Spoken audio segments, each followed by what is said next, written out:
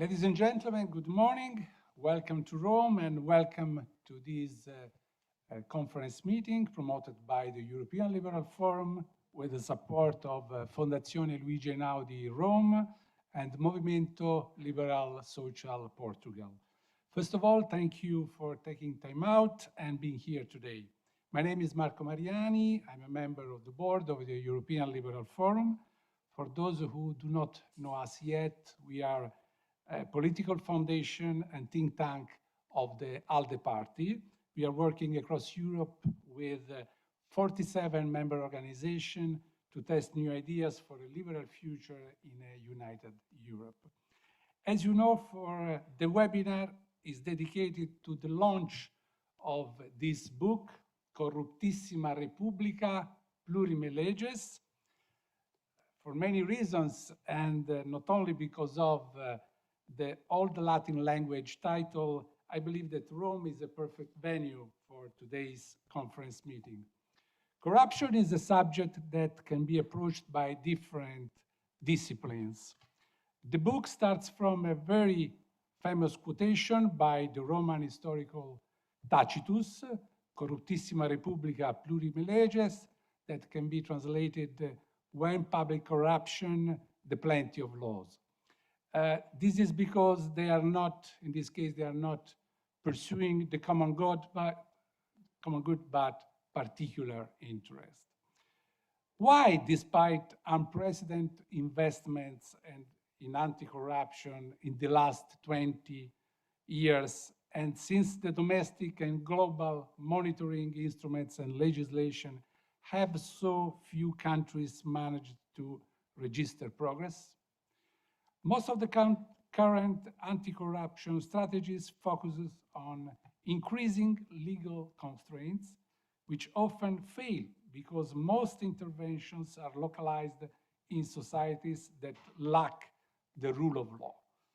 In other terms, the quote from Tacitus, which dates back to the 1st century Anno Domini, brings to a quote from the Latin poet Horatius, Quid leges sine moribus vane proficiunt? The translation could be, what laws do they advance without morals?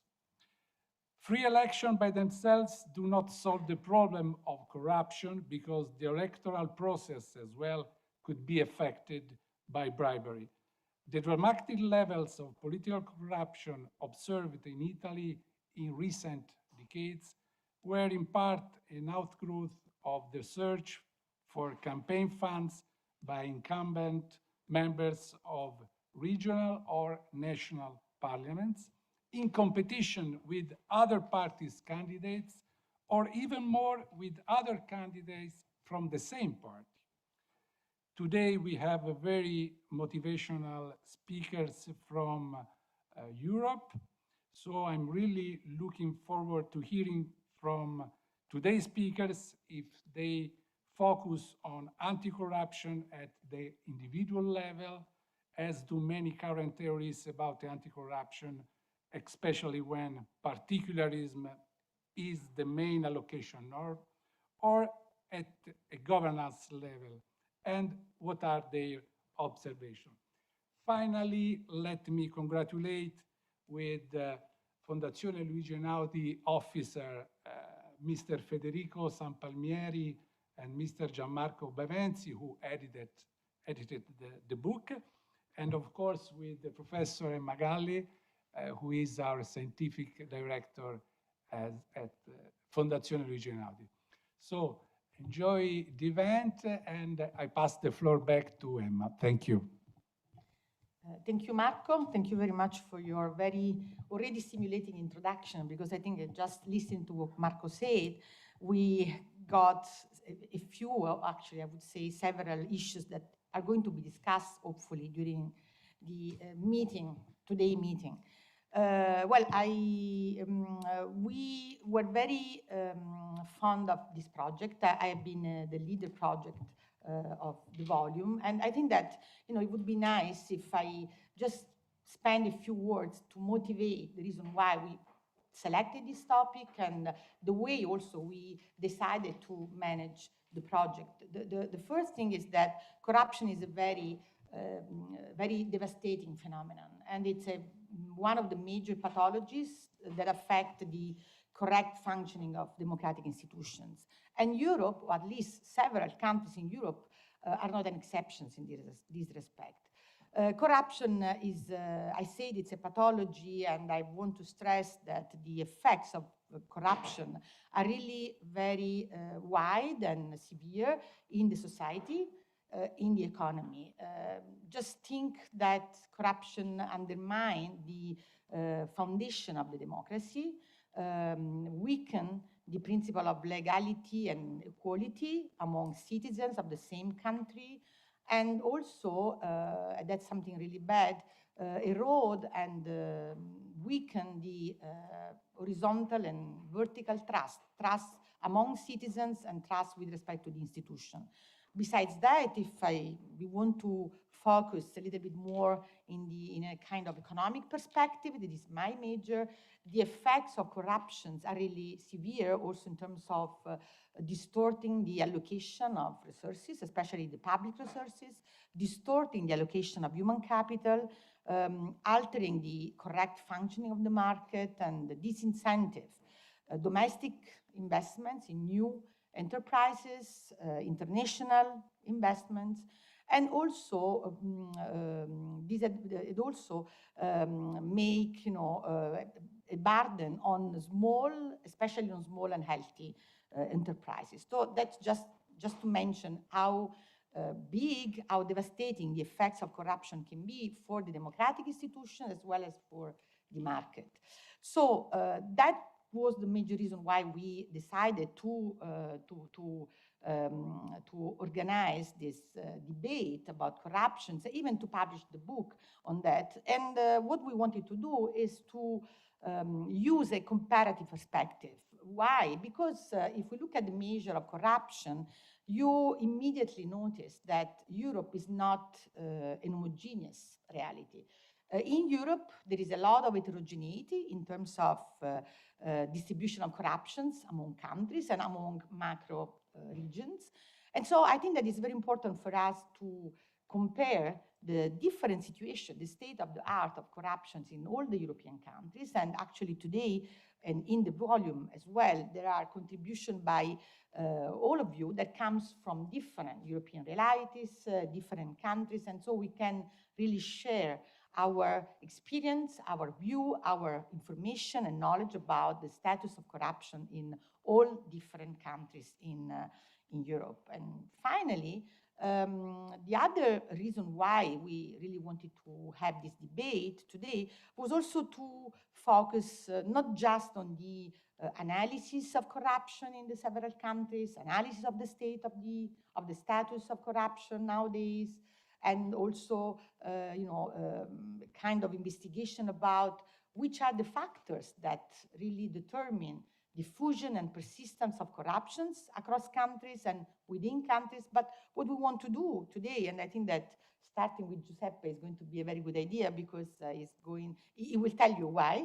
I don't want to anticipate too much of his speech, is also focused on the anti-corruption policies. Several decades, as Marco mentioned, of initiative at international level, European level, national level. But the question is how those policies, how the institutions that in some countries like Italy have been established to combat, to fight corruption, have worked so far. Which are the major results that we can identify, if there are some, in the countries of each of us, and which could be, or which could be the future perspective of those policies that, as I think it will emerge from the intervention of some of the authors, are mostly a mix of prevention and repression. And so I think that that's another important issue that we have to discuss today.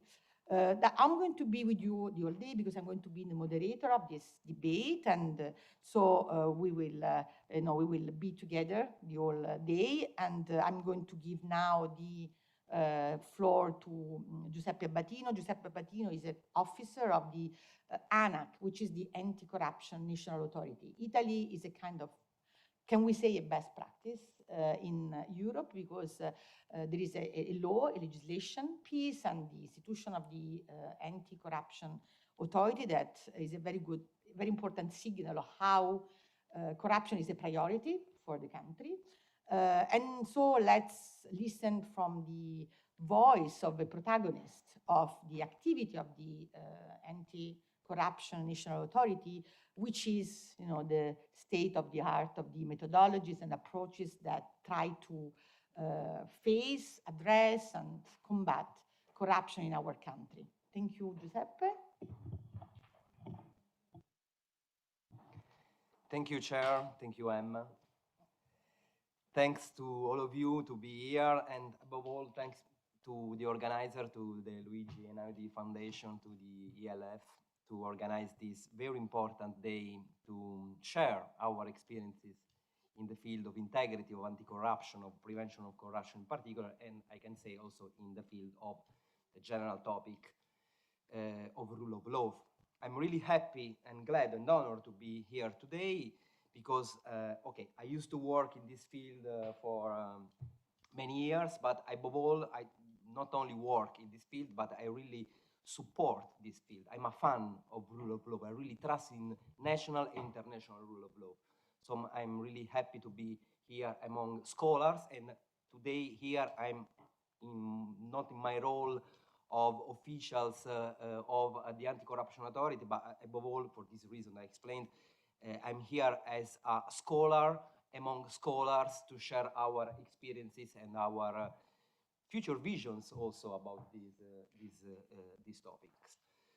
Well, when I was asked to prepare an article for this really interesting and very well edited book, and thank you for the colleagues that work in this book, I was very happy because I was thinking, okay,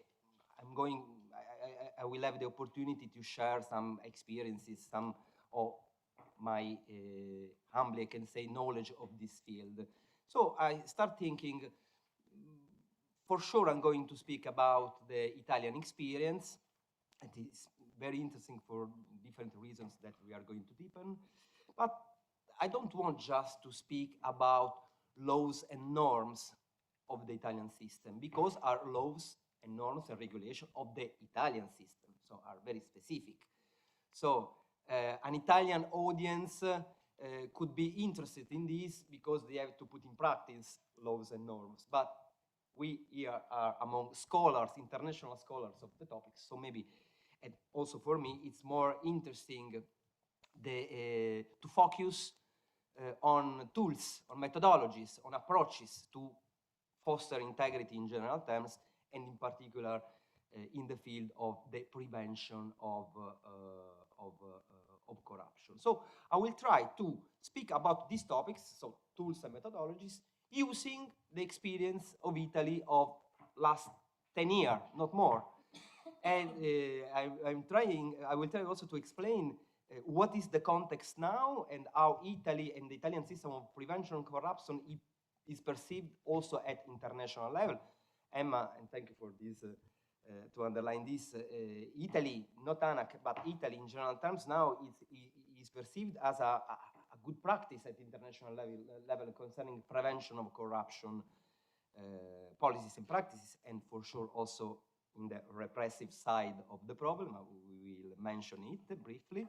But till a few years ago, the situation, the context was very, very, very different. So speaking about the process that led Italy now to this good, I can say, situation, I will try also to outline, identify if there are features that we can define as an Italian model, and if this feature could be useful as an example for other countries, as was for Italy in the past. No, because in Italy we tried to adopt it last years also models and approaches used for years in other countries. We can go. Okay, thank you. In the article that I provided for the book, I tried to describe the context of Italy, as I'm going to do right now, 10 years ago, to describe what was the turning point of this process. And I'll try also to focus on peculiar features of the Italian system, and it will be interesting maybe in the afternoon also trying to share, to discuss with you if these features, if these approaches could be useful to other countries, or this will be above all the part of the afternoon discussion. Okay, go ahead, please. Okay, what is the current context about Italy? As I mentioned, for example, we can mention the CPI, you know, the Corruption Perception Index prepared every year by Transparency International. We all know that it is an interesting subjective indicator with some problems, but we can use it also as a proxy of what is the perception inside or outside the country of the integrity system of the country, and it's objective that in less than 10 years, Italy recovered 20 position in the ranking. So this is very good. I will explain what was the situation before of this process started. Also, Italy received important acknowledgement at international level from international organizations, European Commission, UNODC report, and so on, where the Italian model now is described as a best practice international level in the field of prevention of corruption, and Italy addressed in last years all the recommendations issued by these international bodies and all the concerns about Italy of the past about the prevention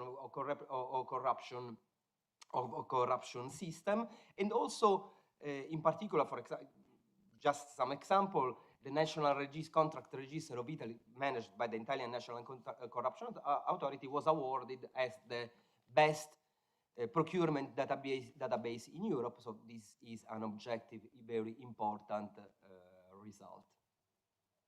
But this is the current context. What about the context at the beginning of this process? Please go ahead. Okay.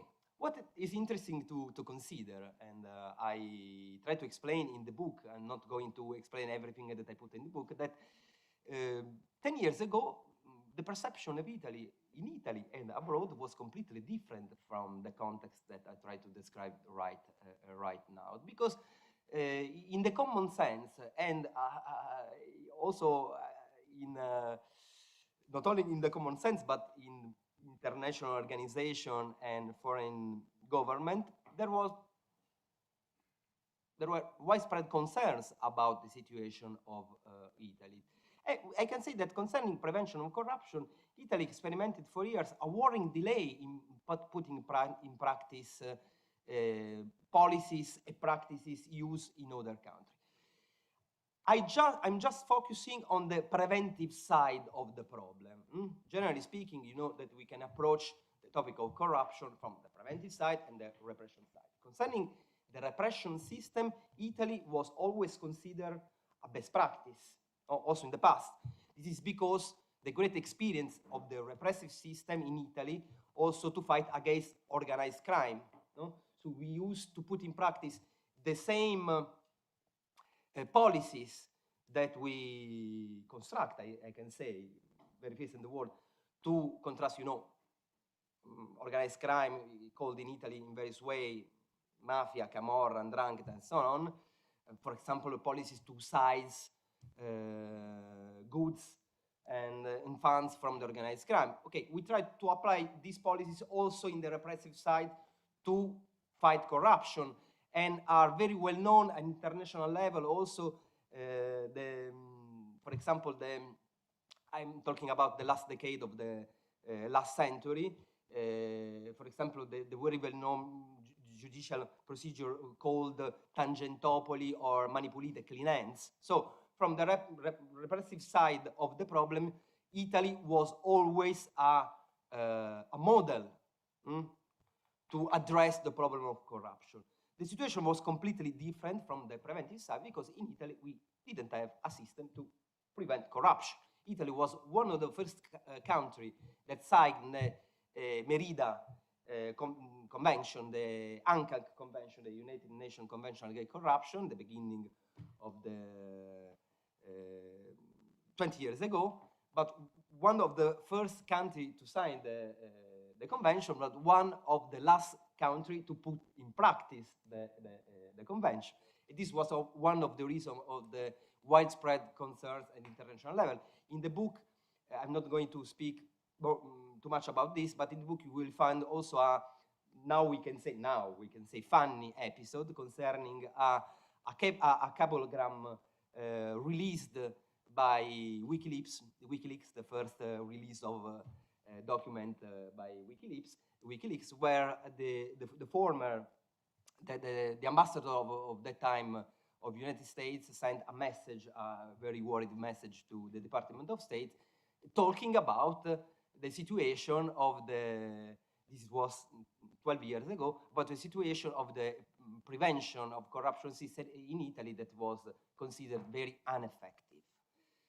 So we have the proof, in a certain sense, of these concerns at international level. We also know that all the recommendations and indications addressed to Italy by international organizations in those years concerning the prevention system, now I explained that the context is completely different.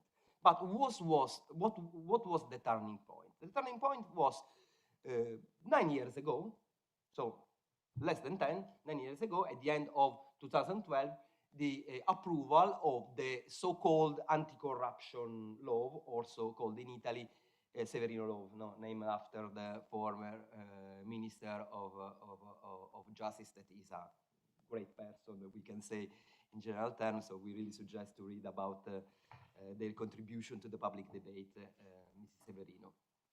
So the introduction, this law, please go ahead.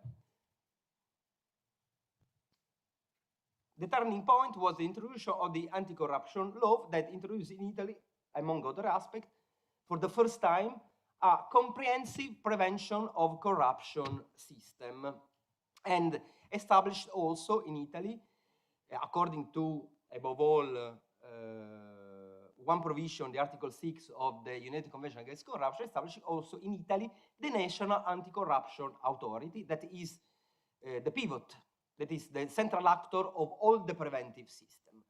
But this law, general law of anti-corruption, was completed after by some decrees to introduce, that introduced in Italy the pillars of the system. We are going to talk in this perspective in all my speech. So as pillars of the system, above all transparency, but we are going to deepen these topics, impartiality of public officials, with norms and rules about conflict of interest in code of conduct and so on.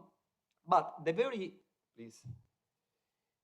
interesting and original feature of the system was integrating in the prevention of corruption system also the supervision of the public procurement in Italy that was performed before by another authority different from the National Anti-Corruption Authority. So from this point on, from this moment on, the prevention of corruption system is governed. The central actor, in certain sense, we can say, is the National Anti-Corruption Authority. This is in charge also of the supervision and regulation, second-level regulation, about public contracts, about public procurement. And this was a very innovative choice, but we are going to talk about it. So, not considering the laws, because as I mentioned, I don't want to focus on norms and laws, but on approaches. So, forget the laws. No, go ahead. Go ahead. Okay. This is the system, the general anti-corruption mechanism. So there are integrity provisions, tools such as National Anti-Corruption Plan, specific integrity plan within each organization and so on, so code of conduct and so on. We have practices and methodologies and tools concerning transparency, another fundamental element of the mechanism. For sure, integrating the mechanism, there are practices and tools and methodologies to address the topic of conflict of interest, and there is the public procurement. But this is at the institutional level, the mechanism, the system. But this is very important, will be also the conclusion of my intervention, is the civic participation, is the engagement by citizens that makes this mechanism turn. No? So this is the maybe most important message I'm trying to give, try to put in the article. So it's important the legislative level, it's important the institutional level, but it's really fundamental, it's a pillar, the engagement and participation by citizens. Okay, please go ahead. So what about peculiar features of the Italian anti-corruption system as a result of this 10-year process? So 10 years ago, we didn't have anything about prevention, very strong in repression, but completely void the system about prevention. I mentioned that at the center of this system, there is this strong, independent, also well perceived by stakeholders, by citizens, authority that is the pivot, the coordinator of the prevention of corruption and integrity integrity policies. This authority is in full compliance with the provision of Article 6 of the United Nations Convention against corruption. I can say that is very strong because we started working, I had the honor to work there from the very beginning, where we was 20, just 20 people working in this field.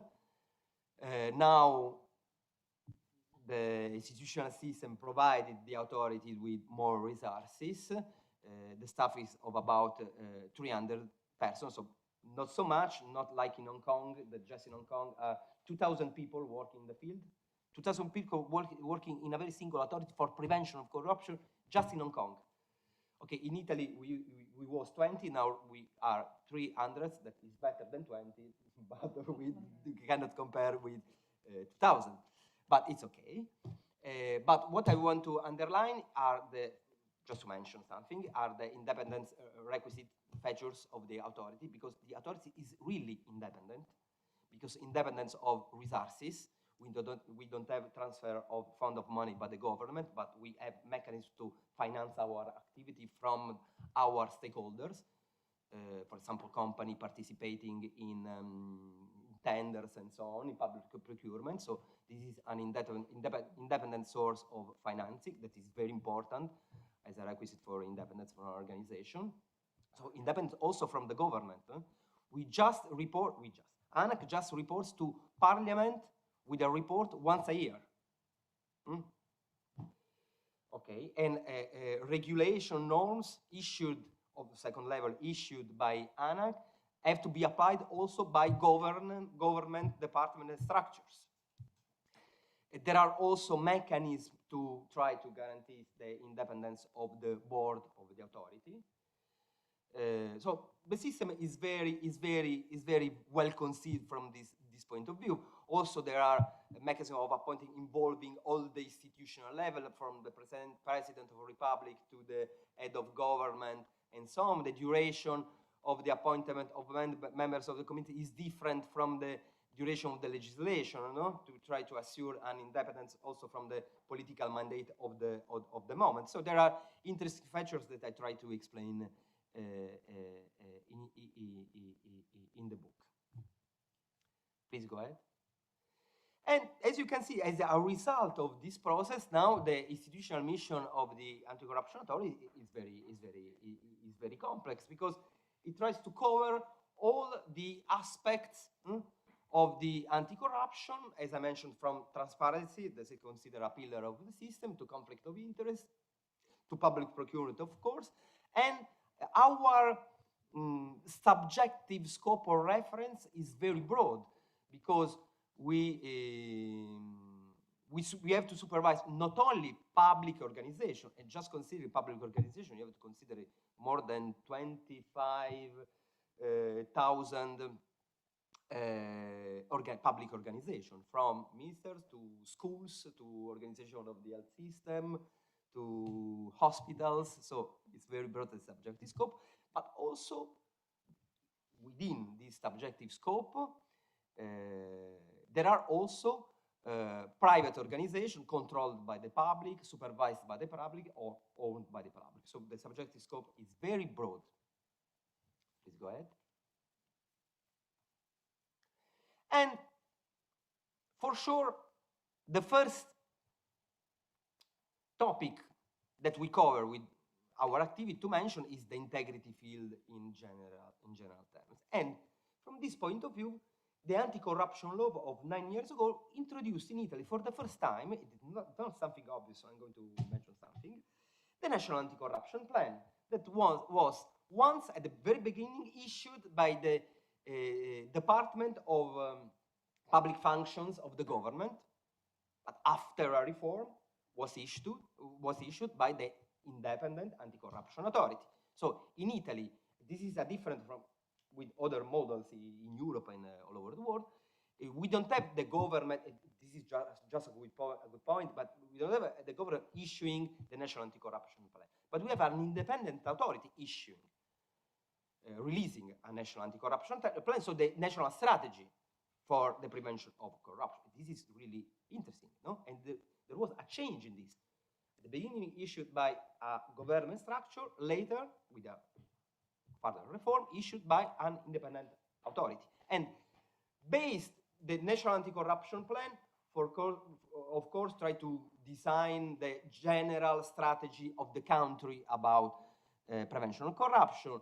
It includes some general provisions and some specific provision each year, for specific sectors, health sectors, municipalities, state-owned enterprise, and so on. And you can go ahead.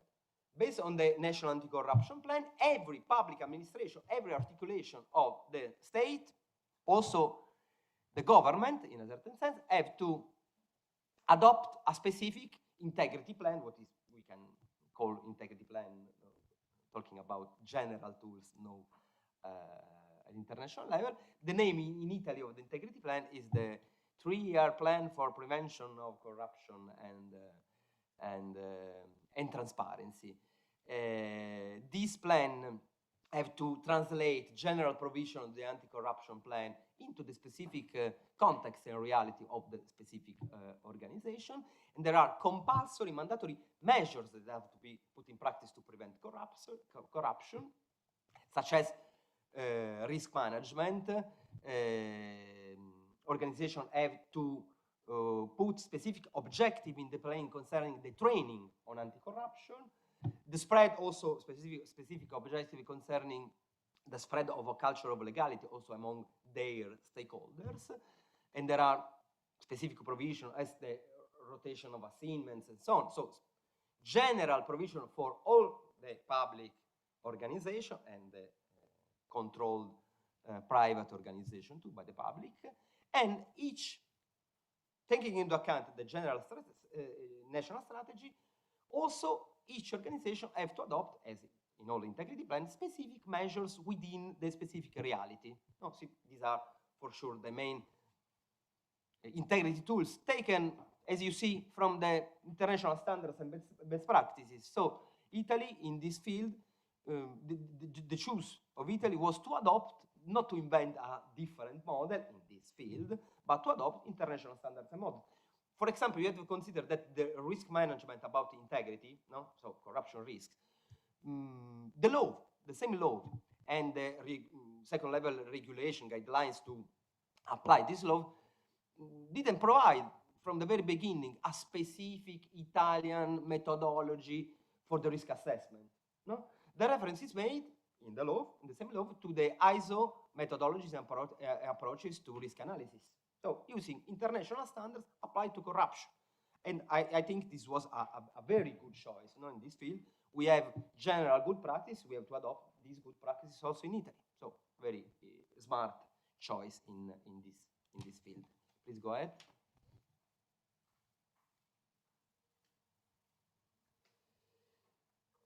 But what is maybe the basis of the system, as I mentioned, is transparency, no? Because we can ask to public organization to adopt an integrity plan. We can ask them to put in the plan objectives about the prevention of corruption, but it's something that they have to do. It's important, but it could be also read as something closer to compliance than to effective change also of organization. What is the enable factor that really changed everything? It's transparency, because transparency is not something connected to a specific policy of a country, but is something that have to be the basis of each organization. So in Italy, in this field, the choice was very original. No, and we also can discuss on this, because to introduce the transparency policy and practices in Italy, we didn't have a specific Italian model. We have international examples and good practices, above all from the Anglo-Saxon countries, and they are really ahead in this field. But Anglo-Saxon countries are based above all on reactive transparency. You know, the norms and methodologies to the access to public document are named after the maybe most important act in the United States in the field, that is the Freedom of Information Act. But we adopted in Italy, in this case, not a specific model, but different models. So in Italy, we established in the years a mix of proactive and reactive approaches, and we are going to speak about it, of transparency. And from the proactive approaches are centralized and decentralized model, but we are going to speak about it. What is important to say and underline here is that transparency is conceived as the fundamental pillar of all the whole prevention of corruption system. Please. Okay, you know, we are talking about transparency, but we are talking about administrative transparency. For sure, this is the point of view, and we can define administrative transparency in different ways, as general availability of document, data, public document, as openness of public organization. Please go ahead. We can define transparency in very different models. I used to say that in general terms, administrative transparency is a huge umbrella concept, no? Involving different aspects and what is connected to the relation among between public administration, citizens, and so on. There are, in general terms, as you can see, now I'm speaking not about norms and legislative intervention, laws, and so on, but about approaches and tools that we adopted in Italy. But it's interesting to me also to speak in general terms about methodology, because we can discuss about the best solution in this field. So you know that when we speak about administrative transparency, we can speak about reactive transparency in the sense of information, document, data released upon request of citizens. For example, as I cited the Freedom of Information Act, every citizen could ask to an organization, to an administration, every kind of document without demonstrating a specific and direct interest. I want to know this document, this data, because it's produced by public institution, so it's public, so it's also mine. This is the, in few terms, the definition. Please go ahead. But there are also proactive transparency. That means document, data, and information in general terms that are not released after a request by citizens, but they are released, made public.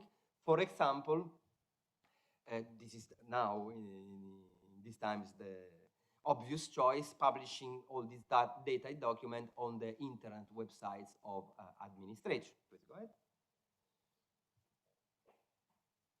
Right. Okay. So we mentioned some of the approaches of the reactive transparency. I just make a reference to the freedom of information, so general request of document data or procedural transparency.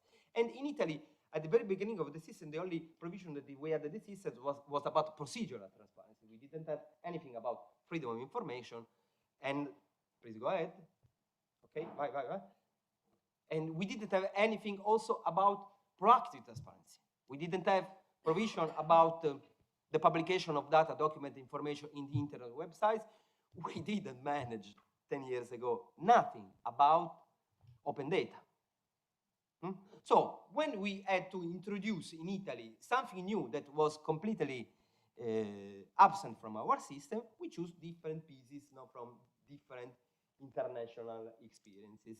So first of all, we introduced, okay, not first, but speaking about reactive system, we introduced also in Italy the freedom of what we called also in Italy freedom of information act. So the chance of possibility for everyone to ask document and data produced in the public sector. But for what concerns the proactive transparency, we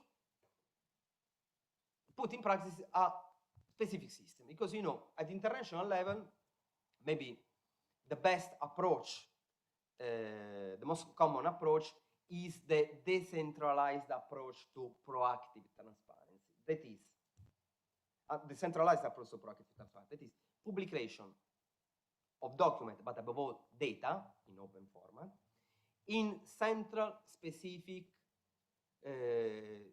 infrastructure database at central level. No?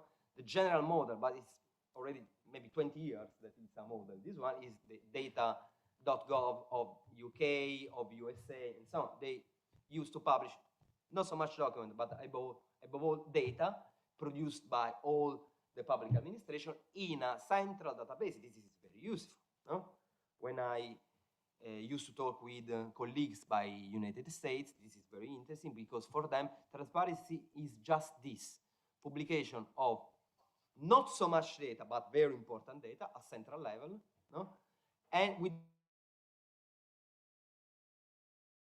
citizens in general terms, but sector, by companies, to use this data to make business. No? There is all a kind also, now I know also in Italy, in country like Baltic countries, that they are very ahead in this process, using the data not only for transparency purposes in general terms, you know, the glass house, but to make business, to use and reuse data to produce something, to make up, to make business. So this is very interesting. So this is the Anglo-Saxon, we can say, model.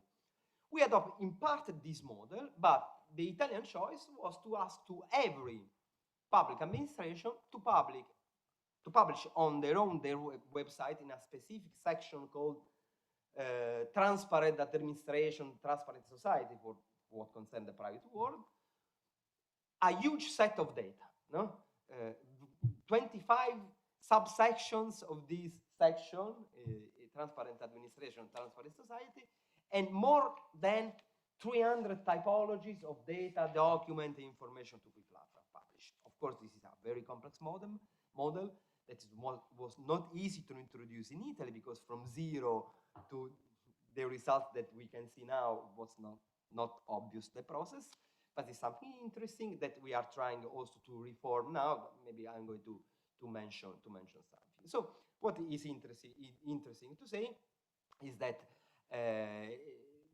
Italy introduced a mix of proactive, reactive, and centralized and decentralized approaches to transparency, once again with a strong role of coordination of the Italian National Anti-Corruption Authority in the field, because these are not just provisions you have to publish. No, there is also associated to these provisions a mechanism of supervising, of sanctions, and so on, to try to be on the side of organizations that have to put in practice its policy, but also to be at the side of citizens, NGOs, and so on, to use this system, no? To put in practice, to be part of this system with a strong engagement. So if you, as you can say here, the National Anti-Corruption Authority is a pivot also of the system of transparency with functions of regulation of second level to issue guidelines, also to underline good practice in the field. For sure, supervision, that is very important because also the sanctioning system for lack delay in the compliance to the provision is something that could be useful to push organization to put in practice policies, and in general term to monitoring the system, because from this huge quantity of information published in the interwebsites of organizations, so everywhere in it, there are also interesting elements that could be used for analysis with academia, with scholars, and this is the reason there are lots of projects of the National Anti-Corruption Authority working with older stakeholders, above all with the best Italian national experts. For example, we have here someone to work also to analyze, to the analysis of this data, this system, to try to take the best from this richness, from this knowledge. Another specific and peculiar feature of the resulting system after all this 10-year process in Italy is, as I mentioned, the tight integration of the public procurement oversight in the anti-corruption system. It is not something provided by international conventions or recommendations. This was a specific choice of Italy, and now we can say that at international level this feature is recognized as a best practice, as a model. Also, you know, according to data and statistics of some years ago, in general terms, just in Europe, public procurement is among 15 and 20% of the Euro GDP. Now maybe with the next generation EU fund and the different recovery plans in Europe will be more and more. So maybe we will pass from 15% to, there are some studies that say, to the 30% of the GDP of Europe in the next year. So if we talk about public procurement, we talk about a huge sector where there are economic interests, politics interests, and so on. So it's a very important fundamental sector, and integrated supervising of this sector in the framework of prevention of corruption policy is something that could be very, very effective. Okay? And one of the main tools that ANAC, that the National Anti-Corruption Authority, used to govern this system is the national database for public contracts, that is maybe one of the most important database in Italy, that is managed by the National Anti-Corruption Authority, that is very important to enable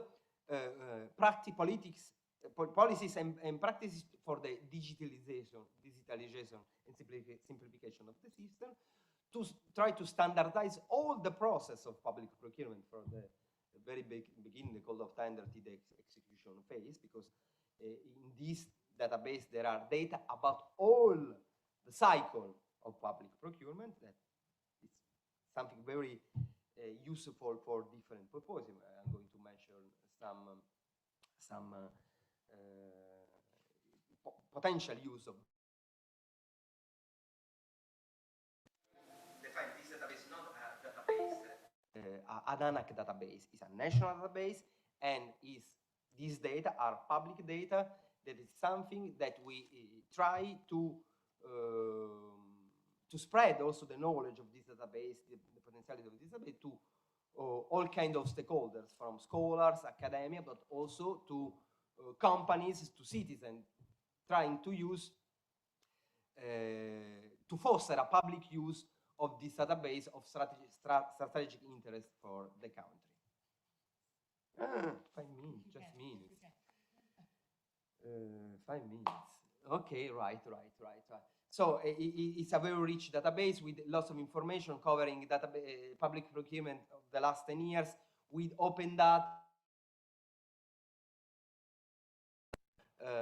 of a huge amount of funds used and procedure of public procurement. Please go ahead. The other important peculiar features of the anti-corruption authority in the field is the one concerning the challenging role of the National Anti-Corruption Authority, but of the all the stakeholders involved, above all academic actors, to measure corruption. Entering in this beautiful conference room, I noticed this claim here, no? The Fondazione Luigi Einaudi, conoscere per deliberare, that is knowledge, knowing to decide, no? This is something important. This is a pillar of democracies, no? If we trust in this concept, I'm sure we share this concept. So why measuring corruption and constructing indicators, above all risk indicators, red flags, early warnings is really important? Because we have to use public data, for example, the one concerning public procurement, but not only the one concerning public procurement, to know the phenomenon of corruption, to enable data policy driven, to enable decision based on data, on knowledge, and not on ideas and so on. So ANAC with other stakeholders is trying to use the data about public procurement, the data about the integrity system in general, but also with trying to use the concept of interoperability with other databases to construct a huge set of indicators available not only to scholars and academia and the same institutions as ANAC, but available to the public. Please go ahead.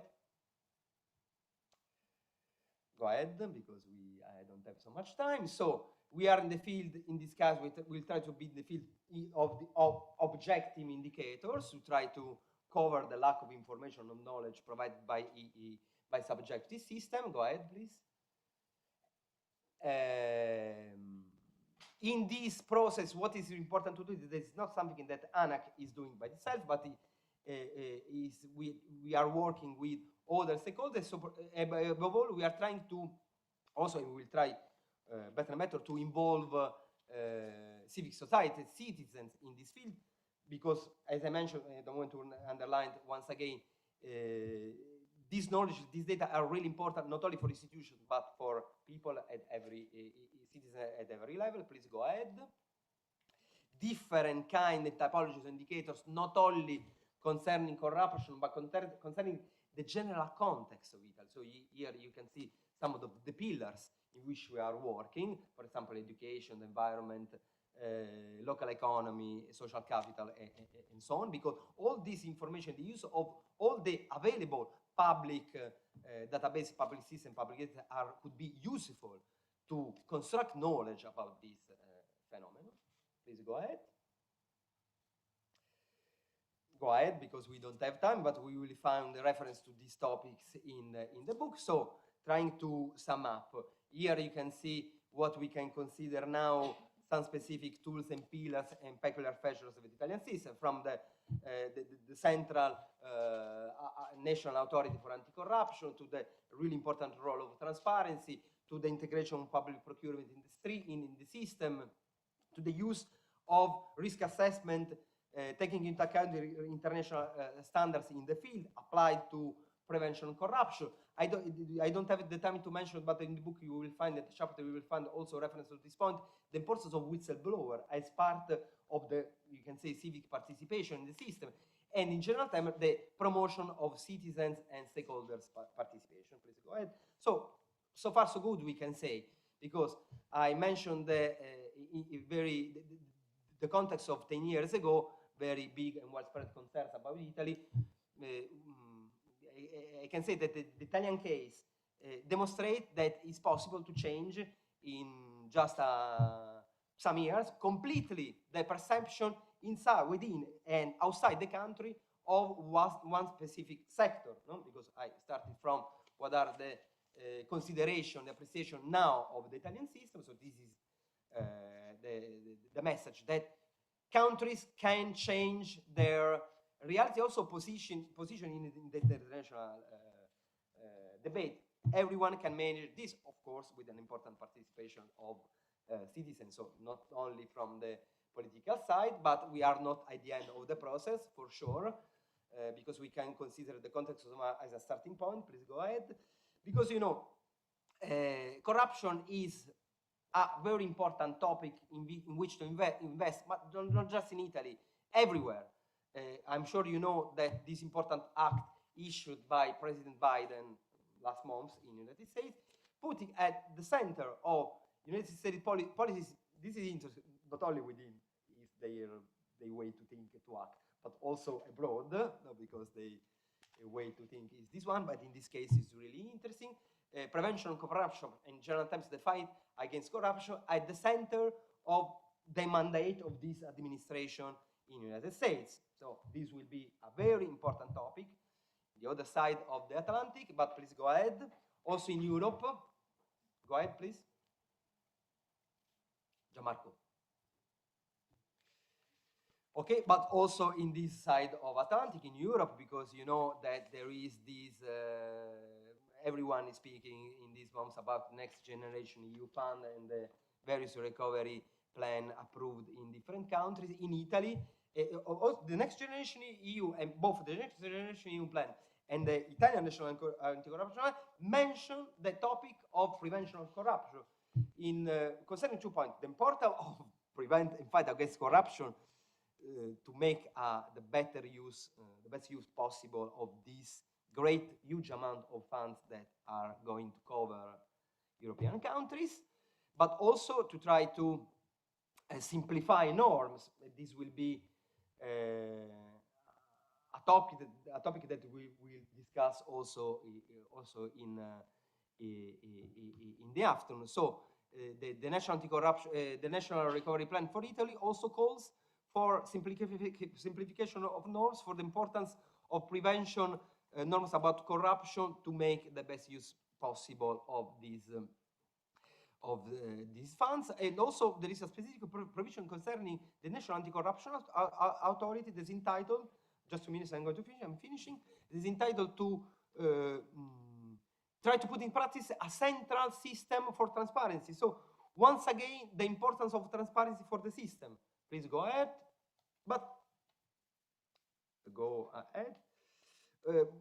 We are talking about the recovery plan, next generation EU, and so on, methodologies, tools, approaches. But we have to talk also about the cultural aspect that is really, really fundamental. Because you know, if we want to prevent and fight against corruption, it's something that is not possible.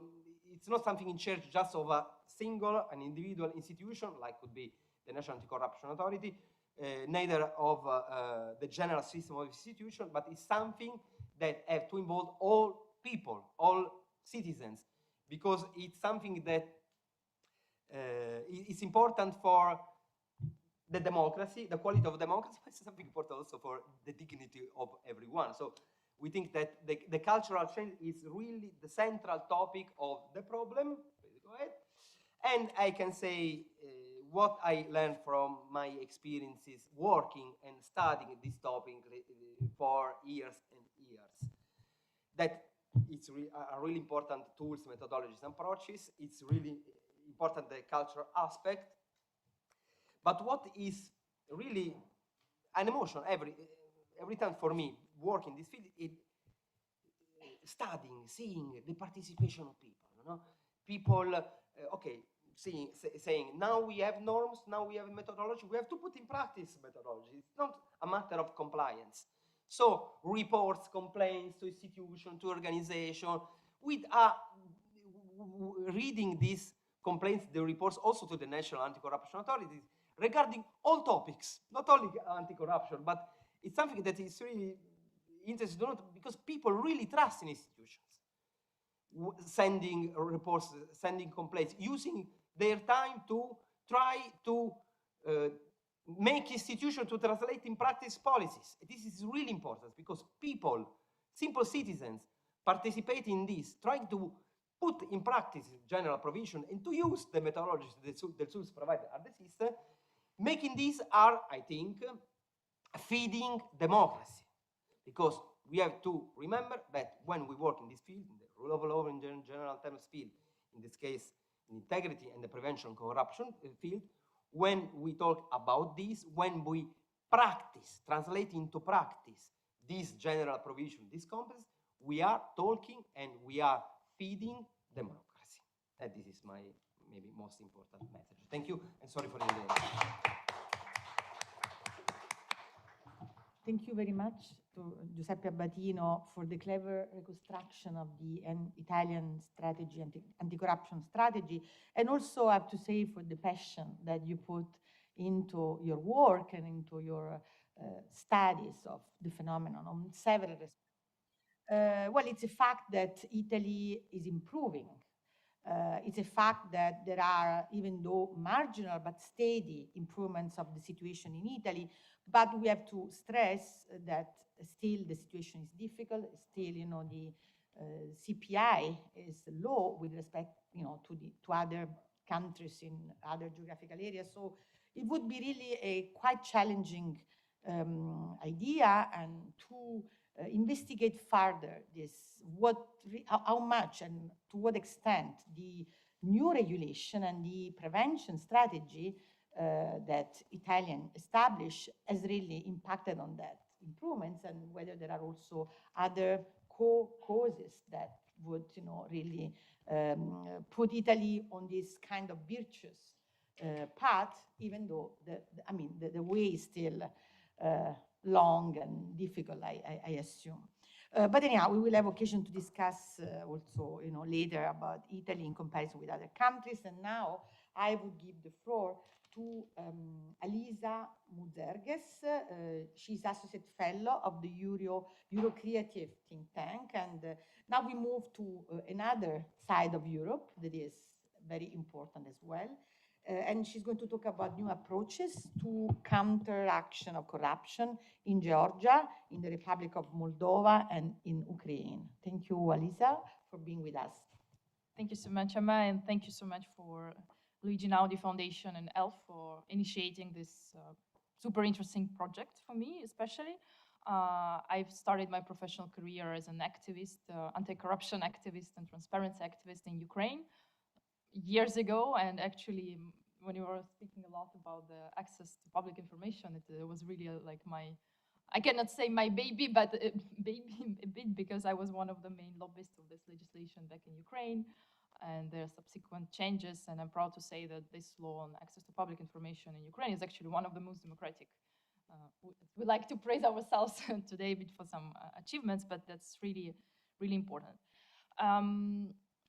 As we see from our geographical representation, corruption is existing everywhere, to obviously a certain extent, even in Nordic countries, as we're gonna listen today.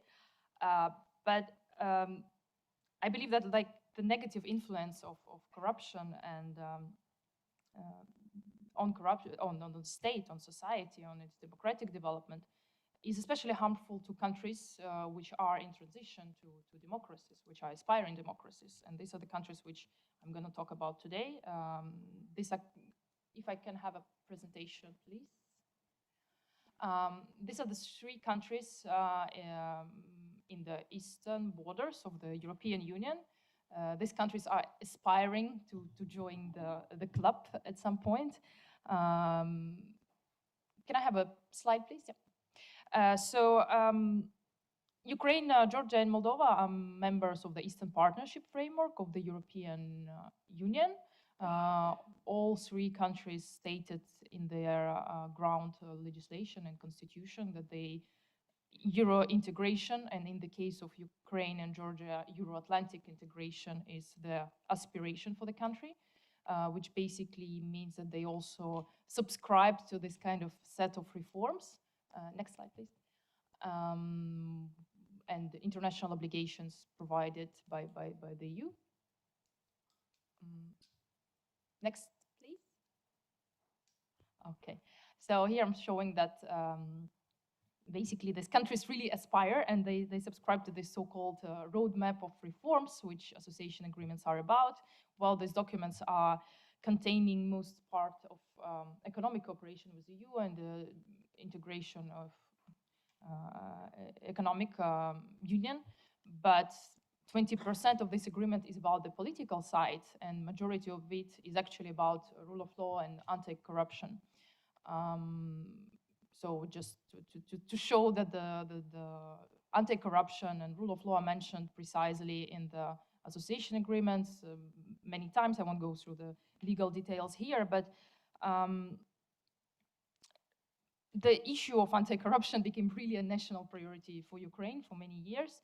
And I will tell a lot about, not only about the problems, because we kind of have a lot in common in terms of problems, but I would like to focus myself on solutions, because where the challenges are stronger, usually the solutions are also more innovative and interesting. So that's something what I try to cover in my book, to show also that not everything is bad, because obviously the perception of these countries and in general in Eastern Europe is more negative, but the region is very, very dynamic and a lot of things are happening. You mentioned a bit about the Baltic states, and it's something what actually a lot now happening also in Ukraine and Georgia, hopefully soon in Moldova with a change of government. So next slide, please. I provide this kind of comparative study of 3 countries, and I think it's important to start from the beginning, where it started. I'm calling it the roaring, not 20s, but 90s, because it was really like that in the region after the collapse of the Soviet Union. This slide is not prepared by me. I just saw it as a visual, and I kind of liked it. So you probably heard a lot about the problem of oligarchy in this region, and it's really a very big problem, which still unfortunately was not overcome. So it's process in action, and I will focus on that a bit later. So basically, why this country is also very interesting, because there is a lot of international support and international different programs, also international finance, also EU support have been provided to these countries. So I think it's also important to assess kind of these efforts of building rule of law states, of building democracy, of international assistance. I'm myself working now in a development assistance in international organization as a rule of law promoter. So for me, it's also really a practical thing, and I will speak more from practitioner perspective.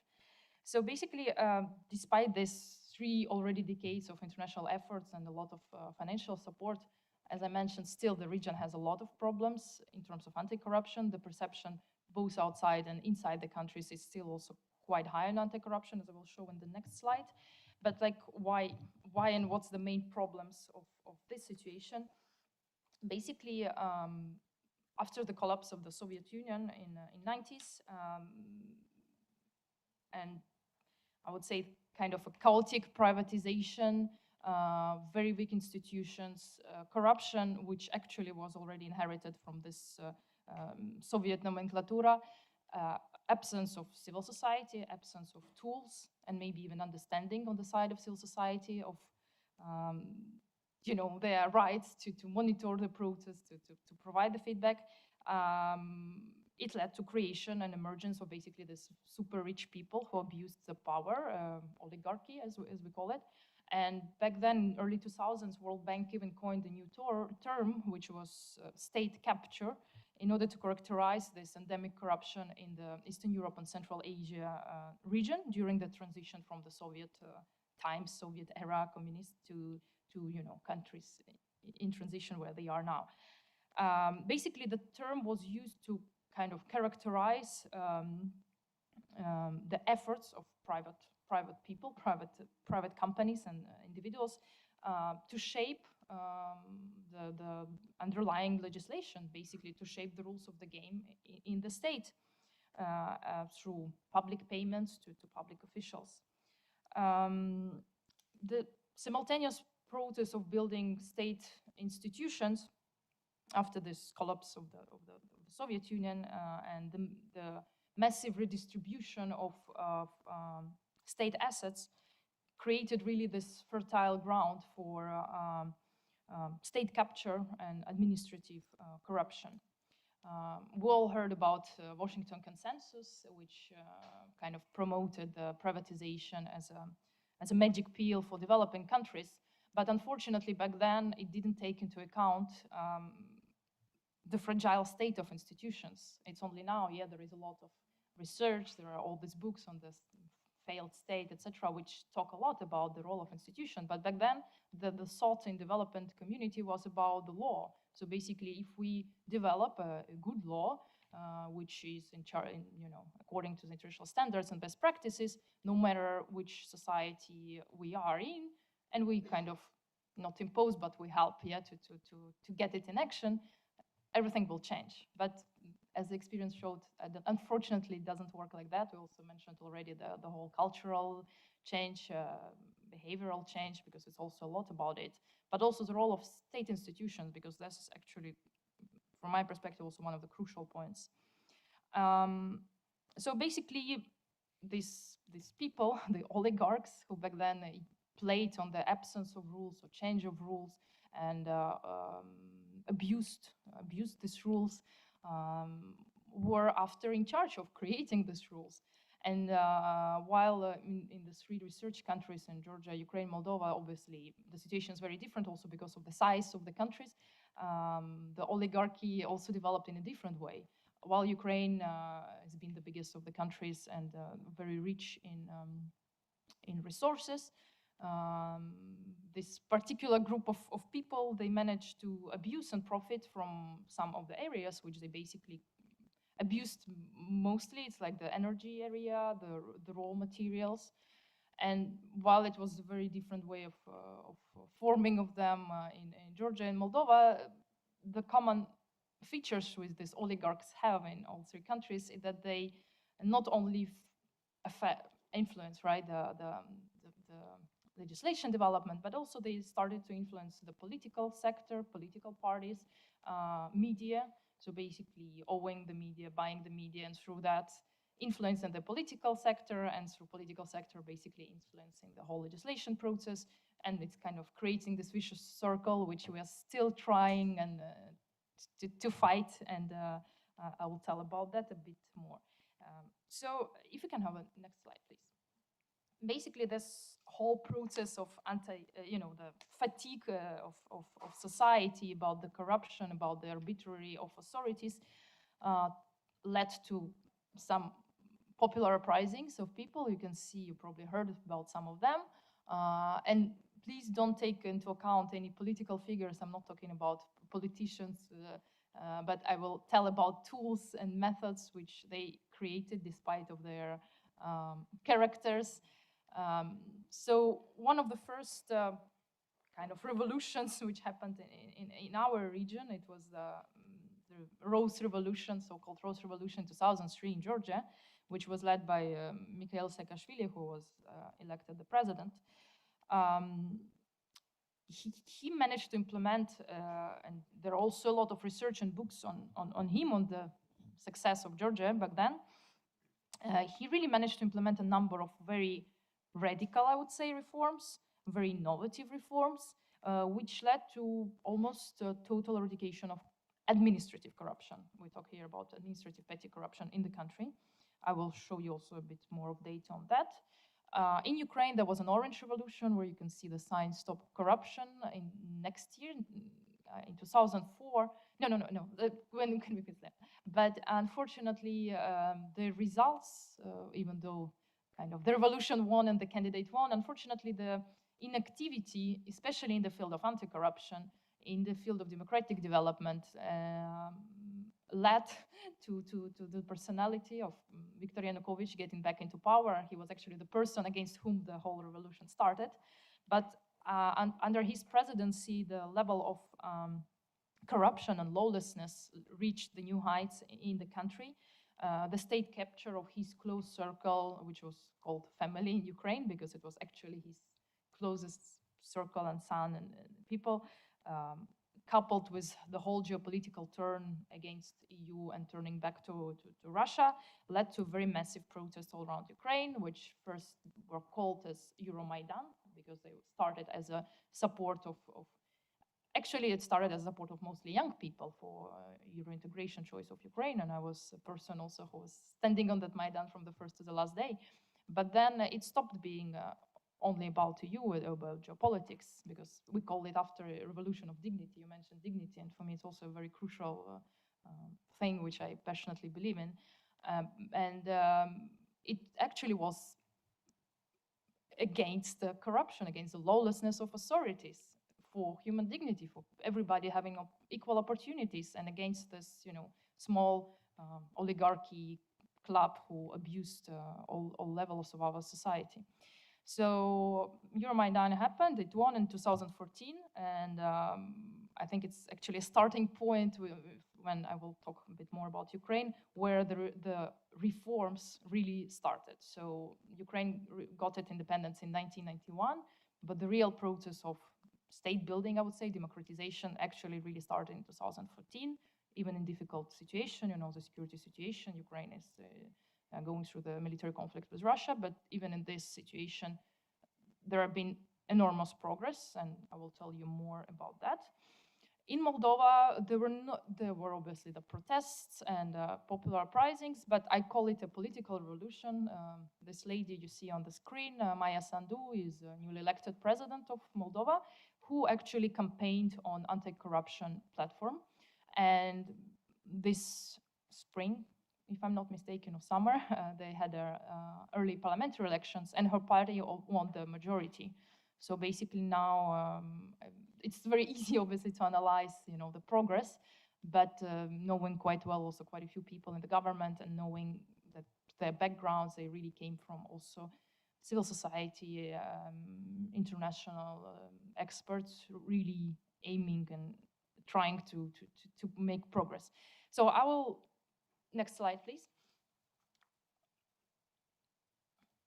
Here also, just an example of while this political revolution happened in Moldova. I don't know if how closely you followed the events, but there was a very big scandal in Moldova just recently, where one of the also former politicians, and actually the oligarch, the biggest tycoon, was involved in theft of the century, as it was called, when basically kind of during the night, bank fraud occurred, and just a minute, like 12% of GDP of the country disappeared. Can you imagine, in one night?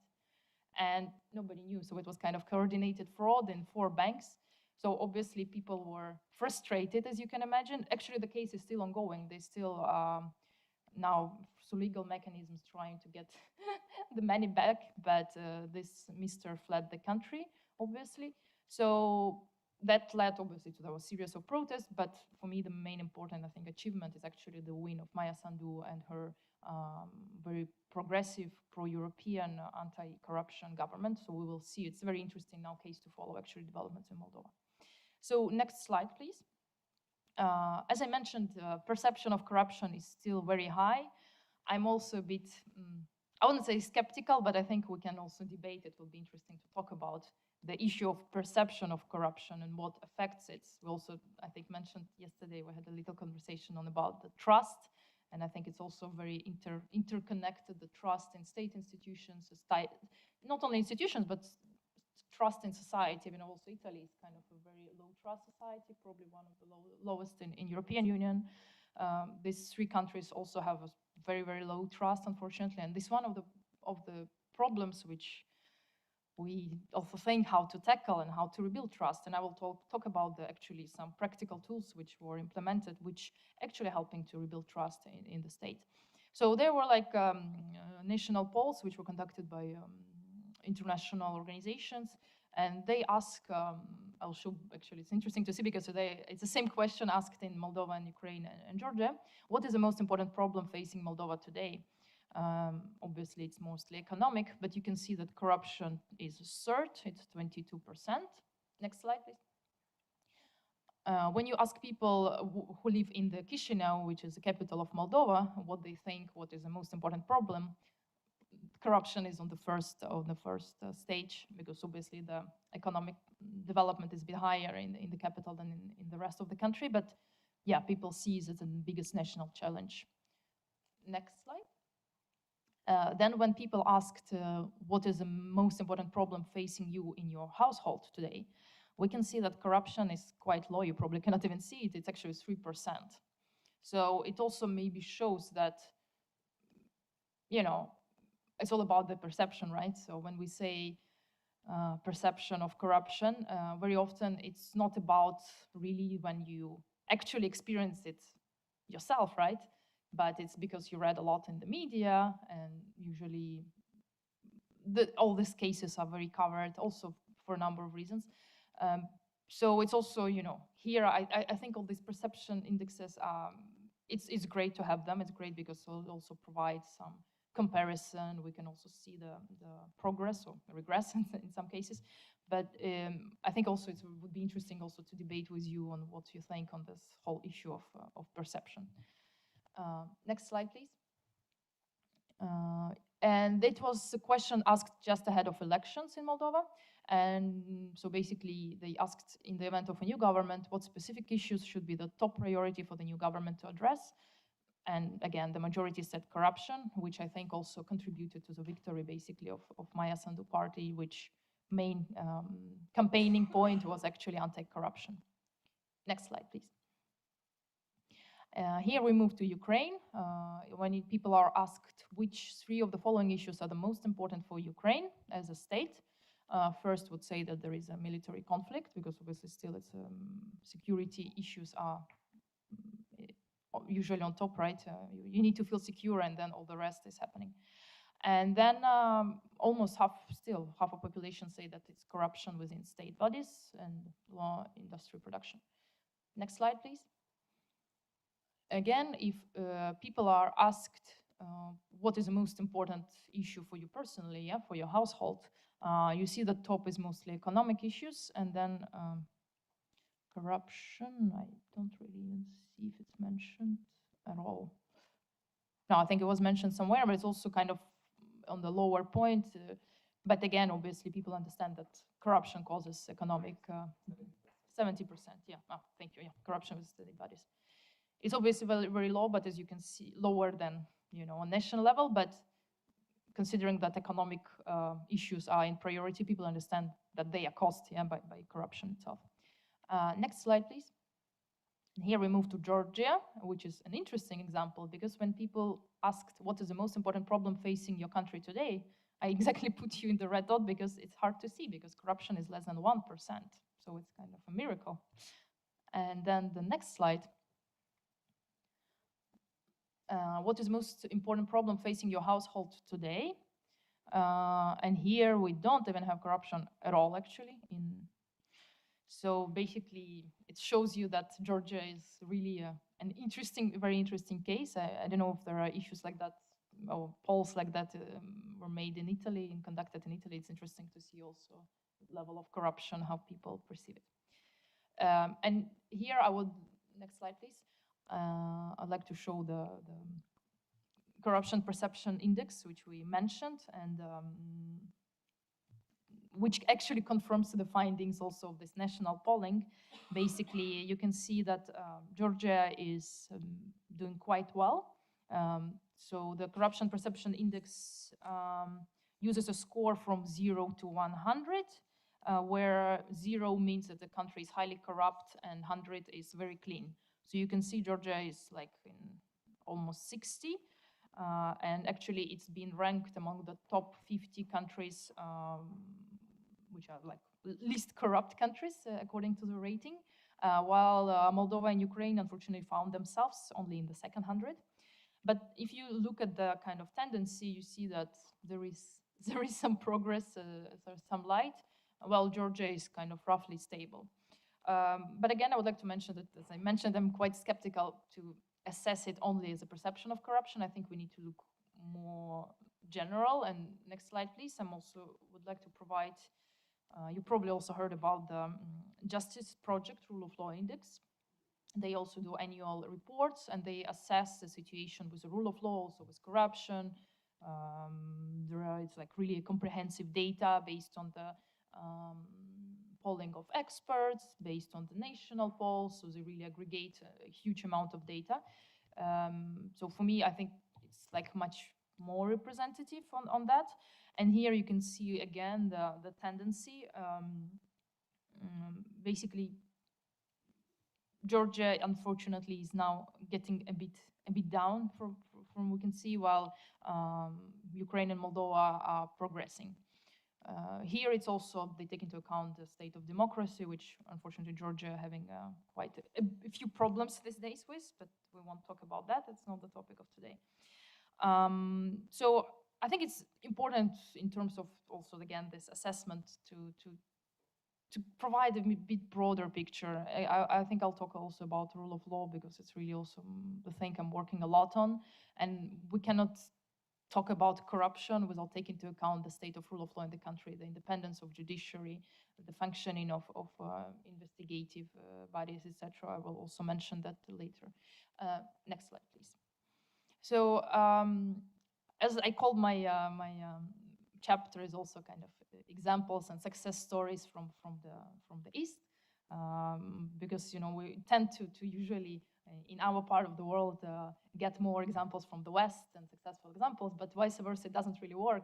But I think on that, especially these days, there is really a lot of things are happening in this part of the world, in Eastern Europe, especially on the whole e-governance and innovative tools.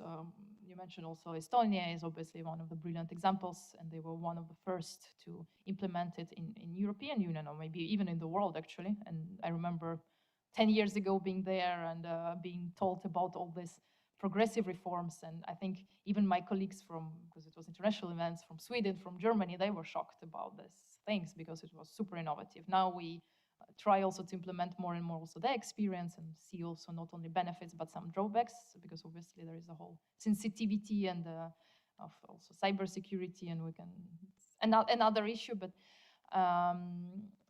I'll talk about some progress which was done, and I'll start with Georgia. As I mentioned, after this Rose Revolution, it was 2003, so it's been already almost 20 years ago. There have been a lot of great things which happened. I think they were analyzed by a lot of people since then. There were a lot of books written on that. So something what Georgians are very proud of is their easiness of doing business, but how does it happen?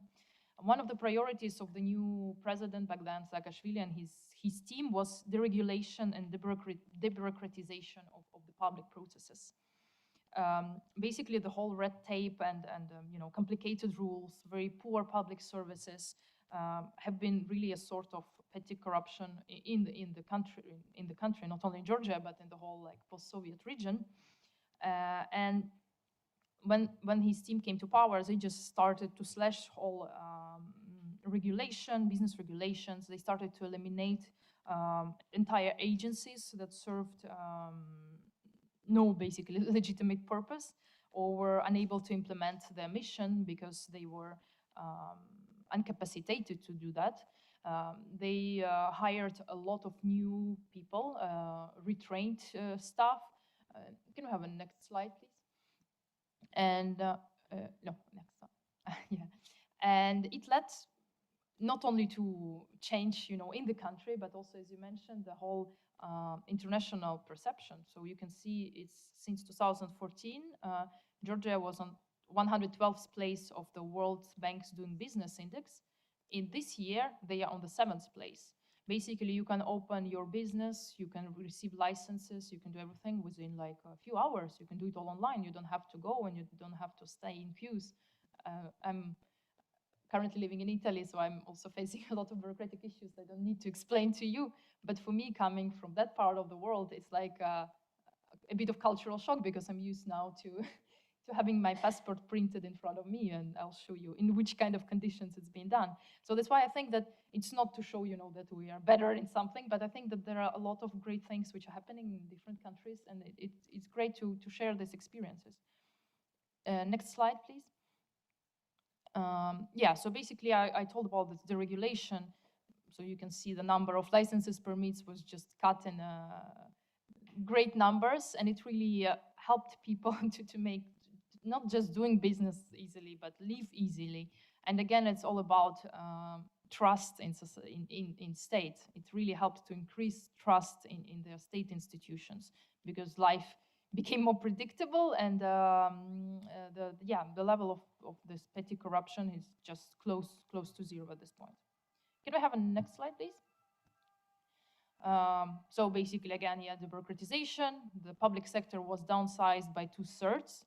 18 ministries were consolidated into 12. And again, the very important problem in our region is a very low level of salaries for the civil servants.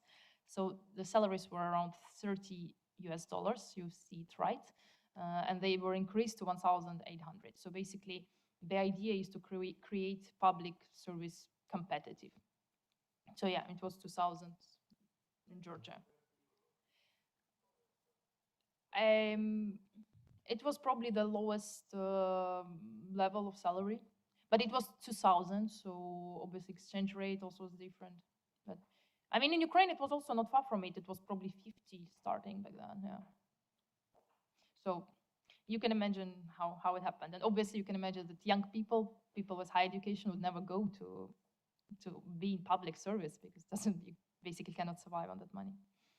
Or why you need to have bribes, right? Because that's why the petty corruption was all about, because people just didn't have any way to survive. And it was not only about public service, it was about doctors, it was about teachers, it was basically all layers of society. Next slide, please. Here you can see something nice and cool. It's not an airport or some hub.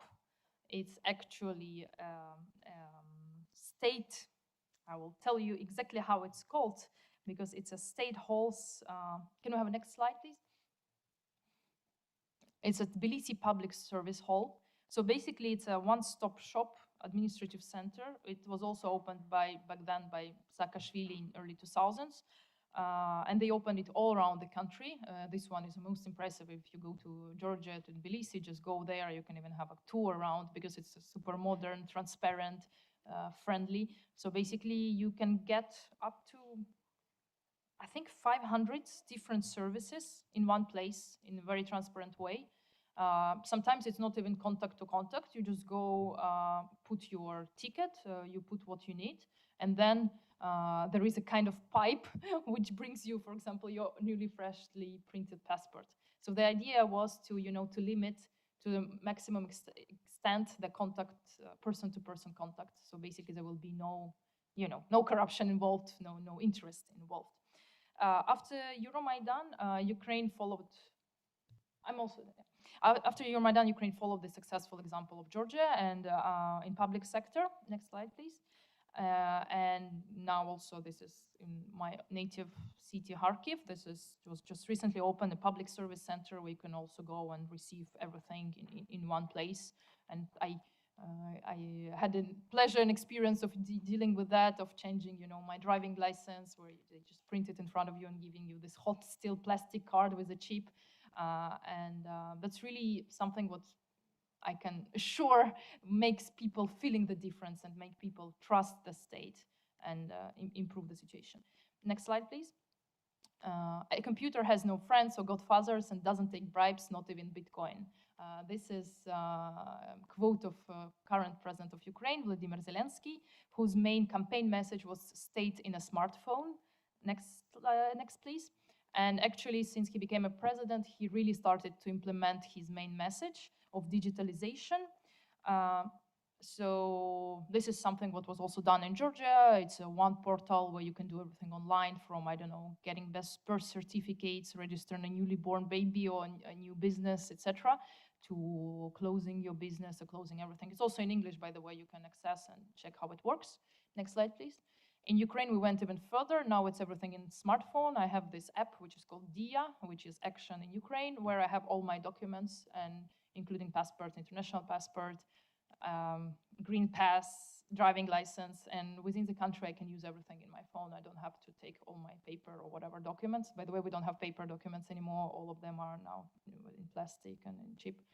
But the idea of Zelensky is to create a paperless state we are 2021, by 2025, and they're really progressing in that super fast.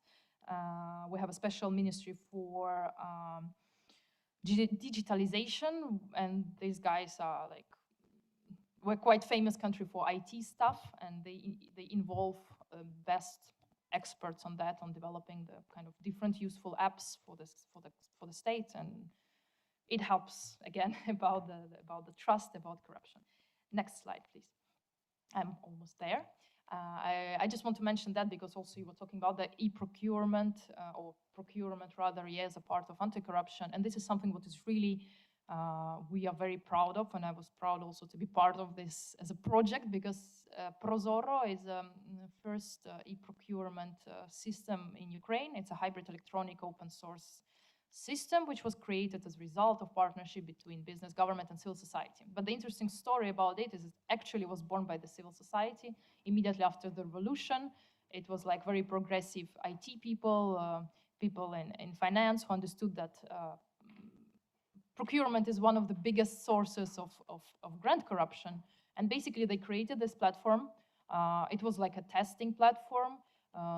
They started to cooperate with the Ministry of Economy back then, and together they managed also to develop the legislation. Civil society managed to push for it, and actually it became a law. So now all public procurement in the country goes through this platform. There is another organization which monitors. Now there is even artificial intelligence which is being part of it, which actually monitors any corruption risks. This is something new which is being implemented. I think something quite interesting about the technology in that. And this is something what actually helps to fight grant corruption. Next slide, and I think this is a last. Yeah, this is pre-last, but I won't stop on that.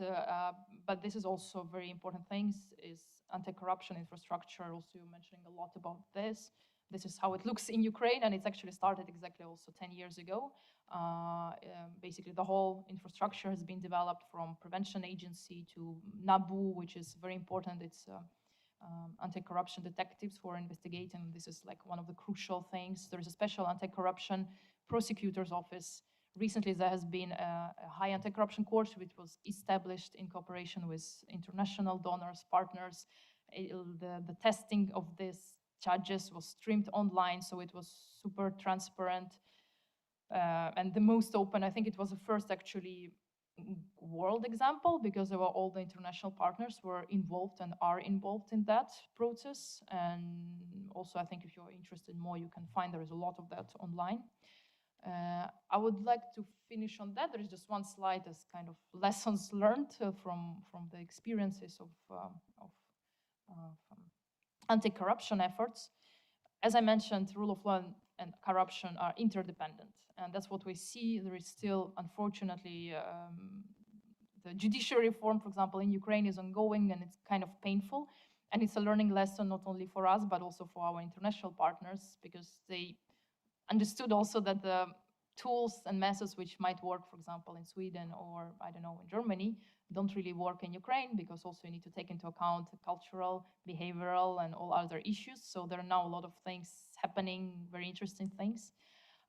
Again, strong legislation requires strong institutions to implement it. So it's not enough only to draft a legislation, but you need to work with people who are actually going to implement this law. You need to work with society and talk about this law, because behavioral change is the most difficult. It's easy to not easy, but I mean, it's much easier to build a courthouse building. Yeah, it's much easier to develop the legislation, but it's much more difficult to change the culture and behavior of people. Local ownership of the reform agenda is crucial. Involvement of civil society, as also our example shows, is super important. And I think it's also what development community understanding more and more. And yeah, behavioral change takes time, but success and changes, as Giuseppe mentioned, is possible. It just, you need obviously political will. But when even the political will is limited, if there is a will from society, if there is a strong request for that, if there is proactive approach from civil society, changes can happen. And on this, I would like to thank you.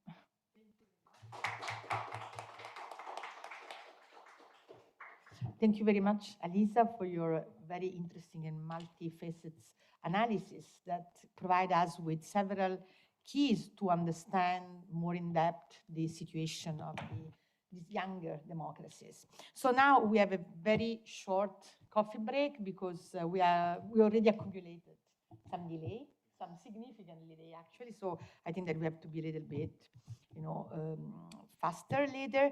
So we have the break now, or no? Okay. Yes. Okay, and then we go back to the other intervention. Posso accendere il mio?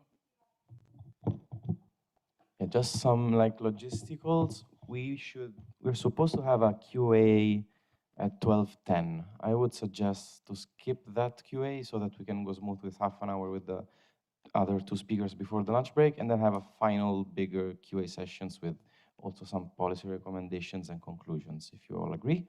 So, okay, have a good coffee break. Thanks.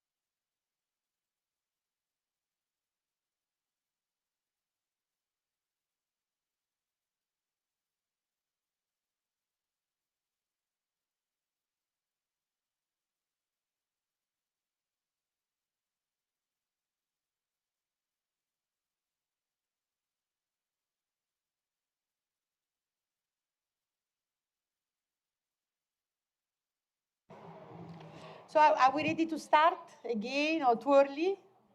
What do you think? It's okay? Okay.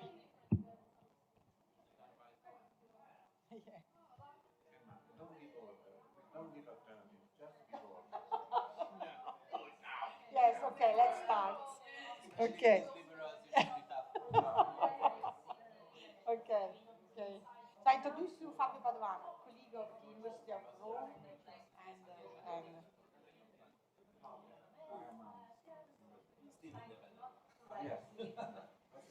so let's start again.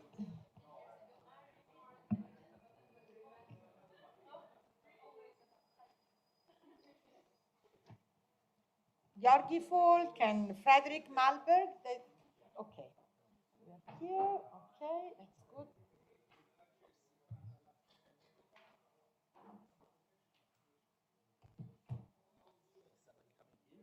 Yeah, of course.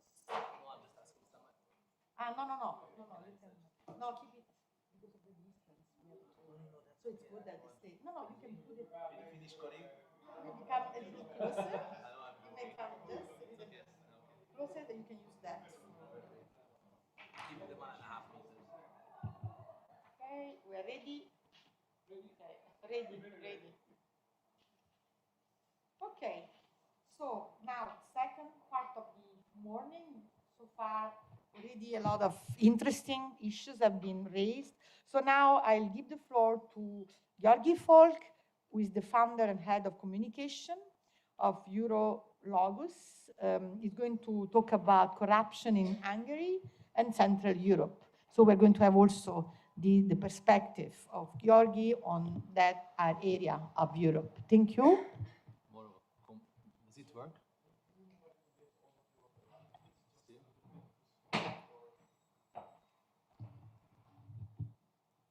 Is it working? Yeah. More?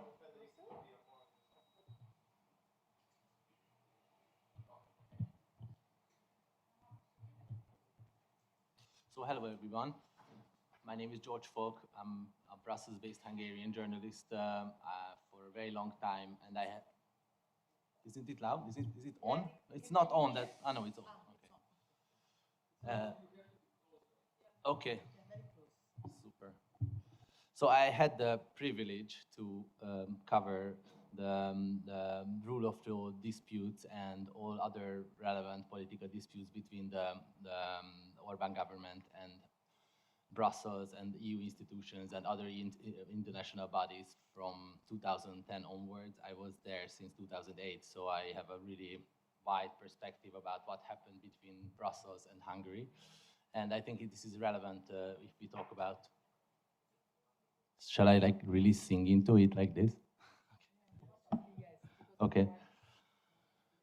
So I try to, but I try to not to focus on what happened in the last decade or so, 11 years in Hungary, because most of you have probably read in details about the past between Hungary and these disputes in Hungary and Brussels. And why I'm saying is that the main quasi-opposition, or the real opposition for the Hungarian government was basically Brussels. We can say this, people don't like this. For example, Márton probably doesn't like to hear this, but there was no constructive opposition for the last, almost no constructive opposition in Hungary for the last decade. And that's why a lot of fights were taken up by either international NGOs or international bodies in Hungary. Having said this, let me just test you a little bit about, who of you have heard about the self-made gas pipeline servicemen in Hungary who gained in the last 9 years 1.2 billion euros? Have you heard of Lőrinc Mészáros, for example? He's the best friend of Orbán Viktor, one of the best friends of Orbán Viktor. They were born in the same village. Who of you have heard about the Sancho Stadium next to the Prime Minister's house in his native village of Felcsút, with 12,000 seats for a village of a population of 2,500?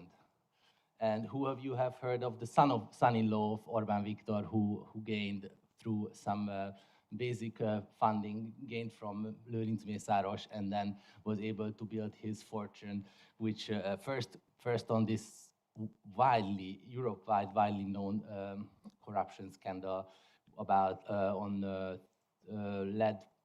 lead lightning projects of 37 cities around the country, worth of 22 contracts worth of 36.3 million euros, which Olaf later, I should even, for the broadcasting, so what happened with the son-in-law of Orbán is that he made a fortune on these lead light projects, enlightening these 36 cities in Hungary. And Olaf later concluded that 3.6 million of that amount was purely stolen. And then the Hungarian government, instead of initiating investigation and going to the court with this case, they just said, okay, we are going to pay, we are taking out that from the EU financing, and that means that all the 36.3 million euros were financed from paid by taxpayers' money in Hungary, basically to just give a startup money for poor son-in-law of Orbán. But these are just the most striking examples. The last one with the Olaf is well known because it got international coverage given the involvement of the European body. But how does this work? Especially, let's take an example of a recent case, recent like series of cases around COVID and COVID reaction, preparedness and reaction of the government, how they tried to function under the under COVID circumstances. So first they decided to rule by decree last April, in 2020 April. Then they gave blank checks to public procurement. So public procurement rules could be skipped entirely, and especially a big beneficiary of this was the foreign ministry, who issued and earmarked tenders, hundreds of billions of foreign, so tens of millions of euros were spent without proper public procurement since last spring. They also made an amendment in a law, an amendment of a law that said that scaremongering or spreading false information or disinformation during the state of emergency can be penalized by criminal law. That, of course, has a chilling effect on transparency and reporting corruption. And then Hungarian corruption monitoring organization called K-Monitor concluded that there were 40 companies around the Foreign Minister Péter Szijjártó who were benefiting on hundreds of contracts that were related to the Chinese COVID vaccine, masks. Like, for example, Wizz Air was involved in transporting tens of millions of masks on several planes for a tiny little company that is related to the tobacco business, which is also state redistributed since 2010 to bring masks to the Hungarians. The same happened, and the biggest of all COVID scandals, of course, are the ventilators, where Hungarians paid, according to media reports, 10 times the price the German, 5 times, no, it says 10 times the price Italians paid and 5 times the price Germans paid. So, and that we are talking about 47 million euros. And Hungary had about 2,500 ventilators before COVID, and they ordered 16,000 ventilators, of which by now we know that they are now donating to third world countries or trying to sell in dubious contracts or just simply donating them. So basically that was a huge stealing scam. And that was the epicenter of COVID stealing, around COVID stealing. And the company who made this business made a turnover jump of 216-fold in its turnover since last year. The same happened with the Chinese-produced Sinopharm COVID vaccines, where there was a new company funded, and then suddenly they ended up to have 153 million euros worth of contracts for buying the vaccines that later turned out to be less effective. So people are not really willing to take them in Hungary, or like less willing to take them, especially now that the Western mRNA-driven vaccines are available. So having said this, these are just the main highlights of how the corruption lately works in Hungary. But as András Lánci, a political scientist close to the government and leading one of the pro-government think tanks, Századvég Foundation, coined in 2015, what is called corruption is practically Fidesz's main policy. Because what we talk about here is that Fidesz blurred lines in the last decade between public and private funding. I just mentioned to some of you yesterday, I think that even the state communication, if you go to if you see billboards in Hungary, you cannot distinguish often them between state propaganda lately, or not lately, the last 10 years, between state propaganda and the party propaganda and the government communication. And because of these lines are blurred, people are less aware of what is public and what is private. And this tendency is pushed on so many levels. So many people are dealing, so many layers of the society are suffering from chilling effects of things, from the smallest doctor in the region. Doctors and the healthcare is a separate issue, because after a devastating effect of moving doctors and healthcare professionals to Western Europe, Hungary had to do something finally, and this year they raised significantly the salaries of Hungarian healthcare workers and doctors, and at the same time they also started to criminalize healthcare bribes, or how do you call hálapénz? It's I think bribes in the healthcare system. That's an exception, which basically is one of a kind, because most of the other tendencies are pointing things to the other direction. So how did we get there? Because and Giuseppe spoke a lot about public engagement, and this is where Hungary is losing out by far. The Hungarians are first of all in the local level, they are discouraged from speaking up. They are sometimes even afraid to go to express their voting rights, to say that, okay, I'm in a small village where 80% is pro-Fidesz. The people don't dare to go to the polling station and say, okay, I go and vote to the opposition. But that's just one small chilling effect. They are fearing to lose their jobs. They are fearing to lose their existence, their contracts. And the same way they are, and the same way the media is affected too. I mean, I'm a journalist. I see since the early 2000s that there's less and less free publications. Those who still remain independent, they are suffering to get proper funding. It's really challenging. I myself, I'm also suffering with Eurológus fairly often with getting independent funding to maintain our independent reporting from Brussels, which is a tricky thing, because you produce a content for a Hungarian market, but you have to find these journalists in Brussels. So it's not that obvious how you do that. Yeah, the Hungarian democracy suffered major setbacks in how we treat courts, how we treat journalists, how we treat even religious organizations, or the voting rights law was rewritten. So people feel on all kinds of aspects of their lives that their room for maneuver, their liberties are shrinking in the country.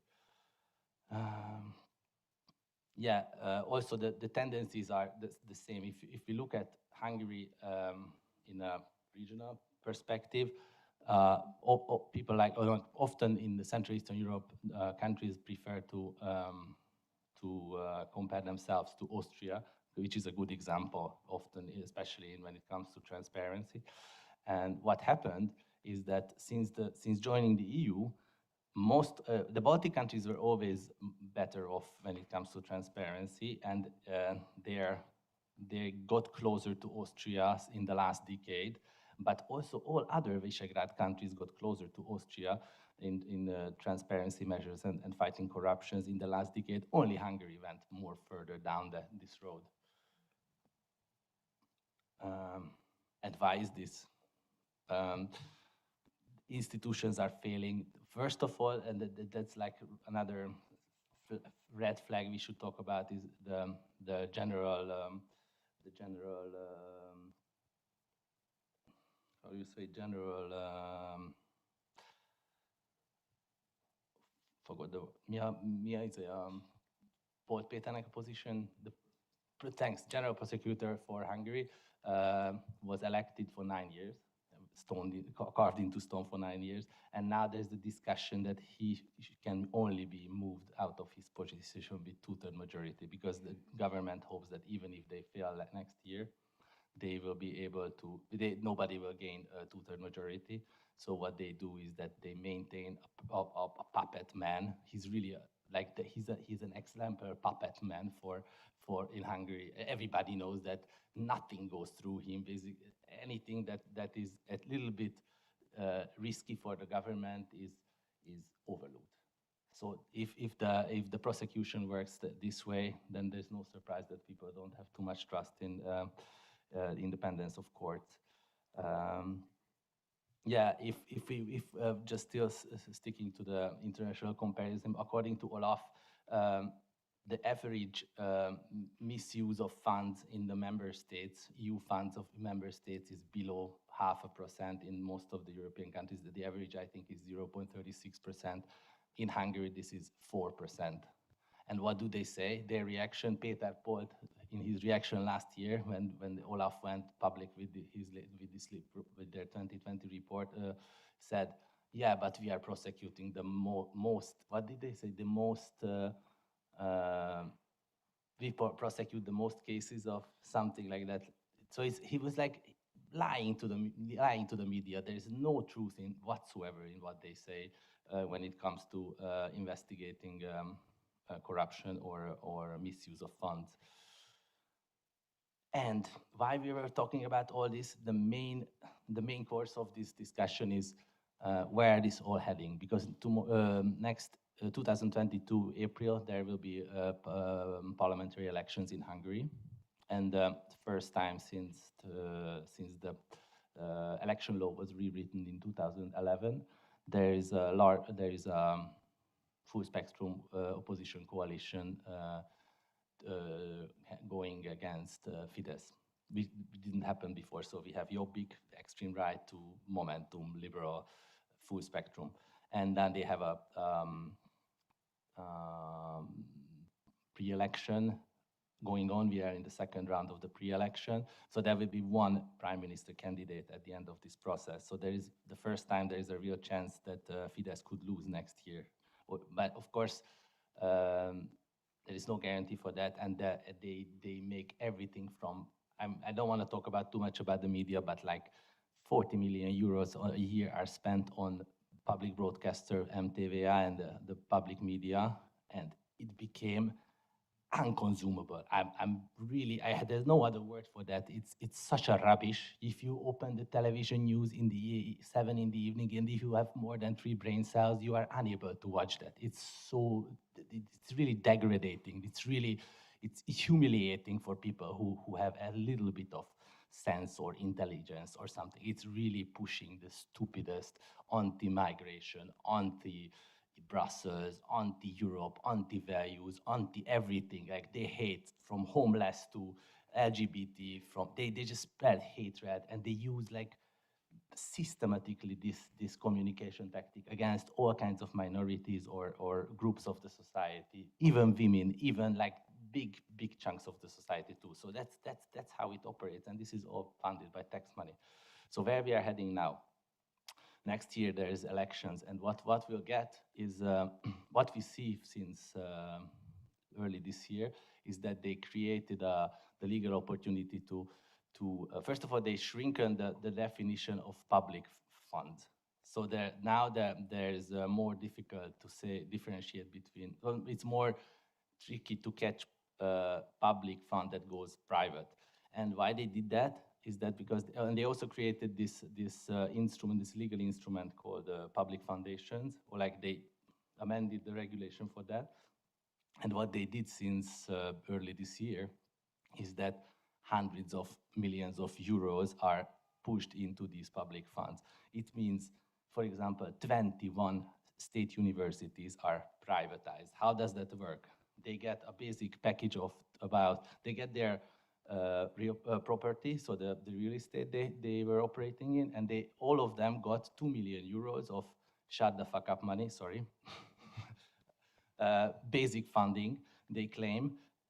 But what happens is that they create boards of trustees full of Fidesz people, full of loyalists. So basically they are outsourcing all universities that were private before, and they privatize other really valuable institutions,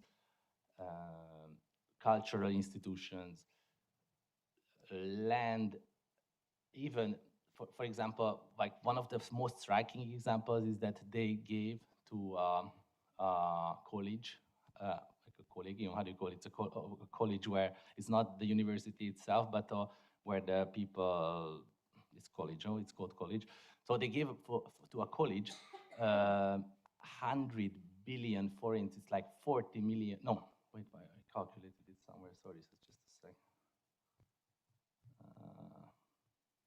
Anyways, I know it's here, 280 million euros worth of shares of 2 state companies that used to belong to the state, and it was all their dividends got into the budget, the state budget, now goes into to this college that most probably, according to several transparency experts I spoke in the last few days, is a clear initiative. If the government fails, they will be able to finance from those 280 million euros for years and years and years.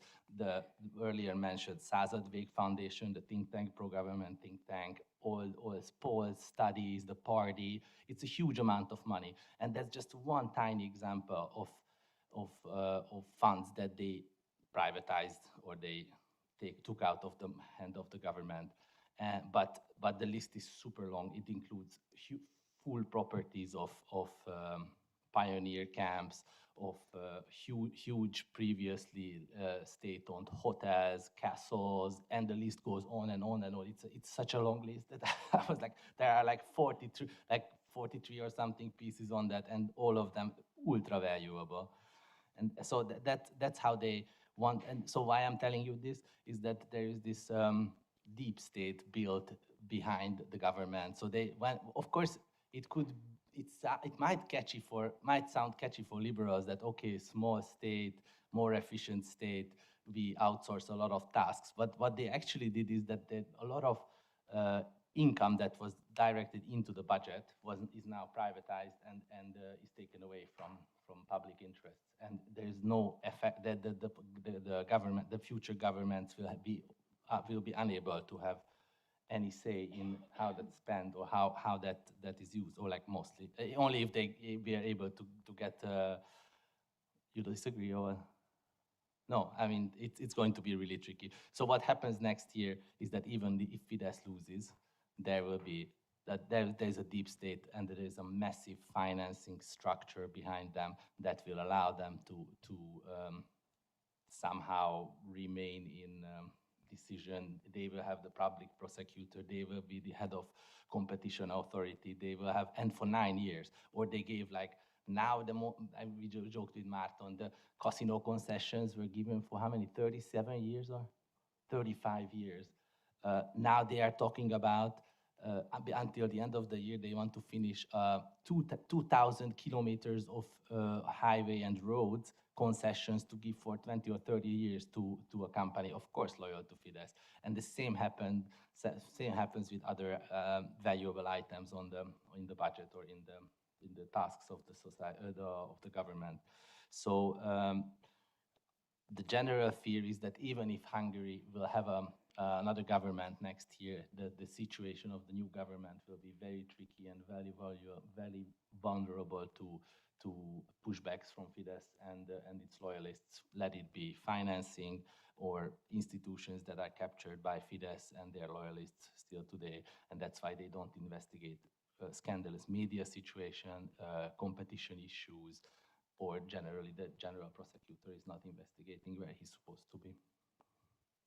So let's see what comes next year. But this is a sobering and really reversed way of where Hungary was and where it arrived by now. And I was really happy to hear what Giuseppe said about the road that Italy took in the last 10 years, because it shows that even in a country where corruption was very persuasive and is still very persuasive, you can do things if there is political will. And it gives us hope that one day, even inside the European Union, we can hope that these processes can be turned around and could be changed for better. Thanks for the attention.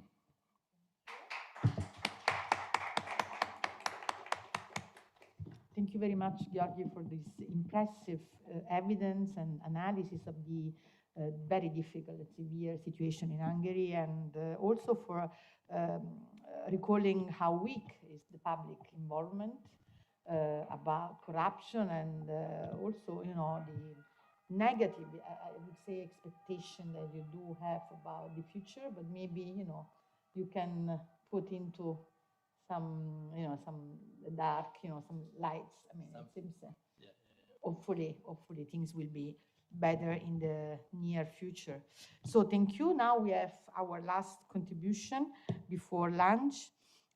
Frederick Malberg is a postdoctoral researcher at Abo Academy University. And actually, we are very curious to listen to you, because we are all used to consider the Scandinavian countries very transparent and virtuous. So we're really interested to know how you depict that area of Europe. Thank you, please. Yes, thank you. I first want to start with thanking the organizers for inviting me here to speak today here in beautiful Rome. It's wonderful to be back here after some years. So yes, so I've written a chapter on Finland, the corruption situation in Finland, and well, also a bit about the Nordic countries in general. I also mentioned them there also in my chapter. So so my chapter is the title of my chapter is Maan tapa, and this is based on a saying that we have in Finland. So it's a Finnish maan tapa, and it's in Swedish. It's landet sed. Swedish is my mother tongue, since I belong to the Swedish-speaking minority in Finland. But yeah, it can be maan tapa can be translated in English to the custom of the country, or when in Rome, which, by the way, is a very convenient translation considering where we are today. So, but maan tapa refers to cases where individuals or groups are used to acting in a certain manner that is often considered unacceptable from an ethical viewpoint, even though it is perfectly legal or even extra legal. And it concerns corruption that takes place within formal legal structures, where those who are involved in that kind of corruption defend their behavior by exclaiming that this is how things have always been done around here, and why bother changing things now? And one example of this involves political appointments to apparently non-political offices, which are formally quite rare in Finland, but you still often read about them in the newspapers. other examples of this of Maan Tapa is like various dual and triple mandates,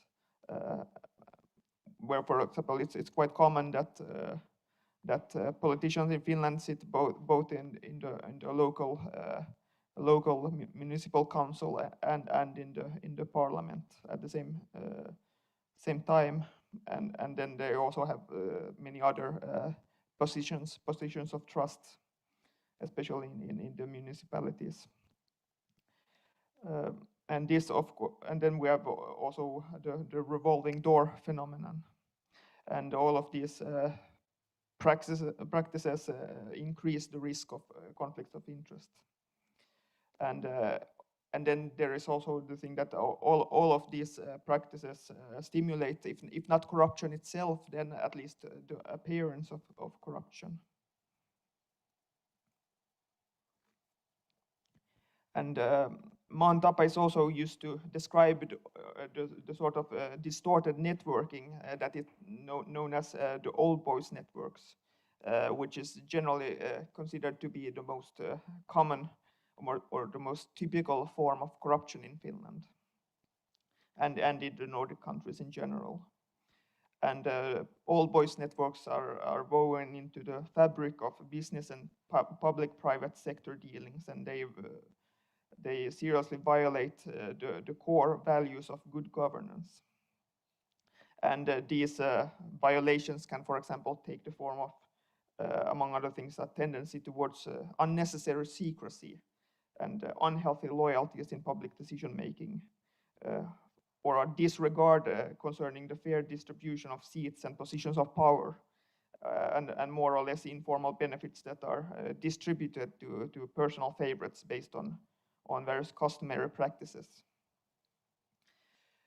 And if you generally want to just describe Finland, then you can say that Finland is quite a small country with a population of just under 5.6 million. And the elite circles are also relatively small, especially in the a little over 300 municipalities that you can find in Finland. So the risks for conflicts of interest and various forms of favoritism and other forms of abuses is therefore quite high in the Finnish municipalities, especially if you consider that Finland has a very extensive welfare state and strong local governments who are tasked with carrying out these welfare services. And simultaneously, it has also been pointed out that there are many of the current blind spots in anti-corruption and good governance regulation can be found on the local level. So the local level hence constitutes a clear danger zone when it comes to corruption. However, in the near future, this might also change because there is a new reform that will transfer responsibility of the social and healthcare sector from the municipalities to a new regional level, new regional administrative level, which also transfers a substantial amount of the local budgets to the regional administration. And this will create new challenges for accountability and possibly even increase the risk of corruption in these cases. And if you combine all of this with the ever-increasing use of non-governmental organizations and quasi-non-governmental organizations, such as municipally owned companies or as deliverers of public services, then we have quite obvious danger zones for corruption, among other things because of the lack of transparency in these solutions. Like for example, the legal requirement to publicize and hand out information upon request usually does not cover these kinds of organizations unless it is explicitly stated in the contracts. So this means that contract design will hence become increasingly important. And experts on ethics within public administration, such as Professor Ari Salminen from the University of Vaasa, has also cautioned for that traditional welfare state values are gradually being replaced by market values such as profitability, risk-taking, managerialism, and contractualism. And outsourcing, downsizing, and privatization may also, in some cases, result in what administrative scholars call the hollow state, which means there are reduced capacity for ethics training and enforcement. And increasingly blurred lines between the different sectors also represent a clear challenge for official accountability, as market values may come to displace the previously very strong values of public interest and citizenship.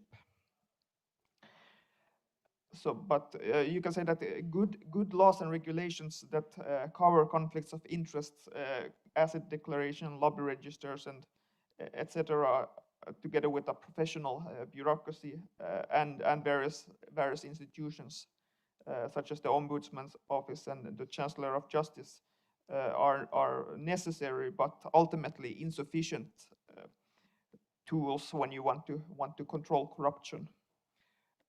They are quite blunt instruments, and they can be quite inflexible and imprecise, because since we know all that is legal is not ethical and non-corrupt, and all that is illegal cannot be said to be corruption or even unethical. So it's important that an anti-corruption system finds the right balance between external and internal control. Too many well-meaning laws and regulations can cripple the system and erode the efficiency of service delivery. And it can also hinder administrative innovation and make citizens lose their confidence in it. And this can paradoxically lead to that they hence perceive it as corrupt, because it becomes too unresponsive to them.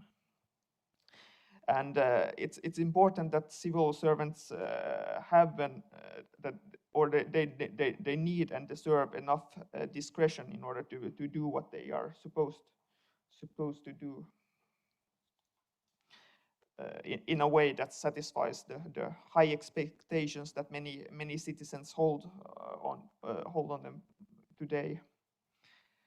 And well, speaking of high expectations, Finns often have a tendency to show an extremely low tolerance for all manner of unethical conduct and any perceived abuse of public resources or public office among politicians and civil servants.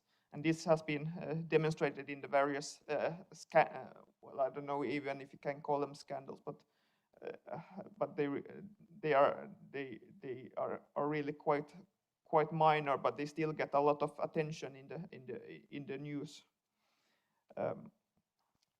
And they probably wouldn't receive as much attention in many other countries, because it has been about quite small sums. But one potential contributing factor to this uncompromising attitudes towards malfeasance, in addition to the welfare ethos that emphasizes equality, is the high level of visible taxation in the Nordic countries, which stimulates a sense of ownership of the state and its resources, which in turn increases the demand for accountability. And generally, if you look at Finland's performance when it comes to good governance and anti-corruption, then Finland has been performing quite well when it comes to external control, at least with regard to the kinds of corruption that take place within Finnish borders. And one sign of this is Finland's excellent reputation when it comes to, for example, in the Corruption Perceptions Index, where Finland is among the allegedly least corrupt countries. And the same is also true with the rest of the Nordic countries. However, the same countries have also been quite heavily criticized for their handling of corruption cases involving domestic companies who do business in countries with less robust public institutions. And furthermore, these countries have also been hosting banks that have enabled money laundering schemes involving, among other things, organized money originating from organized crime and corrupt exchanges. And if you generally look at the Finnish administrative culture, then you can say that it's characterized by a long tradition of legalism. However, meanwhile, ethical codes have received quite much less attention until quite recently. So they have been mainly reserved for various professional fields like doctors and others outside of politics and public administration. And research has also indicated that the recognition of these ethical codes are relatively low among Finnish municipal council members, even though they demand more detailed ethical guidance. The demand is also high in these same contexts.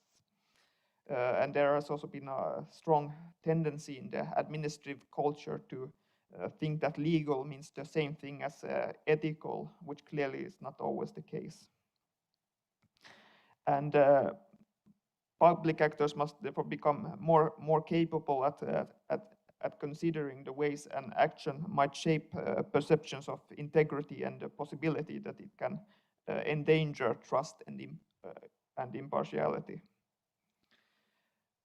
And then there has also been a quite strong inclination towards unnecessary secrecy. Officials often tend to hold on to information with teeth and claw, even though there is really no legitimate or legal reason for them to do that. And this has led to various problems and scandals that could have quite easily been avoided if they had been more forthcoming from the beginning, instead of just drip feeding journalists with a little information almost every day.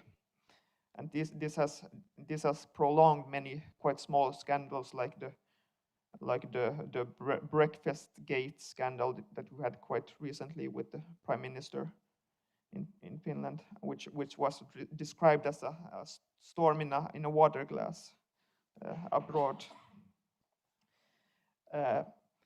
So these kinds of practices prolong scandals and make them seem bigger than they actually are, and this also tends to erodes public trust.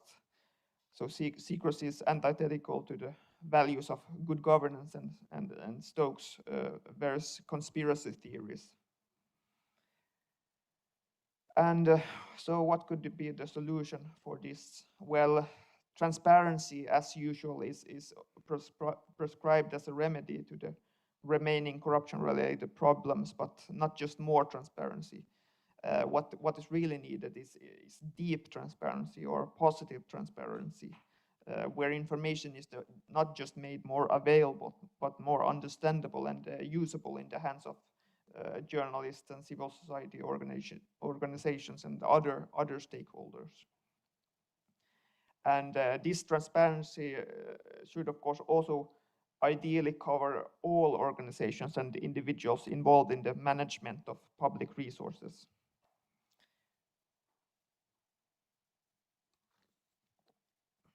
So you can say that Finland needs to invest more in ethics management strategies that emphasize personal ethics training, so that actors who de facto wield public power can become better at avoiding unethical and corrupt behavior, and better at avoiding giving off the appearance of corruption. So this involves a closer collaboration and coordination between the public, private, and third sectors, also within the area of ethics management. It is not enough to just primarily rely on legal tools and bureaucratic instruments. Judges and law enforcement officials especially also need to become better at identifying corruption in all its different shapes and forms. For example, the line between a gift and a bribe needs to become clearer and discussed more openly in different organizations. Reformers also, furthermore, need to improve the responsiveness of the government, both in the eyes of ordinary citizens and also public employees. Citizens and rank and file members of the various organizations involved in the production and delivery of public services should be actively included in the ethics rulemaking and enforcing process. All actors with a stake in and direct knowledge of a specific policy area should be given an opportunity to propose the relevant dimensions of ethical conduct, thereby increasing the chance that it will become an integral part of the culture of their respective organizations. Although one could, with quite good reason, argue that Finland has managed quite well when it comes to good governance and anti-corruption, there are still several areas where Finland could do better. And now, with the very recently approved first national anti-corruption strategy, Finland has a marvelous opportunity to show that it is serious in tackling the corruption challenges that it is still facing. But one of the greatest obstacles to this is probably still that it is quite or extremely difficult to get and keep anti-corruption and good governance high enough on the political agenda. And this is at least partly due to Finland's quite rosy reputation, as I already mentioned, for example, when you look at the Corruption Perceptions Index. And it is some scholars have said, for example, that there has existed an unwillingness to enact certain types of anti-corruption legislation because the legislators do not view corruption as a major domestic problem. And because of a fear of making legitimate influence in the democratic process more difficult. And you can really say that this presents a real challenge for the creation of an anti-corruption agency, which is also mentioned in the new strategy. That has the required powers and resources in order to be able to tackle corruption effectively. There is therefore the risk that this new agency or organization will just become a paper tiger or something. And but generally, you can say that the line between healthy and distorting networking is thin. And it is always important to keep in mind that the majority of networking is healthy and part of a normal democratic process. And therefore, it is very important for reformers to tread very carefully when they are when they are dealing with unhealthy networking. And when they try to prevent the creation of distorted networking in politics, business, and the public administration. Changing the custom of a country is a slow and delicate process. But ignoring the problems is not an option, since unethical networks have a tendency to lead to more harmful consequences in the long run. Finland simply cannot afford to stand idle on the problems of corruption and integrity violations. Thank you.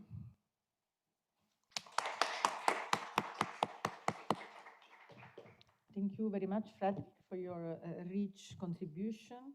I just would like to stress that I think it was very important to highlight the relevance of social norms, not only juridical norms, and so ethical conducts as a quite important role for corruption, as well as the focus that you made on conflicts of interest and revolving doors, which is actually, as maybe Giuseppe can tell us about Italy later, it's one of the information that in the transparency regulation in Italy, for example, the administration have to provide. So just to stress that in our regulation, for example, there is some attention to conflicts of interest as a possible channel towards corruption.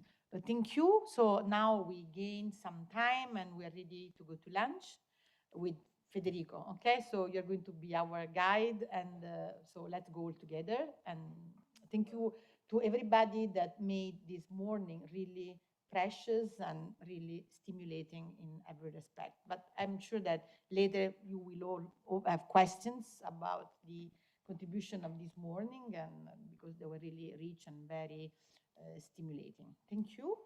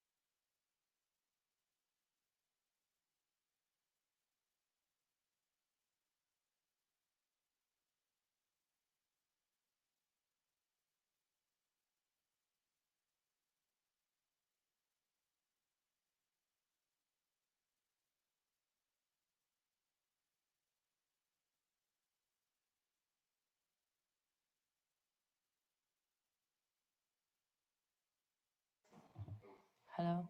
Okay, they can hear me.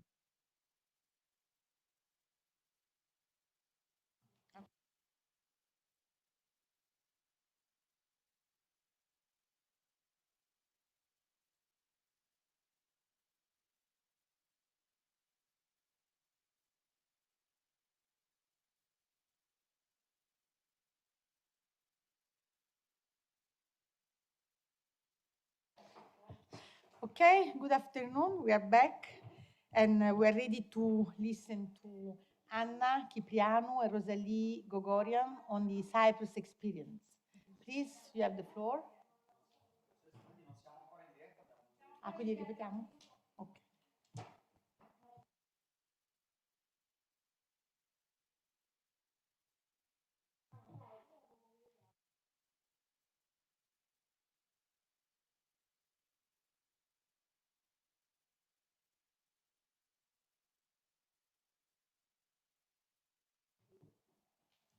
So while we're waiting, I would want to thank everyone for being here, and also I hope you guys like what we prepared. If you have any questions, we can discuss later.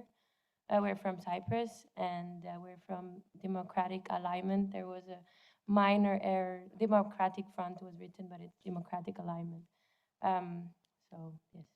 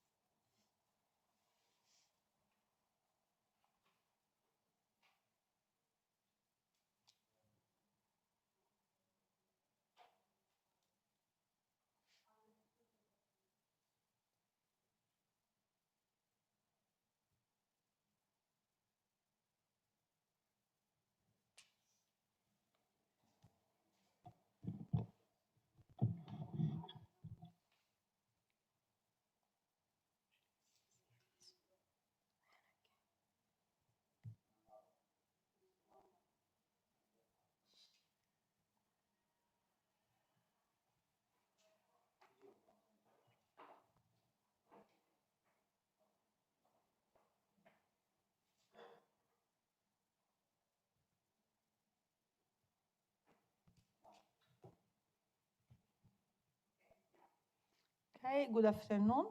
We are ready for the contribution by Anna Cipriano and Rosalie Gogorian about the experience in Cyprus.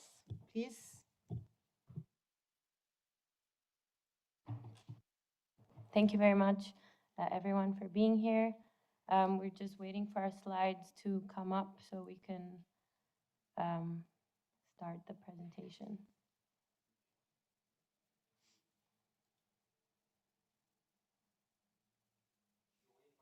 Yes.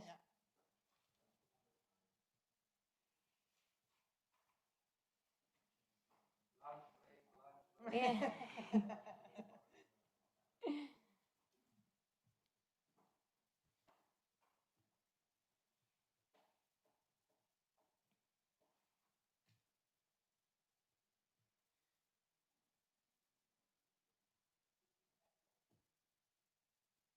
Thank you. Okay. Yeah.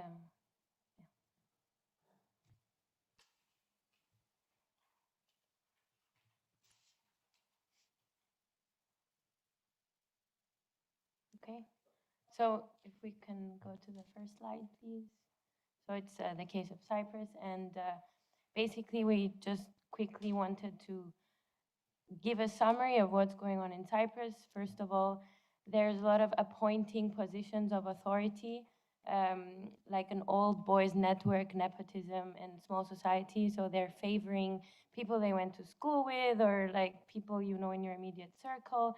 So obviously this creates corruption, and power is gained through like being appointed, and basically you're in power out of nowhere, and then you feel like you're in authority, and this obviously creates it's misused for personal benefits, and then this obviously brings misuse of authority and or command, especially in the government. Financial crimes as well.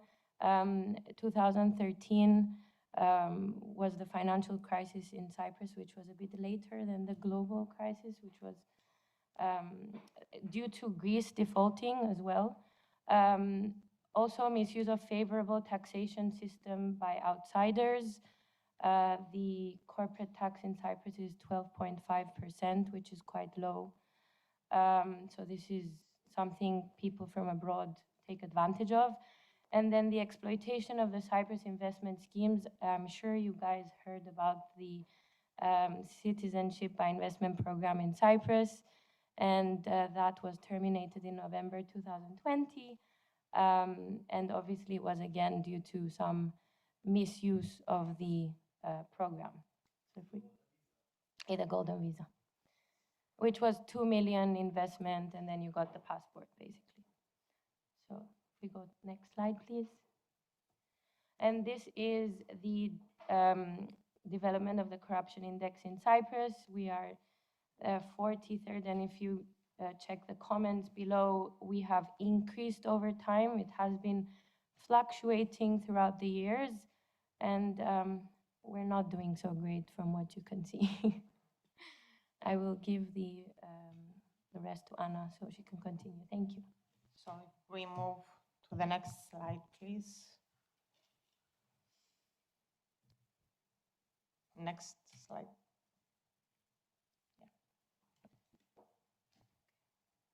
No, the previous one, yeah, please. Yeah. Okay. So, as you can see, corruption in Cyprus mostly impacts the transparency of government and basically our banking system, which also affects individuals and the general community, and also the most sad thing is that it affects the younger generation, which is the future of the country.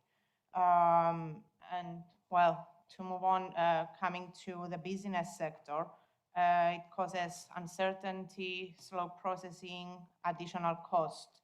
Of course, it doesn't stop there. It goes to the public sector, which is, well, it puts the sustainability of state budgets in risk, it reduces public funds, and, well, the problem, it's basically when it remains hidden. So if people don't speak about it, then the more big we become, and we got identified that it is a big issue in Cyprus, so we're trying to make people talk more about it and speak up if they notice something, which takes me to the next slide, where our government actually implemented the European directives a bit slower than maybe other member states, but we managed to make it happen. So if you go to the next slide, please, we can see that the Cypriot Parliament this year actually approved the Prevention and Suppression of Money Laundering Amendment Law, which is basically bring the Cypriot AML regime into line with its EU obligations. And to the next slide, you can see basically what it really changed. From now on, we get to have, well, it changed a lot of things, but the main things are we get to have ultimate beneficial owner registers, 3 different ones that are controlled by 3 different authorities, and the obliged entities notion expanded to include crypto assets, service providers, tax advisors, art dealers, and warehouses providing storage for artworks. As a final step in the real estate sector, we got to see that the transaction in cash in any amount above 10,000 got really affected, because now you need to basically define why is that amount coming, where is it coming from, who is paying for it, and it gives you like a really great understanding that a lot of things had changed. And if we move, please, to the next slide. Yeah, so a new thing that we did in Cyprus was to identify that, okay, the legislation is good, but we need to do more than that. And our government basically announced new measures, and that is based in 3 pillars, basically, which is the first one, prevention, education, awareness. The second one is legislative moderation and statutory measures. And the third one is monitoring, risk assessment, informing the civil society. So, well, because of time, I wouldn't want to expand a lot, but we can discuss, of course, for some of them and what exactly did the government said. And this is basically happened to change the culture, to change the policy, and to tackle anti-corruption. So I give the rest to Rosalie to explain. So Yeah, if we just can skip a few skip slides. the. To the next one. Yeah, one more and one more. And then one more Yeah. to go to the next section. So Okay, so basically how to tackle corruption. So we did this little board so you can kind of see the problems and the solutions. So first of all is policies. Cyprus is forced to focus its policies and law generation towards combating corruption, obviously, and then increasing internal controls and audits, as well as generating protocols to the fullest extent. Then obviously there's a problem with credibility and reputation. So diplomatic and bilateral relations are affected. Outside partners become more suspicious. The image of the country is affected, and foreign investment banking and the financial operations as well. So then the solutions are to develop a completely different culture and mindset to correct the country's image, but also the essence of the problem of corruption. And then to implement a zero tolerance policy and an attitude horizontally, basically, and actually cultivate it within society.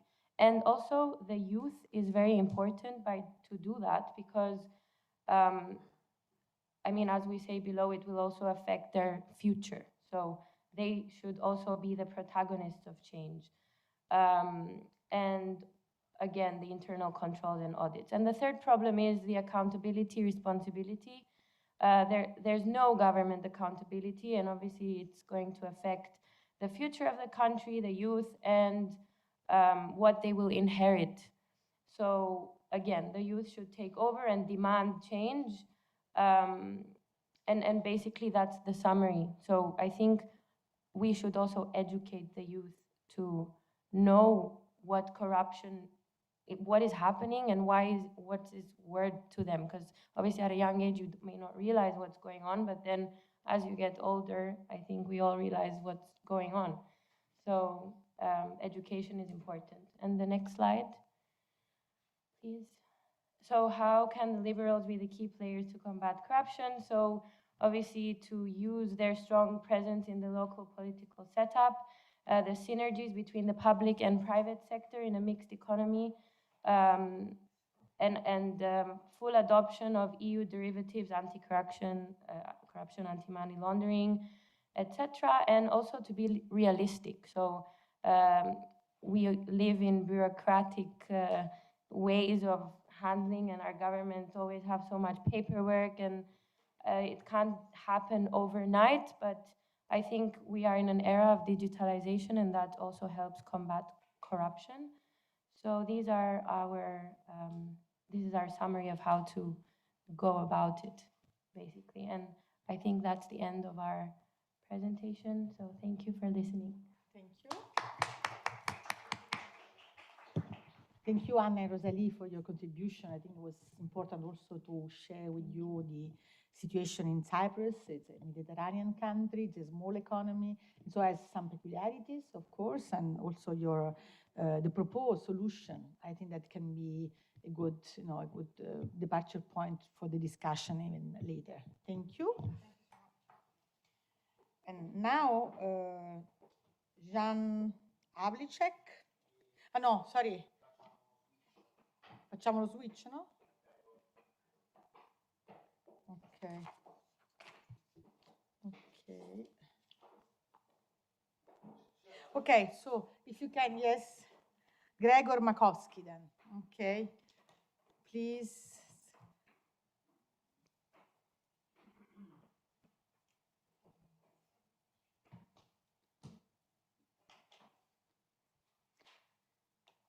So corruption in Poland. Yes. Gregor Makowski, anti-corruption expert at the Battery Foundation. Thank you, please. Yes, and the Warsaw School of Economics. And thank you for the invitation. Thank you for organizers for changing. I'm sorry I have to leave today, probably a little bit 5:30. So this is why I really regret I can stay. And also, if you have any immediate comments or questions after my presentation, please do it, because I'm not sure if I will be able to stay for the discussion. So thank you once again. And is there a presentation? Yes, there it is. So we can go straight to the first slide. I will start from the very quick overlook on how corruption, what is the picture of corruption in Poland based on the data that are available. And all of us, please, next slide. All of us started from, or mentioned, here I can see it here. Sorry. Okay. It was almost there. So I will wait. Okay. Yes, everyone, every previous speaker, I think, mentioned corruption perception index, which is not perfect, but still, I mean, we can refer to it. And you may see that, and I want to stress that this index is built from the opinions of experts, yes? So this is not the view of public opinion, but experts, and they say that we are somewhere in the middle of the scale, and we are somewhere in the middle of ranking of perceived corruption. This is how we do. Next slide, please. It will be very quick overlook. We can also look at the World Bank data. World Bank data says a little bit more. I mean, in World Bank data, it is also based on the opinions of experts, but there are different calculations, a little bit different sources, and on this, we can see that we can notice a decline in perception of corruption, and also control of corruption, rule of law, voice accountability. On all these indicators, we are going down since 2015, not by accident. And next slide, please. And now we are moving to the opinions of polls. The last public opinion poll that was done and from which we can build a trend was done in 2017. And here you can see that from the point of view of the Polish public opinion, situation improves very, very much. So people still see corruption as a problem, but those who see this problem as a something big, not even since 2015, but perceive it as a situation is improving. And next slide, please. And there are the areas of public life where people perceive corruption as a biggest problem. Of course, politicians are at the top. Health services, state-owned enterprises. These are, let's say, the top categories where corruption in Poland, by the public opinion, is perceived as the most serious problem. And as we see, and even politicians are perceived a little bit more comparing 2017 to 2013, but still they are at the top. They are perceived as the most corrupt group. Next slide, please. And these are fresh data. It's Global Corruption Barometer. These are data for Poland from this year, but the research was done in 2020. And here you have, I mean, different question, a little bit different scores, but as you may see, the most corrupt public institutions, according to the public opinion, Polish public opinion, are national government officials, prime minister, and members of parliament, and even president is relatively perceived as a relatively corrupt public institution. Next slide, please.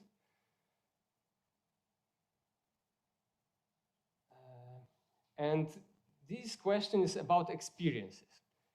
Of course, I mean, if you are interested in public opinion pulsing methodology, you know that this type of questions are sensitive. So of course, people don't like to speak about, you know, how much they are involved in corruption and how often does it happen that they pay bribes, so they participate in the most popular form of corruption. But even taking this in account, I mean, you should always look at the trends. And the trend is that people don't experience corruption directly, and less and less, starting from 2005, starting from the period when we entered the European Union. This is my interpretation. Of course, European Union suffers from corruption itself, but on the other hand, it improved a lot, you know, the procedures, administrative procedures in Poland. And I think this is the kind of reflection that you can see in this data. That I mean, the changes are not big, of course, but when you look into this trend, I mean, people since 2005, I mean, experience corruption directly as a less and less often. And next slide, please. And it's a little bit different again when you look into the global corruption barometer. I mean, the indicator for the bribery is more or less the same.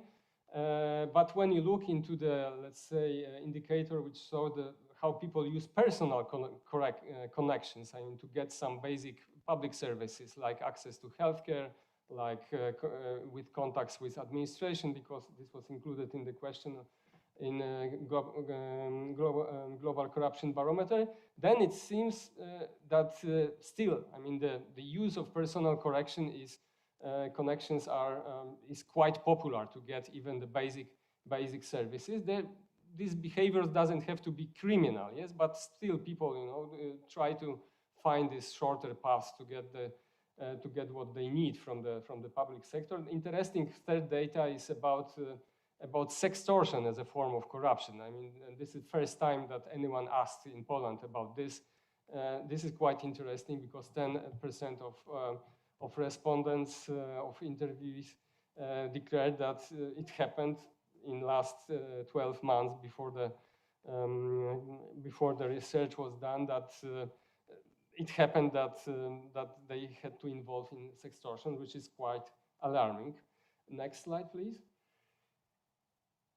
And in the end, you have hard data, which are not so hard because everyone who knows how the criminal data are built knows that these data have a lot of loopholes, a lot of shortcomings, but still, if you connect, you know, different sources of data, you can have some overlook on what people think and what people experience and how institutions behave when it comes to corruption. And it seems that the most important conclusion from this graph, from this data, is that we have a growing number of registered corruption crimes, but it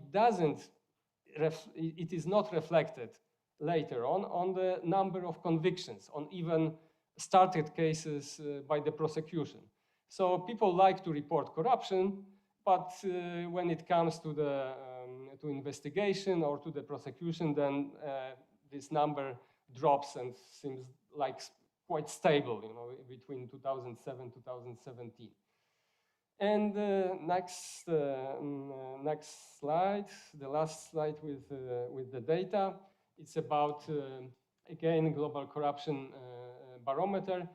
It shows that people feel weak against corruption. I mean, we are the worst country, European country, that was surveyed in this Global Corruption Barometer 2020. We are worst country when we take this indicator. Almost 2/3 of polls think that they cannot do anything with corruption. So this presents, some kind of apathy when it comes to speak about corruption and the possibility of involvement people in anti-corruption activities, anti-corruption policies. So next slide, please. So my interpretation of these data, of course, you can look deeper in some publications, research papers. Of course, I also publish on this topic. And my interpretation is that this is not so bad. I mean, not great, not terrible, to use the famous quote, yes? We are somewhere in the middle. People perceive that the situation is improving. Experts also don't panic. Yes, so we would say that maybe it's not so bad. But I think what is missing in the data that we have on the table is that we can't really see that the real problem of corruption that is growing in Poland is the grant corruption. And next slide, please. Yes. And I don't want to go too much into theory, but for most of the cases, I think that the best definition of corruption is Robert Klitgar's corruption, this formula that says that corruption is the monopoly plus discretionary of decisions minus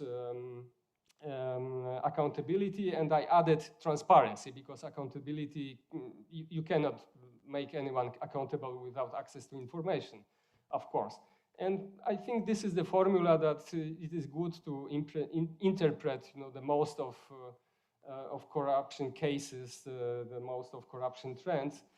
But I think the most important concept that it is that should be taken in account when you look at the countries like Poland, but also I don't know, Hungary or even Czechia, is the concept of grant corruption. This is not even very theoretical. I mean, there are some efforts in the UN to operationalize it and to put it into the legal provisions. So we will see what will come for it. But I'm modest sociologist, so from my perspective, the grant corruption, the components of grant corruption, adding to this general concept of corruption proposed by Klitgard, is also elitism, because I call it elitism because the grant corruption is related to what elites do. I mean, political elites, administrative elites, business elites.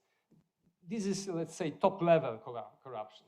This is also systemic corruption. I mean, this means that it is very often built into the system. And I don't only mean that it is tolerated by the system, but it is not so rarely, it is even legalized. And we have examples from the anti-COVID legislation where the Polish government and the parliament that is controlled by the law and justice simply adopted provisions that releases public persons who conduct public functions from any responsibility, disciplinary or criminal responsibility for misuse of power, for abuse of power, if this abuse of power happened in relation to the decisions that were necessary to take to fight the pandemic, yes? But the result is that they are simply unaccountable. They are not responsible for any decisions, and I will later on speak about one of the cases like this. And particularism, and this is interesting component. It can be even analyzed deeper itself, but particularism means that different public sources, like here, I mean, funds, posts in public services, in administration, are distributed, which should be accessible on an equal rule, are distributed on the rule of particularism to those who are close to the authority, to those who are in power. And it doesn't mean only colleagues and those who are directly close, but it means also electorates. This means also let's say, whole communities or groups that have their interests, and for the support, for the political support, they can get some benefits, like social programs, like grants, like different kinds of benefits. And I think that if we want to understand what is going on in Poland now, we should really look into it from the perspective of this grant corruption. This is what is developing. This is my thesis, which is developing powerfully since 2015, since the Law and Justice and its allies took power in Poland. And next slide, please. Next slide, please. Yes, and I mean, there are different bases of this process of building grant corruption system. Let's say those who are more direct, I mean, which appeared after 2015. I mean, the strategy of our current government is to hollow out, I call it hollow out, the political institutions. I mean, they leave the brand, for example, Constitutional Court, or they leave the brand like National Judiciary Council. This is the body that is responsible for promoting and nominating judges. But in fact, in practice, these institutions don't do their mission. I mean, they don't conduct their functions. I mean, they serve not to the public interest, but they serve the party interest, because all these institutions were seated by the allies of this government, and simply, I mean, all the decisions they do, and we have examples. You know, everyone was asking me what the last sentence of the Polish Constitutional Tribunal means. I mean, this is exactly emanation of the, let's say, party politics, and the games that are in the ruling camp in Poland, the games that take place in the ruling camp now in Poland. This decision was made on the, let's say, instruction of the government, because the government wants to keep its electorate and to keep his majority in the parliament. And this was not, of course, I mean, the government must show that he has a hard line towards the EU. But this is more about, you know, playing game in the ruling part and keeping their electorate inside, not, and this is especially important for the Law and Justice, to keep the electorate inside and not give electorate to its partner from the ruling part, which is more radical, more anti-European. And other institutions that were captured, that were taken over, behave in a similar way. And this goes further, because I mean, next so-called reforms are, the aim of these reforms are, for example, to take over the common courts, the prosecution system is already almost 100% politicized. So, and other institutions like regulator for energy markets, like regulator for telecoms. I mean, whatever institution you will take, you will see how deep it is politicized. But also this process has, let's say, deeper grounds. I mean, it is rooted in historical factors. I won't go through all of these points, but I want just to stress that I think that we didn't really finish the transformation. I mean, we didn't manage to build strong institutions and strong safeguards in the constitution. And also, not this government, but previous governments as well, they kept many institutions that were already dysfunctional in the under the communist system. And the best example is the union, personal union of the general prosecutor and the Minister of Justice, who is responsible at the same time for administrating judiciary and for the prosecution. And he has very broad competences, and this creates almost immanent conflict of interest in this field. So, but there are many other examples that I could mention here.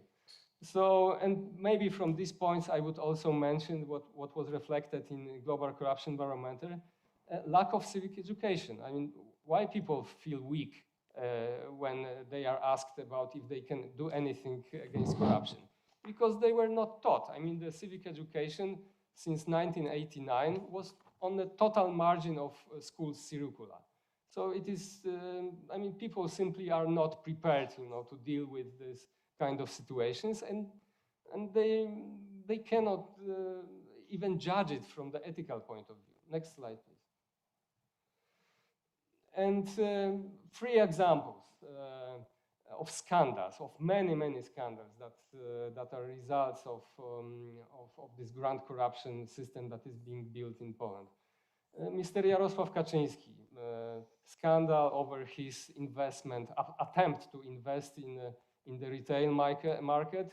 I think it was 2018 when this happened. He was recorded by his partner and in a way also far but relative, family relative. He wanted to build and invest, let's say, his assets in skyscrapers in Warsaw. He didn't manage because he went into the conflict with his engineer, designer that with him he is related by the family. He was recorded by him, but you know, the whole mixture of relations Kaczyński was established when he was in the opposition Srebrna company. Through this Srebrna company, when he came to power, of course, he left the Srebrna company, so he wasn't formally in charge of running this company, but he was recorded as while he was negotiating this contract for building skyscrapers. Very strange situation. The prosecution, after I think almost 2 years, just before elections in 2019, simply closed the case. Nothing happened. Nothing was investigated in the end. The only people that were asked for by the prosecution to speak about this were those who actually were victims of this situation. I mean, this engineer, this designer who was responsible for preparing this investment. But this case had really huge corruption potential, but it was put under the carpet. Next slide, please. This is really scandalous. Like last elections, 2020. I mean, in the middle of pandemic, because there was a necessity to keep the president in the office. At some point in May last year, the ruling party decided that they will change the electoral code to make possible to organize elections only through the posts. There was a conflict inside the ruling party. In the end, this idea collapsed, but they already started without any legal basis organizing these elections. They spent over 100 million zlotys on this without any legal basis. It is concluded by the Supreme Administrative Court. It was concluded by the Supreme Audit Office that there was a breach of the law. No responsibility. I mean, this was because of the COVID, that we wanted to save people's lives, to keep them safe during elections. So again, we have this is the case of impunity and attempt to use the institution of elections to secure the party interest and to assure that the president will be re-elected. Next slide, please. And the last example is the purchase of medical equipment. I already said about the legislative framework that was created in the special anti-COVID legislation in Poland. This is only one of many cases that that we had during pandemic.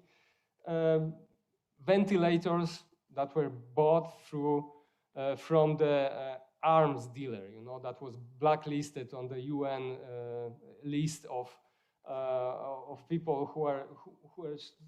who should be banned from the arm market because he was selling arm to the North Korea even. And suddenly he switched from arms to the ventilators. Ministry of Health paid him almost 60 million zlotys. Most of these ventilators were useless. Half of money is still disappeared. Some of it were given back to the ministry. No one took responsibility for this. This guy, this arms dealer, also was not prosecuted. Nothing happened. And the last thing, it's not funny. This is one of the memes, most of the funny memes. This is not one-to-one translation. But this is another scandal. You know, the Ministry of Justice and the General Prosecutor in one person was accused by the Supreme Audit Office for misuse of money from the special fund that is within the Ministry of Justice. It is called Justice Fund, and it should be, this money should go to the victims of crimes, different crimes. But the Supreme Audit Office found out that I think almost 200 million zlotys were spent not legally, basically. And this summarizes, you know, this situation. You know, how can it be prosecuted? How can it be investigated when you have in one person the Minister of Justice, the General Prosecutor, and the only instance where a Supreme Audit Office can submit a request for investigation is the General Prosecutor. So this is the circle. You cannot do anything, and this is incredible that we are in such a situation. And the next slide, please. When you look into the public opinion polls, I mean, the ruling camp, the Law and Justice mainly, I mean, they still are quite high. I mean, in the previous elections in 2019, I can't remember the precise percentage that they had, but it was over 40%. Now in public opinion polls, they have 35% still support of voters.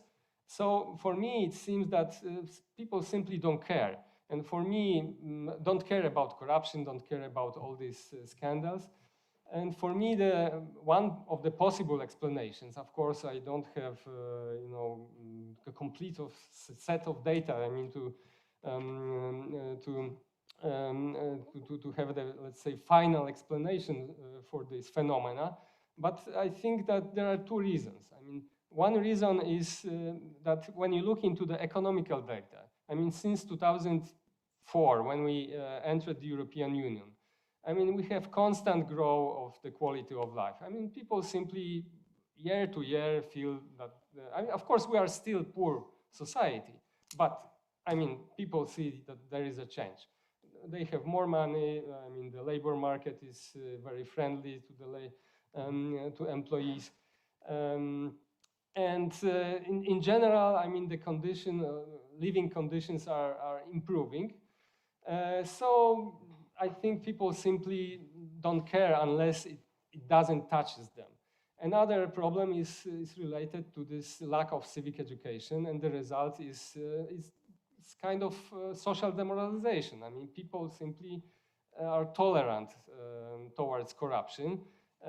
They don't think about this in terms that something, in terms of the public good, that it harms something that they create together. I mean, the state, that the institutions, that in the end, I mean, this is all the creation of the society because people pay taxes and for politicians, for officials, and so on and so on.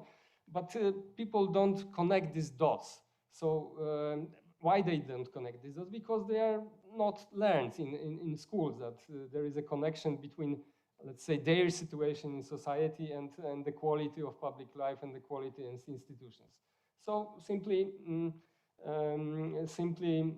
it is not reflected in the public opinion polls and support for the ruling party. Maybe a little bit deeper when you look at this. I mean, there is in Poland there is a famous concept of sociological vacuum, we call it, because since communism we observe that Poles, I mean, let's say, are very focused on their families or their primary groups, and there is not too much between. I mean, there is not too much thinking in terms of their community, in terms of their workplace, in terms of the common good that is something above their closest circles, yes? And so they think about themselves and about their families. There is nothing between, and on the, let's say, on the other end of the scale is the nation. Nation which is sacred and nation which should be preserved. Nobody really knows what does it mean, this nation, but it is like a very strong idea in our minds. But between there is a problem, and how to move from the family to the nation, and people forget that in between there are institutions, there are organizations, there are communities, and so on. And probably this is my concept that this might explain this lack of reaction to corruption. Next slide.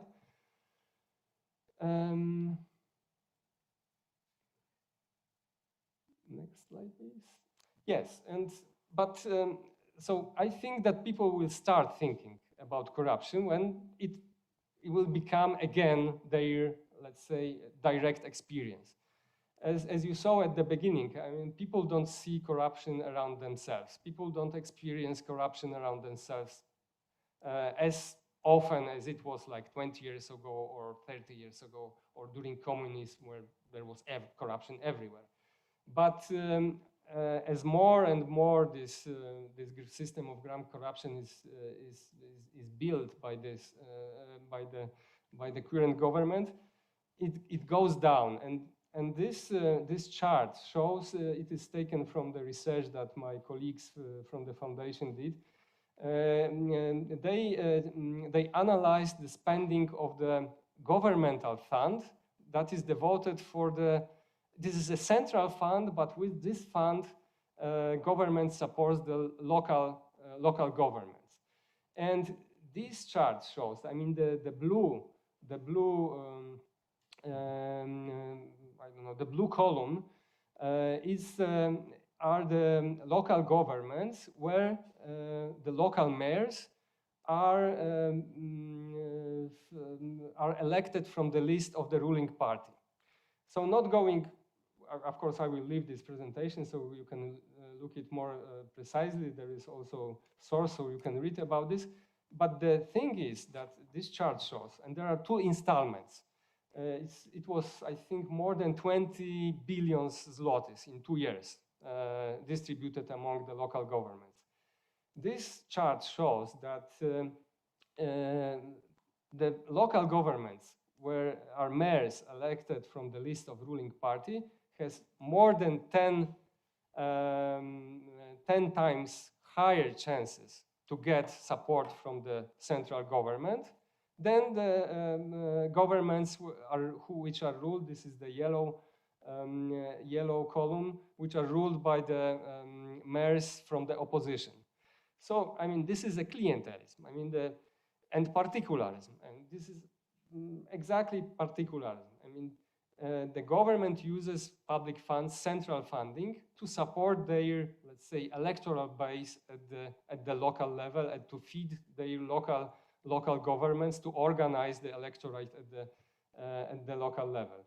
And this might affect directly citizens, because if you don't get money, you won't build a school, you won't You want to build a road, you want to renovate, I don't know, a church or something like this. If this will continue, and this might continue, for example, when we will get EU funds and the EU funds will be distributed like this, people will start to see that this grand corruption affects them around. I mean, in the places where they live, in the towns, in the villages. And when they will start thinking that, okay, maybe we should support, the ruling party, because if not, then we won't get money to build, to invest, to build the infrastructure in our town, on village. And the next slide, and this will be the last slide. Yes, please. And well, so not great, not terrible, but I think it's terrible. It's getting terrible, really. But I see the light in the tunnel, and I take the optimism from Italy, actually. And for me, the heroes of fighters, anti-corruption fighters, were those who are represented by Falcone and Borsellino. I mean, these are, for me, true heroes. I mean, in the environment which was totally corrupt, I mean, they managed to win at least a battle. I don't know if they won the war, probably not. But they won the battle.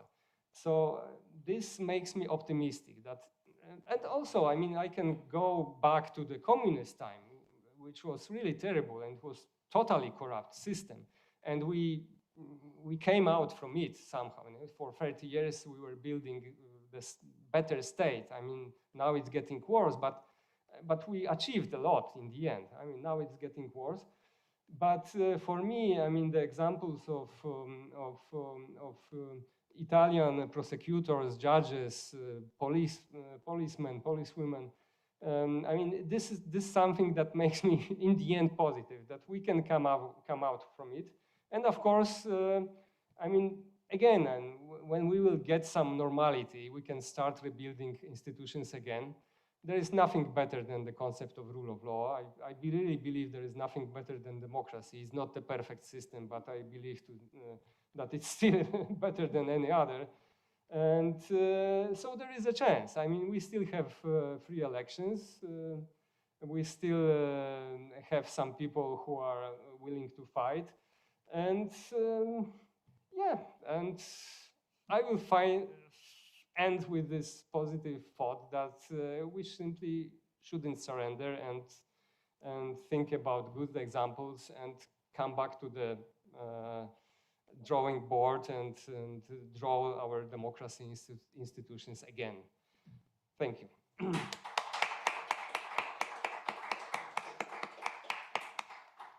Thank you very much, Gregor. And I don't know if you want to say just 1 minute. I think that your contribution was precious, and you gave a lot of interesting data. And what was really interesting was your interpretation of the peculiarities of corruption in Poland, the attitude of public opinion towards grand corruption. And we really appreciate, I think, the positive message that you give, to everybody, not only to Polish citizens, that the rule of law and democracy is still, the winning institution, that we can really, continue to defend it, at least. Okay, thank you, and have a good trip home. Unfortunately, you cannot stay, but in case somebody can write to you for some comments. Okay. So maybe you will receive some questions. Okay, so now we still have 3 other presentations. So there is the possibility to have a short coffee break if you need. You do need a coffee break, or we can continue. Otherwise, we really finish too late, maybe. And I think that we need a little bit of time for some questions and answers. Okay, so we go ahead. And now it's the time of Jan Havlicek, the case of Czechia. Oh, it's you? No? Okay, he's coming. Okay.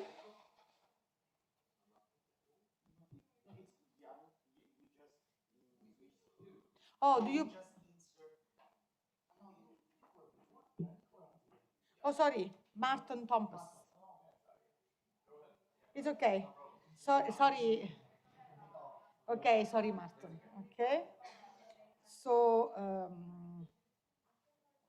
we are back to Hungary. A practical approach, anti-corruption investigation systems in Hungary. Martin Thompson, anti-corruption leader of Momentum. Thank you, Martin, and please.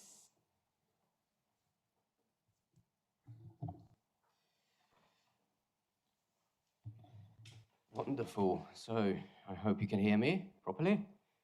Yes, you can. Amazing. Thank you so much. Well, first of all, thank you for inviting me here. I really appreciate the possibility and the chance. And I hope we're going to have a presentation soon up. But before we do that, I wanted to say that I'm not a scholar. I'm not a researcher. I'm really honored and humbled to be here with you, because I am just a politician who is leading our party's anti-corruption working group. And what I'm trying to show you today is how we do it, what kind of communication tools we use. But this is going to be very informal, this is going to be very anecdotal, and it's going to be completely different than what you have seen and heard before. So just bear with me, and yeah, let's see the presentation sooner or later.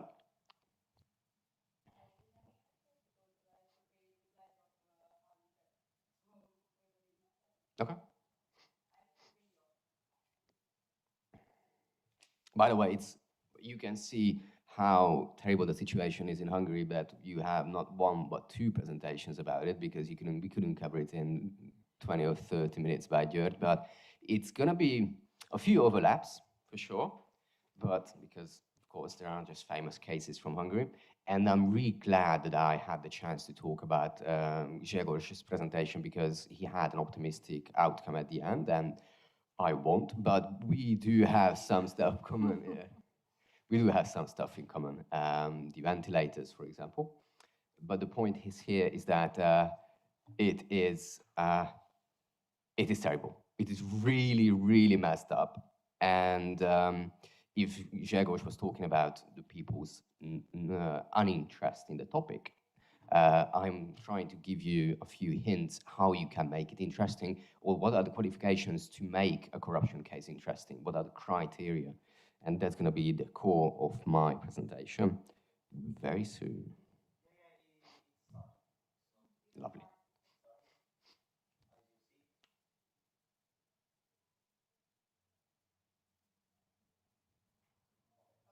Nice, thank you. So, fighting corruption in Hungary.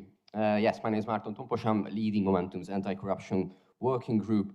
And I would like to talk to you about three things on the next slide. So we will cover the perception of corruption in Hungary, what people think about it, how they think about it, what's the general idea of corruption. Then, in light of all the findings, what's the point of anti-corruption work, and how to fight fire with fire. So let's start with the perception of corruption in Hungary. I would like to show you 3+1 tables on the next slide, which is going to, I'm going to read you, please go one more. Yes, thank you. If you can't see it, I'm going to read it for you. Talking more generally, if you wanted to get something from the public administration or public service, to what extent do you think it is acceptable to do any of the following? It's data from 2020. To do a favor, and Hungary won.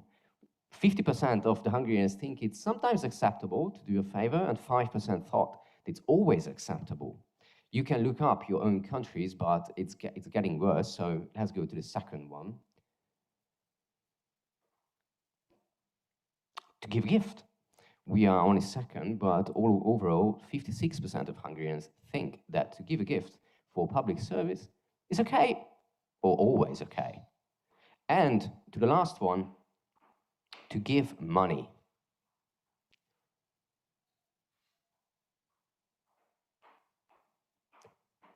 Look at the differences.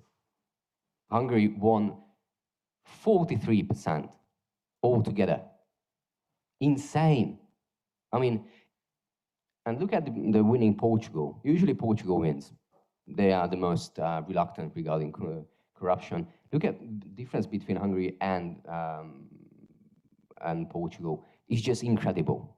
So before we go to the question that's been absolutely hanging in the air, what on earth is the point of fighting against corruption in a country which accepts corruption on this level? Let's go to our final table, which is the general acceptance of corruption within the EU 28, now 27. 38% in Hungary thinks only that corruption is completely unacceptable. Portugal, 88%. Insane.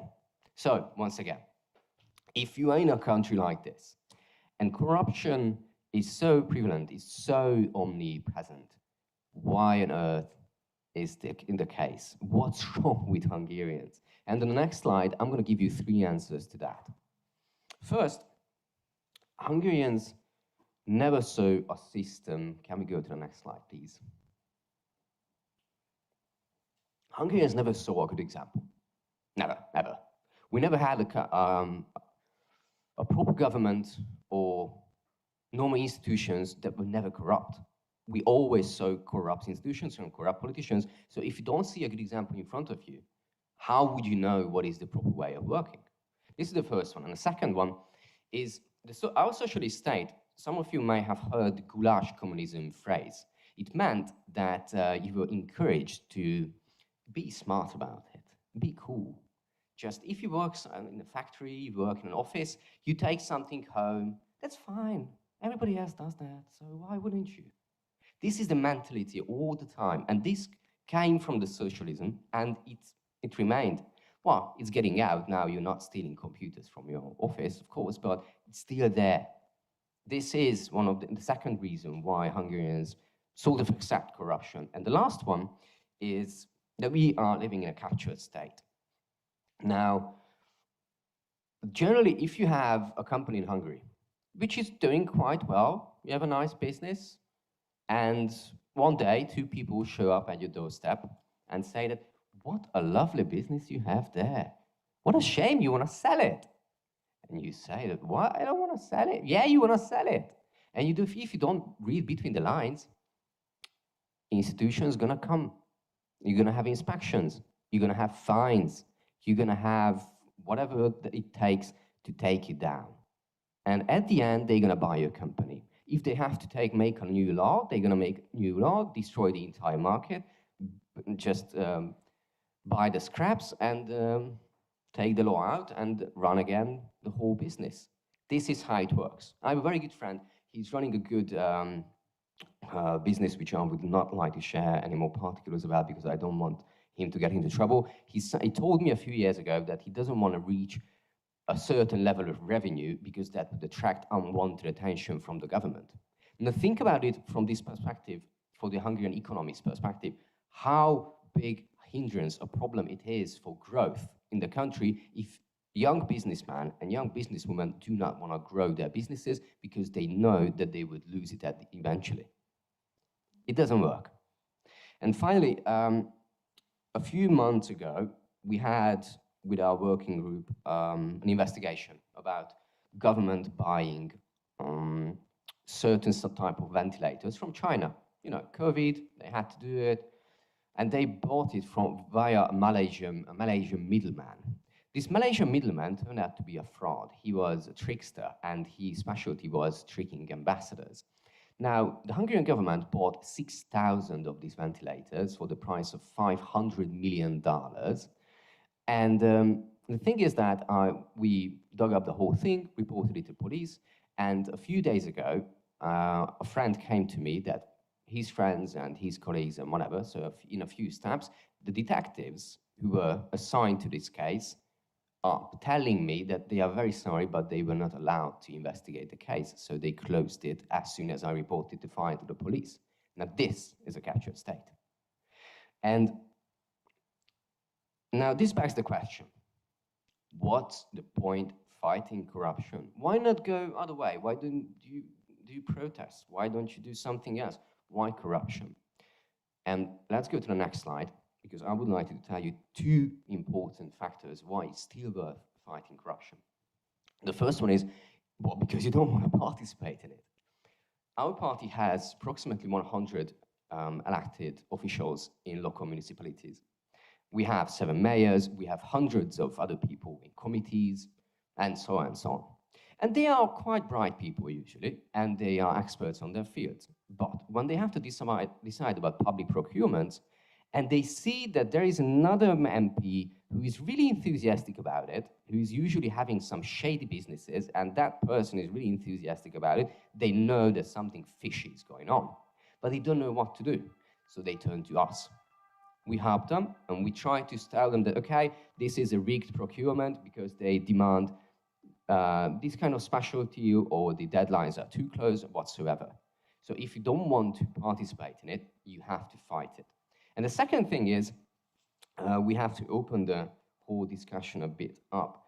The Hungarian government has a basic principle, and that is that you have to rule the day. You have to rule the agenda. You have to rule the theme of the day. Let me tell you what that means exactly. Let's go to the next slide, please. In 2015, there were a few quite important issues going on in Hungary. The first one,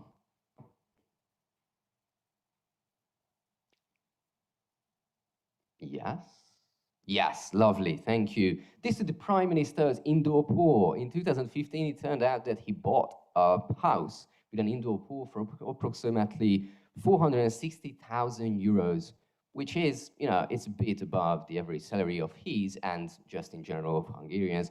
Still, he bought it, he has it, and when he was asked by the media that, okay, how did you have the money for it? He said, well, the family helped a lot. And it's like, cool, okay.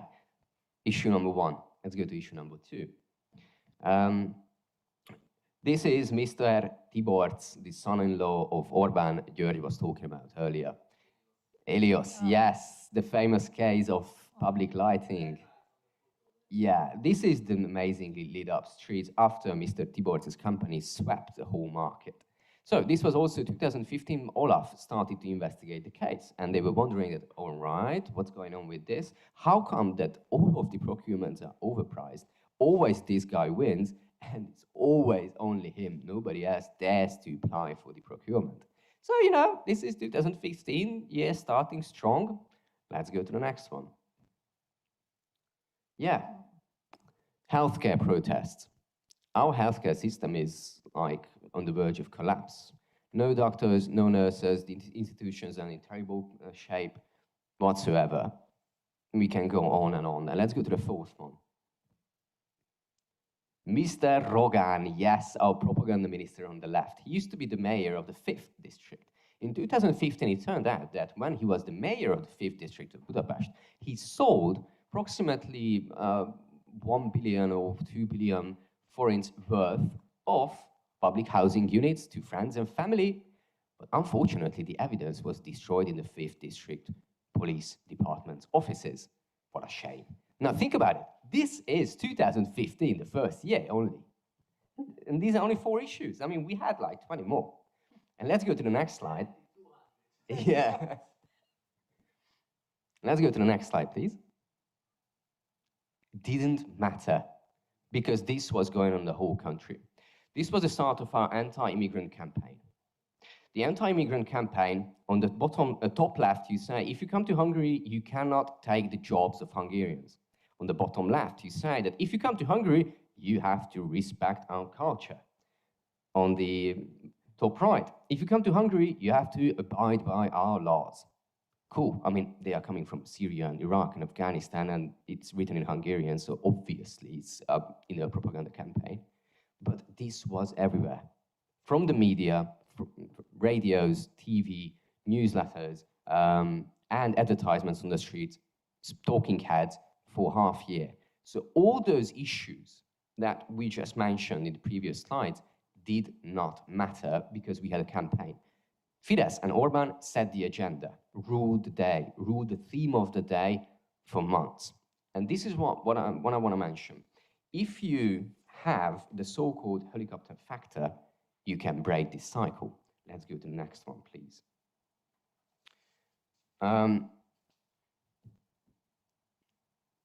Thank you. Fight fire with fire. And these are the 2 conditions to have the helicopter factor and have a chance to break the agenda and to fight this kind of overwhelming propaganda machine. What are people interested in? First, they're interested in tabloid. Yes, the juicy gossips, how they spend their money, what do they do in their secret rich lives. Yes, they want to know everything. And the second one is absurd. Absolutely curious about absurd, something they can hook their minds on. It's remembered. Like talking about Ukraine, what do you remember of the Ukraine revolution and just getting the stuff out of the palace?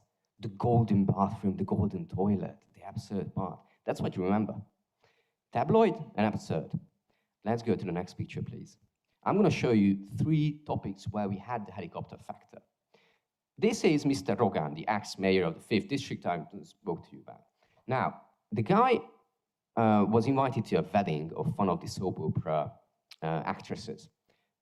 He went with his family, his wife, his children, and it was in the eastern part of Hungary, yeah, but Hungary is small, so if you want to take a ride, it's 2 or 3 hours mainly.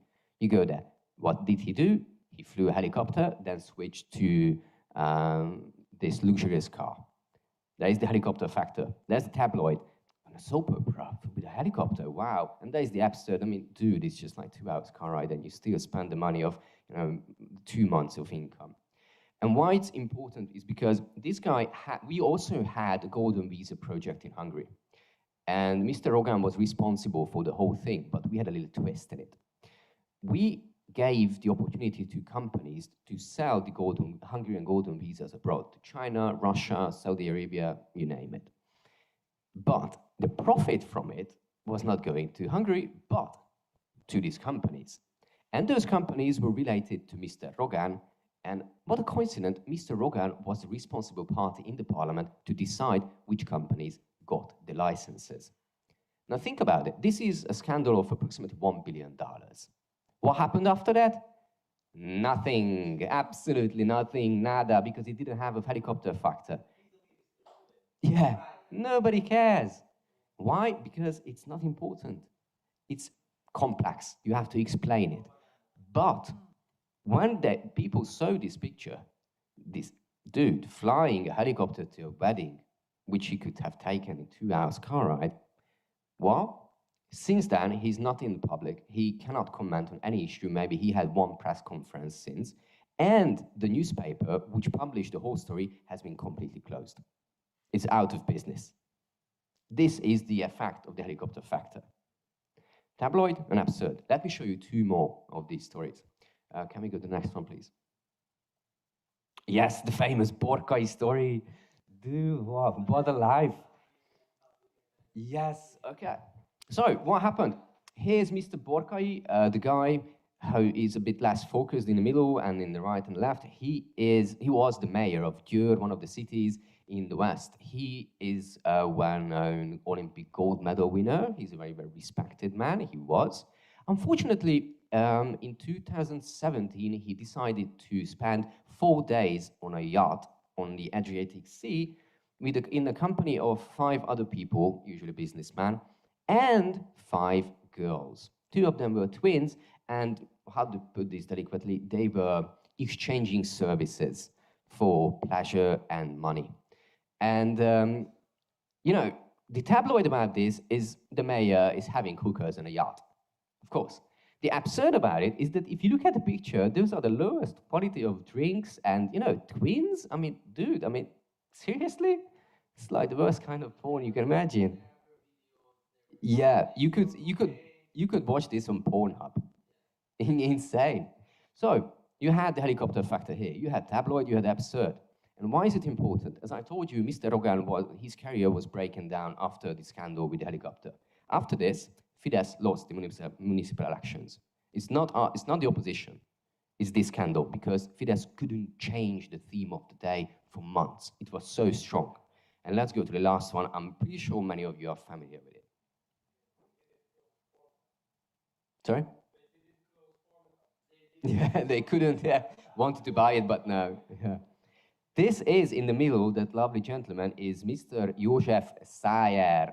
He was an MEP in Brussels, he member of the European Parliament, and he was caught by the Belgian police when he was trying to flee a gay orgy drug-fueled gay orgy by climbing down the drain pipe. Now, I'm not sure if I have to explain to you where is the tabloid and where is the absurd in an MVP trying to, you know, run away. Yeah, that's what I was about to say. Yeah. Here, you see the backpack, it was full of LSD and other drugs. So yeah, tabloid, absurd, that's there. And for months, Fidesz couldn't change the topic. Why is it important, and that's the final point of my presentation, why is it important to have the helicopter factor? It's not only because it's fun, of course it is fun, because you can laugh at these idiots, but also because you have an opportunity to speak about the world a bit. When you find an issue with a helicopter factor, with some kind of tabloid and absurd in it, you're gonna get media attention. If you're gonna find something that's billions of forints or whatever, that's stolen money, they won't care. But now you're gonna have 5 minutes of fame, which when the first minute you can tell, yeah, this is bad, this is not how it should be, but you have also 4 other minutes to talk about the world, how you wanna change it, what ideas you have. And this is why it's worth fighting for. But if you don't use the proper communication tools, you won't be able to. So I really appreciate all your work. I'm trying to put it into practice. And once again, thank you so much.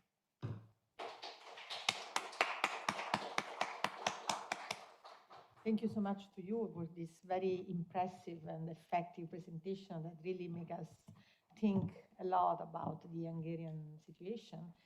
And thanks also for your participation, because of course, I mean, you were sharing some evidence. Yeah, a lot. So it was really interesting. Yeah, that's why it was very interesting, because you know it was complementary and was very good for us to listen to both of you. Thank you. So now we have our other 2 presentations. So Jan Havlicek.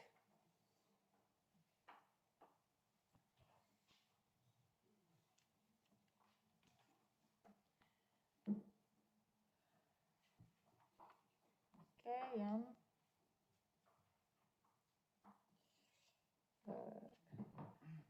Hello.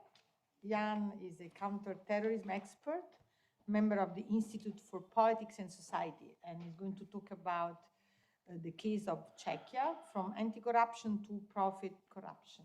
Thank you. Yes, thank you very much for the kind introduction, Emma. Is the presentation ready? Almost. So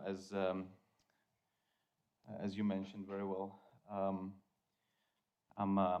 I'm not really a counter-corruption or anti-corruption expert. My expertise is in terrorism. So I may not be able to tell you all the caveat and all the theoretical issues related to corruption, but I will definitely try my best and give you some overview of the corruption, of the state of corruption in the Czech Republic. And thank you very much for having me. It's a really pleasure for me to be here and to be able to speak to you today. So what I'm going to talk about is the overview of the corruption in the Czech Republic.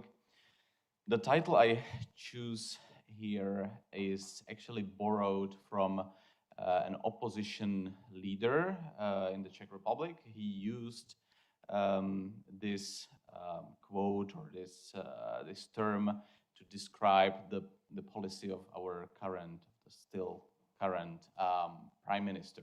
So basically, he says that our prime minister started as his party started as an anti-corruption movement and ended up as profit corruption. So I just borrowed his words without saying I agree or disagree, just liked it. So what I'm gonna talk to you about, I will start with a short video.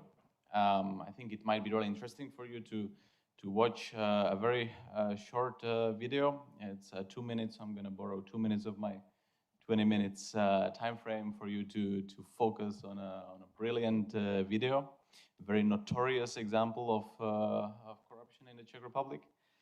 And then I'm gonna tell you some overview and then explain in more details a case study, probably the most famous case of corruption case of Czech Republic. So if we can please move to the next one. So here is going to be the video before we play it, if it's going to be possible to play it. Before we play, I'm just gonna. Can we maybe try if it's gonna work? It's a YouTube video, so.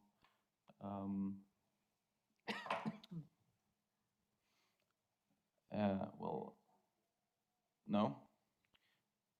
It's not gonna play. Or if you could, no. If you have YouTube, then you can just copy the title there, Karlovarská losovačka. It's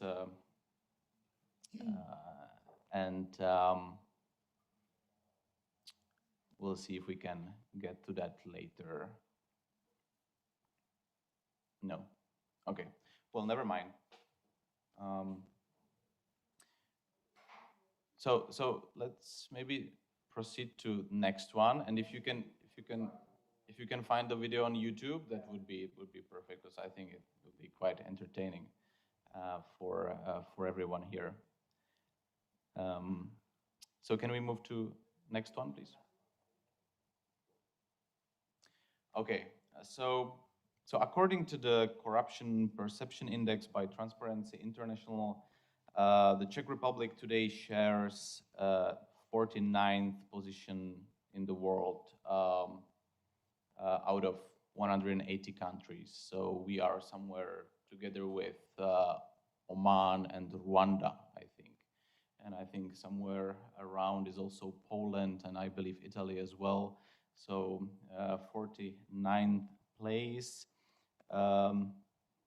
The index uses a scale from 0 to 100, where 100 is very clean in terms of corruption, and 0 is highly corrupt. So we are in between highly corrupt and clean.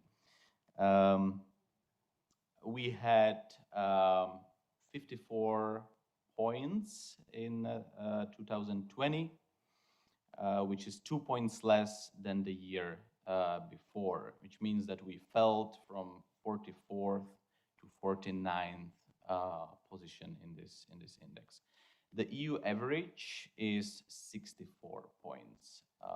So unfortunately, we are quite below the average within EU member states. The Czech Republic is on the 19th place out of 27 member states.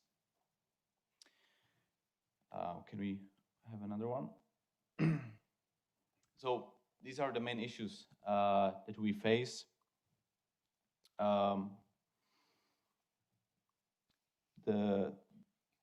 The most significant loss of points that we deal with is how people in public office are prevented from using or abusing their positions to take to their advantage. So we have not been able to cope with classic corruption cases such as bribery or inefficiency in the use of public funds, that's for sure. We are also failing to eradicate cases of political corruption, and a big problem that we have is the protraction of court processes. So even, and if we will be able to come back to that video, which is a really, really famous case of corruption, those people who are involved in that video, in that case, have never been sentenced, although it's quite clear what was happening there. So according to Transparency International, opaque lobbying is also one of the reasons to blame. Yeah, these are, I would say, the main issues that we have. Let's move to another one. Thank you. So the case study I mentioned before is the case of David Rath. David Rath, I chose this this case because I think it's really the most famous one, or infamous, I should say. So David Rath, member of the Social Democrats, or ČSSD. He is a former Minister of Health. He is a former regional governor and a deputy at Chamber of Deputies. So very famous politician, one of the most famous Social Democrats, a traditional party in the Czech Republic. He was caught in May 2012 with amount of money that converted to euros was 275,000 euros of alleged bribe money stuffed in a wine box. It was, I don't know if I should say alarming or funny situation, because the way the police came to him and caught him with the money was quite funny. He was in his he was in the house of a director of one of big hospitals in central Bohemian region of the Czech Republic, where this lady was giving him the money, and he was using this wine box. So when the police came, they told him, "We are the police. We are here to arrest you." It's quite unique thing because he was enjoying parliamentary immunity as a member of parliament, as a deputy. So he was enjoying this immunity, but because they caught him during the act, then they had the right to do that. So they came to that house and they asked him, "Okay, so what are you doing here? Do you have any weapons?" He said no. So okay, so they saw the box, the wine box, and so they asked, "What's in the wine box?" And he said, "I guess it's wine. It's what I get from this lady." The police officer opened the box, and there is actually a recording, but there is no way to. I mean, there is no reason to show you because it's in Czech language. But so the police officer opened the box and said, "Doesn't look like wine." And Mr. Rath said, "Oh, really? That's interesting." So, so he's playing dumb. He was expecting. It actually became sort of a saying in the Czech culture, like when you give, really. Like when you really like give someone a wine box, there is always comes this story that there might be something else than wine. So it basically became a folklore in our society. So later, police found another 400,000 euro in his other house, and then 1,200,000 euros found in the house of the director of the hospital. So what his job was when he was the governor, because we have 14 regions and each region has a governor. So when he was a governor of one of these regions, he was helping the directors of the hospitals. He was working with 10 other people, companies, directors, and they were dealing with this.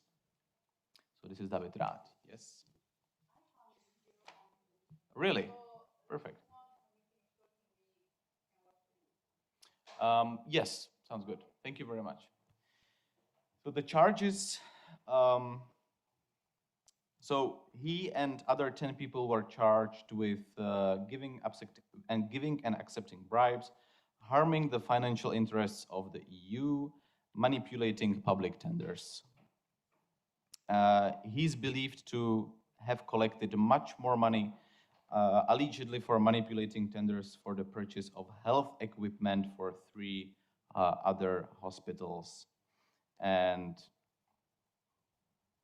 so the group and the former governor have also been charged with an attempt to gain about 300 million crowns, which is about 12 million euro from European subsidies. So big problem that I already mentioned with the Czech Republic is that although you have super clear case, you catch that person in the crime, it's really hard to sentence them. With Mr. Rath, he has been in detention since 2012, but he was ultimately sentenced in 2019, I believe. So he was like, he went outside, he was released, then he was like taken in again. He actually managed during these trips outside of the prison, he managed to candidate again. So if I can ask you for next slide, there should be next slide, please, please, please. There should be actually something from, I believe my Polish colleague can understand. For everyone else, I can translate. So this is from, I believe, 2018, when this same person was running for Senate. So in 2018, he was running for Senate. In 2019, he was running for European Parliament. And what this means here says, I guess you can see the word corruption there. He says basically, fighting corruption, or, okay, I should say, I will never give up on fighting corruption. So this is what it says. Boj s korupcí nikdy nevzdám. I will never give up on fighting corruption. This is it. He was. You can Google it. He was running for Senate, and then this is. So I'm not 100% sure, but the fact is that he was running for 2 offices.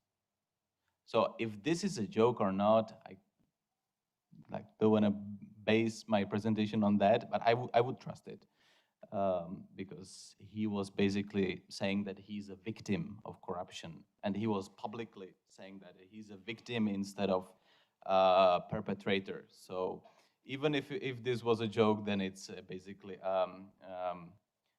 it's reality to some extent. Can we move to a last one, please? So this was just a case study, but of course more corruption in Czechia going on. I just mentioned 3 pretty famous cases. The first one, which you can also see on the photo, is in Czech language, it's Čapí hnízdo. In English, it would be translated as stork's nest. Stork is the white bird, and the compound with different facilities owned by the current prime minister. So there was there is still suspicion, because it's still in the phase of in the state of suspicion. Suspicion of purposeful drawing of subsidies, European subsidies, in 2016 by Andrej Babiš, the current prime minister, who's been there for about 8 years now, and who entered politics with his anti-corruption movement.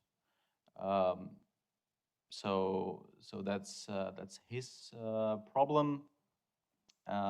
Then quite famous was sport subsidies, bribes from the chairman of the Czech Football Association, Miroslav Pelta, to Minister of Education, because the Minister of Education was deciding who's gonna get what kind of subsidies. So they were working together for football, of course, for the sake of football. And the last one, a contract, was a really, really expensive website.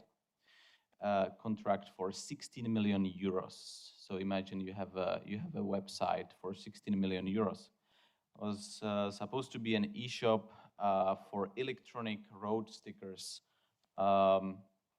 which was awarded without open competition by former Minister of Transportation in 2020. His name was Vladimír Kremlík.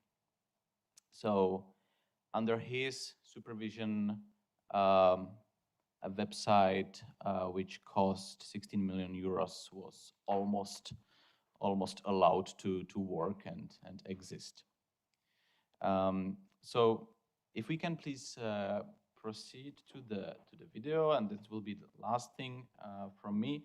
I'm just gonna I'm gonna tell you some background of the video. So this is from 2006.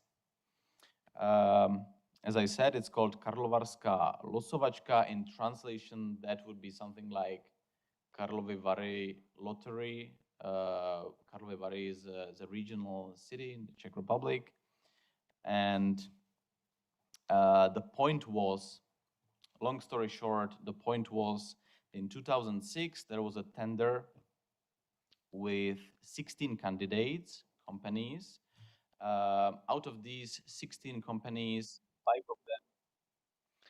5 of them were supposed to be selected for further evaluation, and then later some of them were supposed to be selected for a building project of an arena in Karlovy Vary.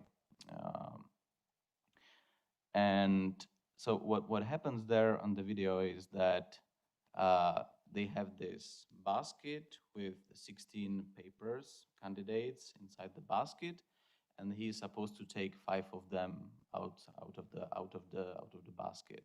So he takes 3 pretty quickly, but it takes him 32 seconds to take 1 and the last one, the 4th and the 5th. So you will, and I mean it's ridiculous because the notary, the woman who is supposed to like overlook the process, is sitting right next to him, and she's laughing. She's watching and she's laughing. So if we can play the video, please. I think it's the right moment now. So the point was to narrow the pool of candidates from 16 to 5. The first 3 candidates were okay. They were selected correctly, but then they really needed some 2 candidates. They really needed them. So it took him some time to find them. Okay. Nyní pak přistoupím k vložení čísel. Kolega ukázal vlastně, že losovací nádoba je prázdná. Nádobu postupně vkládat čísla. Soustavové číslo 3 je konstruktiva Confit AS. Pořadové číslo 14 má Synerbau Metro Stav Liberec. Pořadové číslo 15 má Českobudějovické pozemní stavby společnost ručení mezi České Budějovice. A pořadové číslo 16 má Energie, stavební a báňská AS Praha 5 motor. Takže bylo vloženo 16 čísel uchazečů. Takže požádám kolegu pana Krista, aby mě postupně podával čísla.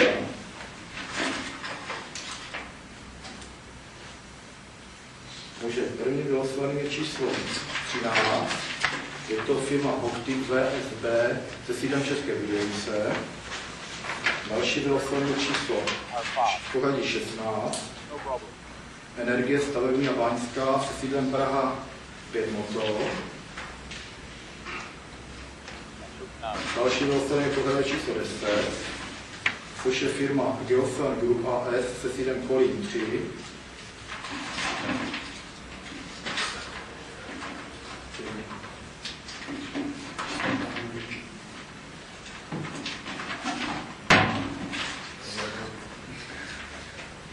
Stop it. Stop.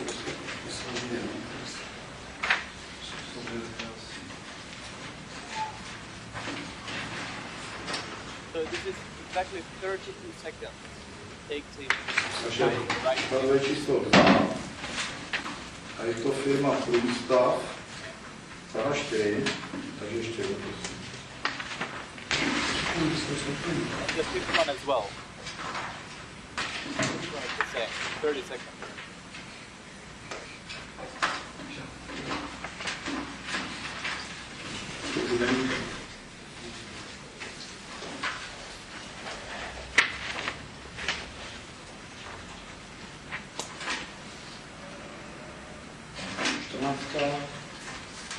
Takže firma Siner, Metrostav, Liberec. A to už je všechno.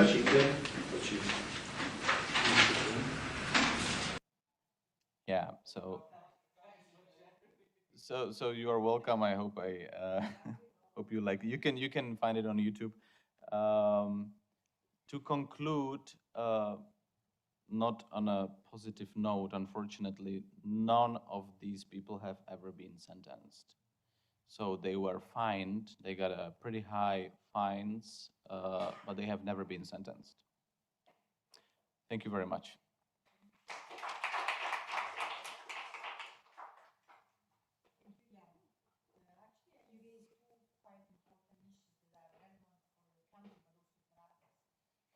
Problem of the efficacy of the judicial system, which is very crucial for corruption crimes, and also the other issue which is quite debated around, that is the opportunity of the candidature of politicians which are still under investigation. And that's another one that also in Italy have been discussed in the past, that it's still a hot issue to consider. Absolutely. Okay. Thank you. And now I think that we are ready to conclude with Fabio Padovano. This is going to be the last contribution, last presentation. That actually we put it at the end of the convention of today because Fabio goes back. No, because Fabio goes back to the title of the book, which is Corruptissima Republica, Plurimae, and make a very interesting reflection about what is behind this Tacito statement. Fabio Padovano is professor of public economics at the University of Roma in Italy and the University of Rome in France. Thank you very much, Professor Galli. May I have the slides, please? So basically, what I have done in what I'm going to present to you now is the introduction to the book that I had the honor to write. And so I'm trying to read the title of the book, which is a famous quote by Tacitus on the third book, 27 paragraph of the Annales, with the lenses of modern political science, public choice theory. So the quote is, as you know from the title of the book, I'm trying to speak slowly while the slides arrive, is Plurimae leges, Corruptissima Republica, Plurimae leges. So the question that I try to ask myself, and for which I would like to start a discussion, is why there should be many laws in a highly corrupt country. So what is the correlation between production of laws, so legislative activity of various sorts, not only the output in terms of laws by a parliament, because a great many laws and regulations that we have to obey now are of bureaucratic origin, So what is the connection between the legislative process and the degree level of corruption in a country? Next slide, please. So the idea of Tacitus, it was very clearly written. I mean, Tacitus is not always easy to translate, but nevertheless, in this case, it was quite clear. Is that when a country is highly corrupt, the private interests tend to replace public interests. And in order to satisfy private interests, you need more laws, because public interests tend to be more encompassing, and therefore fewer pieces of legislation are needed to satisfy the entire community of a country. That when you have to satisfy single individuals, then you need more laws. And that's the connection according to Tacitus. Now, my question is, can we step back one step and see if the seeds of corruption are actually in the legislative process that then produces corruption, okay? So, well, if we apply to this type of issue, I mean, the standard public choice theory, economic theory, legislation, then we all know that there is an inefficiency in the legislative process, namely the idea of equality in producing the law, the fact that everybody has a vote and therefore votes needs to be counted as opposed to being weighted, makes it impossible for the voting process to embed information about a fundamental point, namely which is the intensity of preferences that individual voters have with respect to a given subject matter of legislation. Like, for instance, if tomorrow the government, the Italian government, would say that they think to double the salary of university professor, I believe that Professor Galli and I would be very interested that such a law be approved. Since you are going to be taxed, you will be mildly against, because, I mean, there are only two of us and you are many more, and therefore you would be mildly against, and we would be strongly in favor. But still our votes are two, and your votes are many more, so the issue would not be approved, and therefore we would be quite dissatisfied about it. So what can we do in order to overcome the fact that you count as much as we do, even though, I mean, this issue is so much important for us than it is for you? Well, one thing that we can do, what people have always done, is to organize a special interest group, to get organized in order to obtain legislation being approved by legislators, giving them something in return, which is not simply the vote. Because a vote can be given by anybody, by all voters, even though they are unorganized, and a vote basically transforms something that is a continuous variable, namely the interest that everybody has on a given issue, on a dummy variable, which is basically yes or no, I am in favor of against, whatever it is the intensity of the preference. But if, as a special interest group, we can provide legislators with something more that is more in line and more reflective of our willingness to pay in order to obtain a given piece of legislation, then, of course, we overcome this inefficiency in the legislative process. And that is the starting point. I mean, we can call this exchange of favors, exchange of resources, money. Well, also in case of Italy, there was a famous lobbyist who was trading olives from his electoral district in change of legislation. So, I mean, any type of, anything goes. If you've seen the movie Lincoln, about the history of the approval of the 13th Amendment against slavery, that was done bribing legislators from the other party. So, I mean, that's always been like that. We don't have to call into question Italy or modern times. Also, a sane politician like Abraham Lincoln was able to use these lobbying strategies. But we tend to call it corruption because it's an exchange of resources against legislation, not just votes as the law says we should do. Next slide, please. Now, the point is, that's where the point is interesting for scholars, namely, why is that so? Because if you think about it, I mean, special interest groups overcome an inefficiency in the voting process. But nevertheless, I mean, there are institutions that protect efficiency and the force of the voting process in any democratic decision-making process, okay? There are institutions that protect the accountability of legislators to voters in the form of elections, in the form of an independent judicial branch, in the form of new institutions that fight corruption and whatever. So the point is, for a legislator, is how to arbitrage between the conflicting interests of special interest group on the one hand, that want, as Tacitus used to say, laws being approved for private interest, that will give them resources, but not the promise of being re-elected, because the time comes when they will have to face elections, and that is when voters count, okay?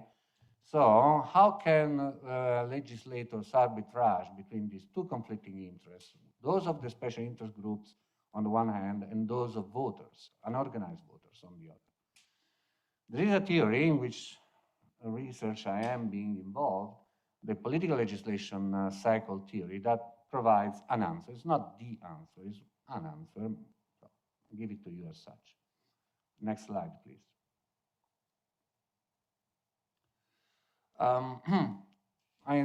I explained just the logic of the model. I spare you the equations. There are basically three agents in the legislative process that we can take into consideration.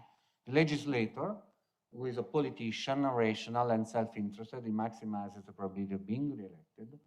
And then there are two types of voters. Voters who are unorganized, I mean, those who might be interested in general interest legislation. All of us, when we act as unorganized voters according to the law. Or we could also say, as quoting Tacitus again, those who are interested in very general issues, okay? And so those are interested in the provision of public goods, so to speak. And then there are organized voters in a special interest group, for instance, Professor Galli and myself, when legislation about universities are involved, and especially salaries of university professors. In that case, we might get organized as a special interest group and lobby the government in order to obtain what we really want with a high intensity of preferences. So, these are the three agents. And let us suppose, for the sake of simplicity, that there are two types of legislative instruments available for legislators to approve, to take any political decisions, policy decisions. One are called laws, and they are basically a theoretical category that includes all legislative instruments that are highly visible, so that also unorganized voters that have a high cost of information can be informed about, okay? Those things that go regularly on newspapers, okay, that people, everybody can be plausibly informed. And then there are decrees that are legislative instruments that are much less visible, much more difficult to be informed about. And then we can make a very long list of examples of these type of legislative instruments. They can also be laws, I mean, articles of laws that are put into a piece of legislation that deals with something totally different and are just nagged into that in order to hide them, okay? So these are provisions that are more difficult to be informed about, that voters cannot be informed about, but special interest groups can, okay? And therefore, what we can expect, and this is what the theory predicts, is that legislators tend to appease voters with laws and tend to use decrees, on the other hand, to satisfy the interests of special interest groups. And the next slide, please. So then there is, this problem can be, I mean, this arbitrage problem can be solved dynamically by the legislator.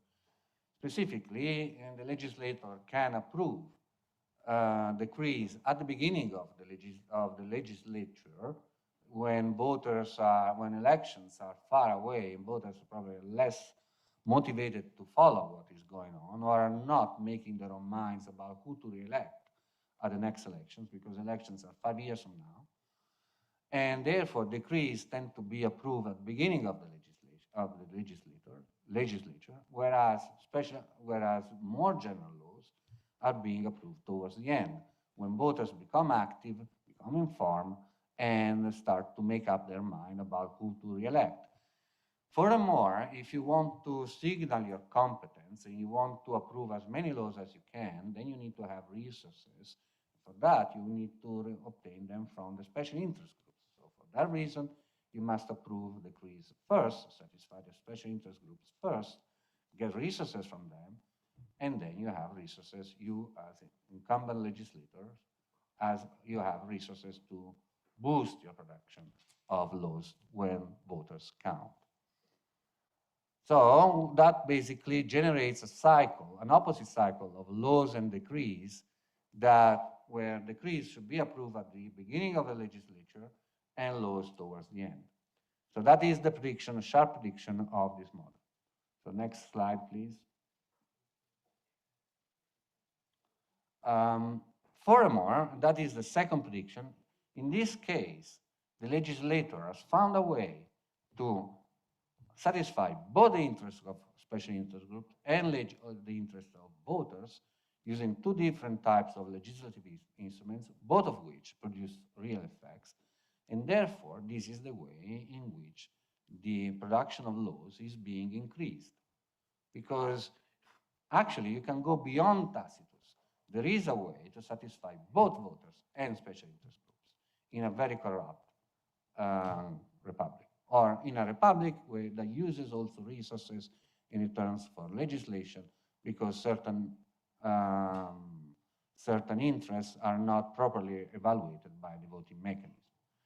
So there is this sharp prediction. Let us see whether it is correct or not, whether the facts basically support, whether there is evidence in favor of supporting this theory. And let me give you a few diagrams about it. So next slide, please. Okay, so this is the production of laws by the Italian Parliament starting from 1948 until the elections of 2018. And the vertical bars in gray are the elections. As you can see, some of them are closer than others because the regular duration of a legislature in Italy is 5 years. But you can also call an early election. When do you call an early election? When the parties, the coalition supporting the government is not able to go further or to approve more laws or to take more decisions, and so basically the coalition collapses, and then worse, then the president of the republic disassembles the parliament. So as you can see, instead the dark bars are the counts of laws approved every month by the Italian parliament, primary laws. And as you can see, there are spikes of legislative production in the few months before the elections. When, however, there is an early election, these spikes is not there because the parties are not able to coordinate in the production of a law. Next slide. These are instead the decrees. These are the decrees of the President of the Republic that typically are a sort of frappe of different type of policy decisions and so on. As you can see, they tend to have a spike in the middle of the legislature or at the beginning. And the process is even more evident if we take into consideration, for instance, the decreti legge, decrees that the government can approve and need to be passed into legislation 60 days later for reasons of urgency. But in these 60 days, basically, if the decree produces effects, these effects remain irreversible. Okay? So next slide, please. again, they are not concentrated at the end of the legislature. There are always many of them also in legislatures that end prematurely, and they tend to be towards the beginning. Now, there are a lot of conditioning factors. So if you allow me, let me show you a couple of regression results so that the correlation between the timing of during a legislature or the timing during the law of a government and the production of laws and decrees are basically clean of all the confounding factors. Okay, so next slide, please. Okay, so in the blue rectangle, you see there is a variable that basically this is a regression of the production of laws by the Italian Parliament, the first diagram, the first diagram that I showed you, on a series of variables that are, two of them are interesting for the theory, namely the months at the beginning of the life of a government and the months at the end of the life of a government. So at the beginning of a life of a government, you see the first number as a negative sign. So fewer laws are being approved at the beginning of a life of a government. But the second line, end government, as a positive sign. More laws are approved at the end of the legislature. Okay? And okay, you can say, okay, this is the Italian Parliament. No. This phenomenon has been found in the, on data for the French Republic, for the Republic of South Korea, for the Republic of European Union, for the Republic, for the Parliament of the Czech Republic, and more research is being carried out for other realities. Also, if we look at decrees, as next slide, please, you see the situation is exactly the opposite. At the beginning of the life of a government, you have more decrees being approved, all other things being equal, and towards the end, fewer of them are being approved. Okay? Now, more research now is being carried out because I would like to disaggregate between different types of decrees and therefore have an analysis that is more inspired by, say, contributions by law scholars and distinguish between different types of decrees and not like a kind of marshmallow, or not to exaggerate on aggregation, but the results tend to be stronger, if anything. Okay? So this is just to finish, next slide. So this is the situation, okay? This is why in a highly corrupt republic there are more legislation. The origin of everything is the fact that we use a technology in modern democracies to express our votes that has been invented in 1789 by the National Assembly of France after the Revolution. Okay?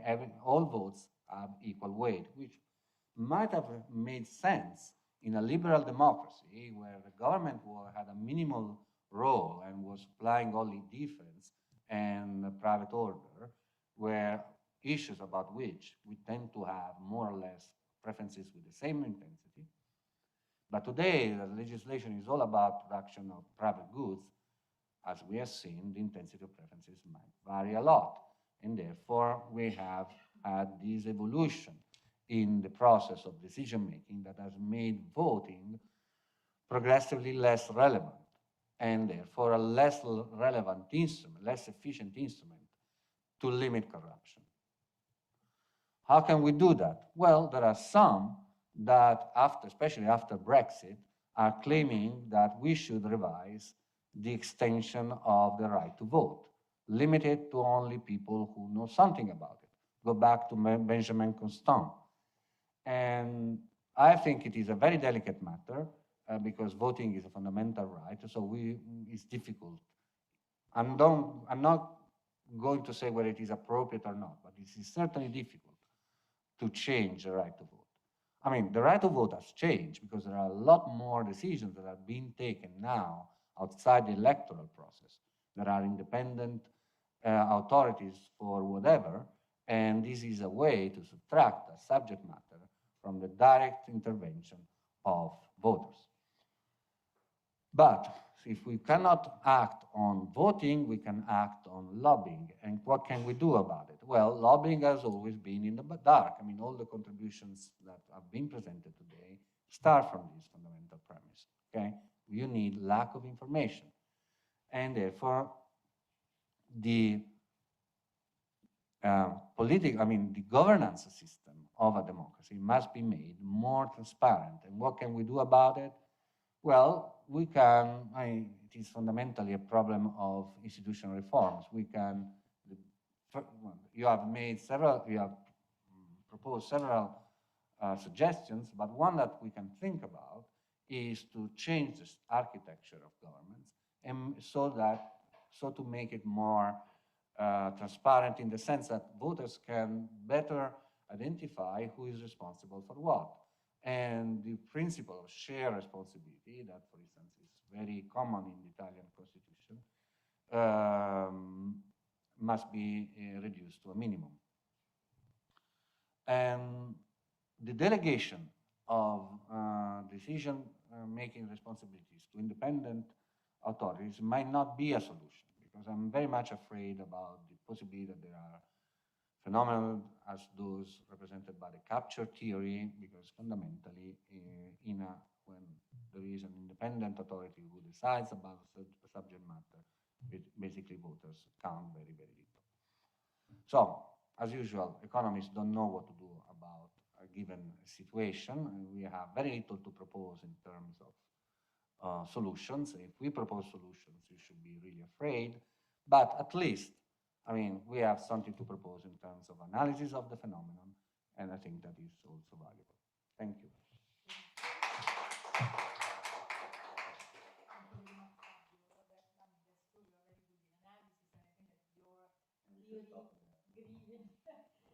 Your theory-driven analysis of the legislative process is quite thoughtful, and especially for the potential relation with corruption.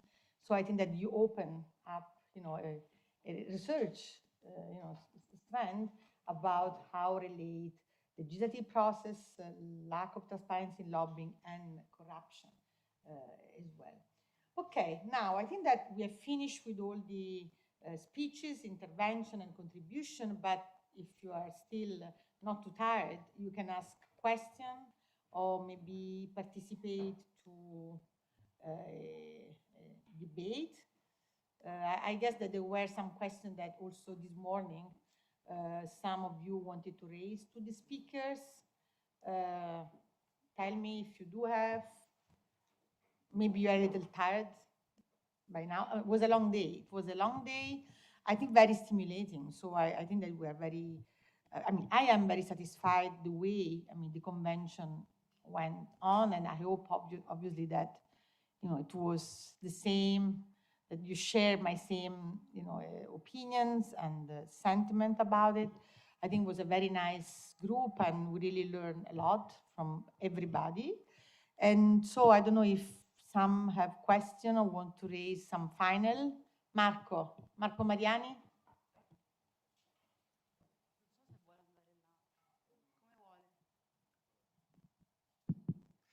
Thank you, Emma. I have to congratulate with all the speakers, because all of them were motivational today. So I'm very happy about that. Thank you also to our last speakers, who stressed very well the meaning of the quotation from Tacitus, Plurimae leges, Corruptissima Republica. And I have a question for whom it may concern.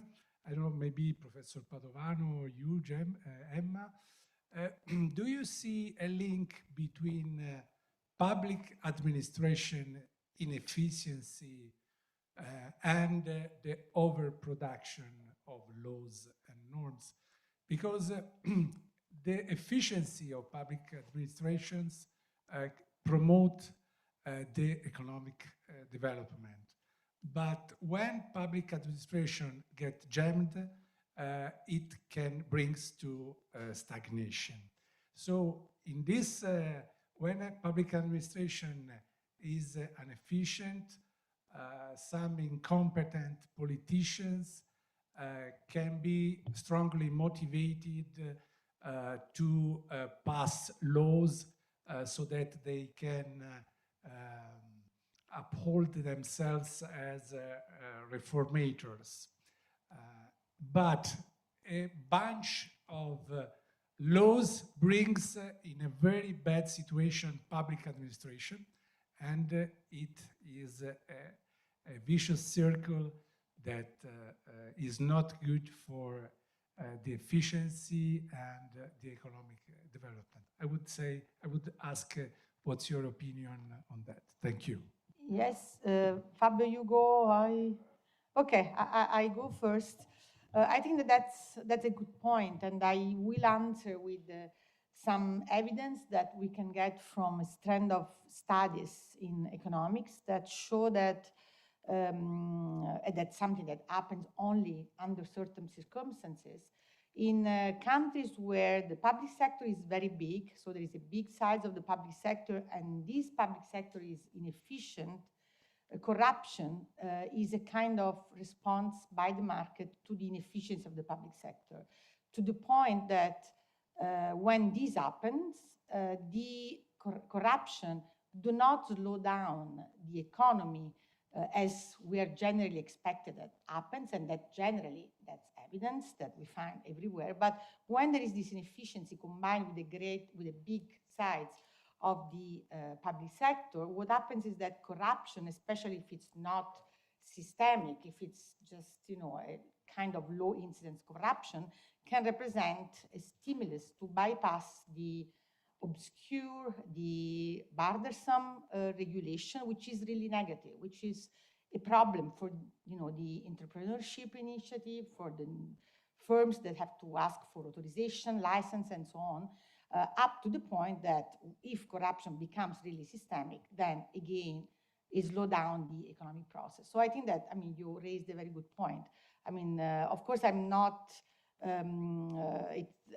putting ethics and in this argument. I'm just proposing to all of you some evidence that we found in economics that a big state, an inefficient state, especially not only big but inefficient, is not good for the economy, and corruption can be, and that's paradoxically, of course, a kind of reaction that companies have to bypass.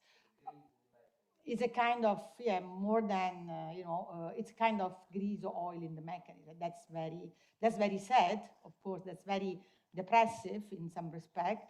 And again, of course, if we look at other experience of Scandinavian countries where the public sector is big but efficient, that's something that do not happen. But we have to be careful to widen too much the public sector, especially if this goes by with inefficiency, because that's one quite a dangerous mechanism that may even allow corruption.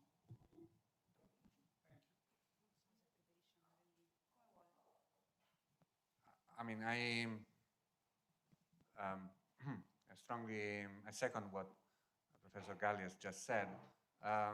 There is also another situation that might arise, which is basically gives the same results as those that Emma has highlighted, but through a different process. That, for instance, I can explain by making reference to, say, environmental policy. Okay? Any law has a redistributive potential, has a redistributive effect. Somebody is made worse off and somebody is made better off by any type of law. So, for instance, in the case of environmental protection, governments tend to have an interest in approving legislation that is in the best interest of people, because we are all concerned about the environment. However, this type of regulation is bad for firms that have to apply it. So in that case, it is also important that the administration be inefficient, or that the law becomes too complicated to apply, because in this way, politicians can have can be happy on both counts. That is to say, they show to the voters that they are doing something because they have approved the law, But at the same time, the law is not being applied because either the administration is inefficient or the legislative system is too burdensome also for the administration. Therefore, nothing actually is being done. And also the firms in that case are happy because basically they are the target of legislation that eventually is not applied. Okay? And that is basically history that you find in environmental policy more often, time and again. Before I will leave, I think this is very interesting research question. I'm not sure if there is any research available already in the area, for example, of sociology of law. I can. Sorry, put the microphone near the mouth, please, because okay, perfect. There is the voice from. So may I continue? I will be quick. I will be quick and to the airport. But I think that I don't know. Maybe we should check it. But I think that the answer is not easy because on the one hand, administration likes to create rules and formal rules because this is the form of enchanting the reality by rules. I mean, very often officials think that if they adopt or propose legislation, then the problem will be solved, like any kind of social problem. But between the law and reality, there is also custom. Yes, and I think that that it is very important to solve problems like corruption problems and different problems, social problems, also by enforcing good habits. I mean, good customs, and this always go together. I mean, so, but maybe this is a question for the next project.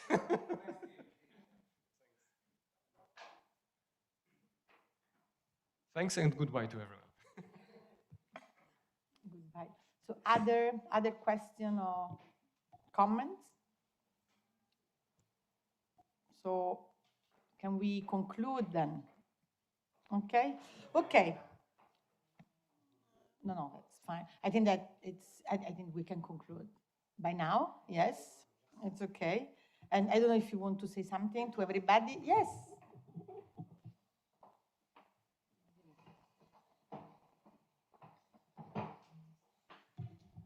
So, hi everyone.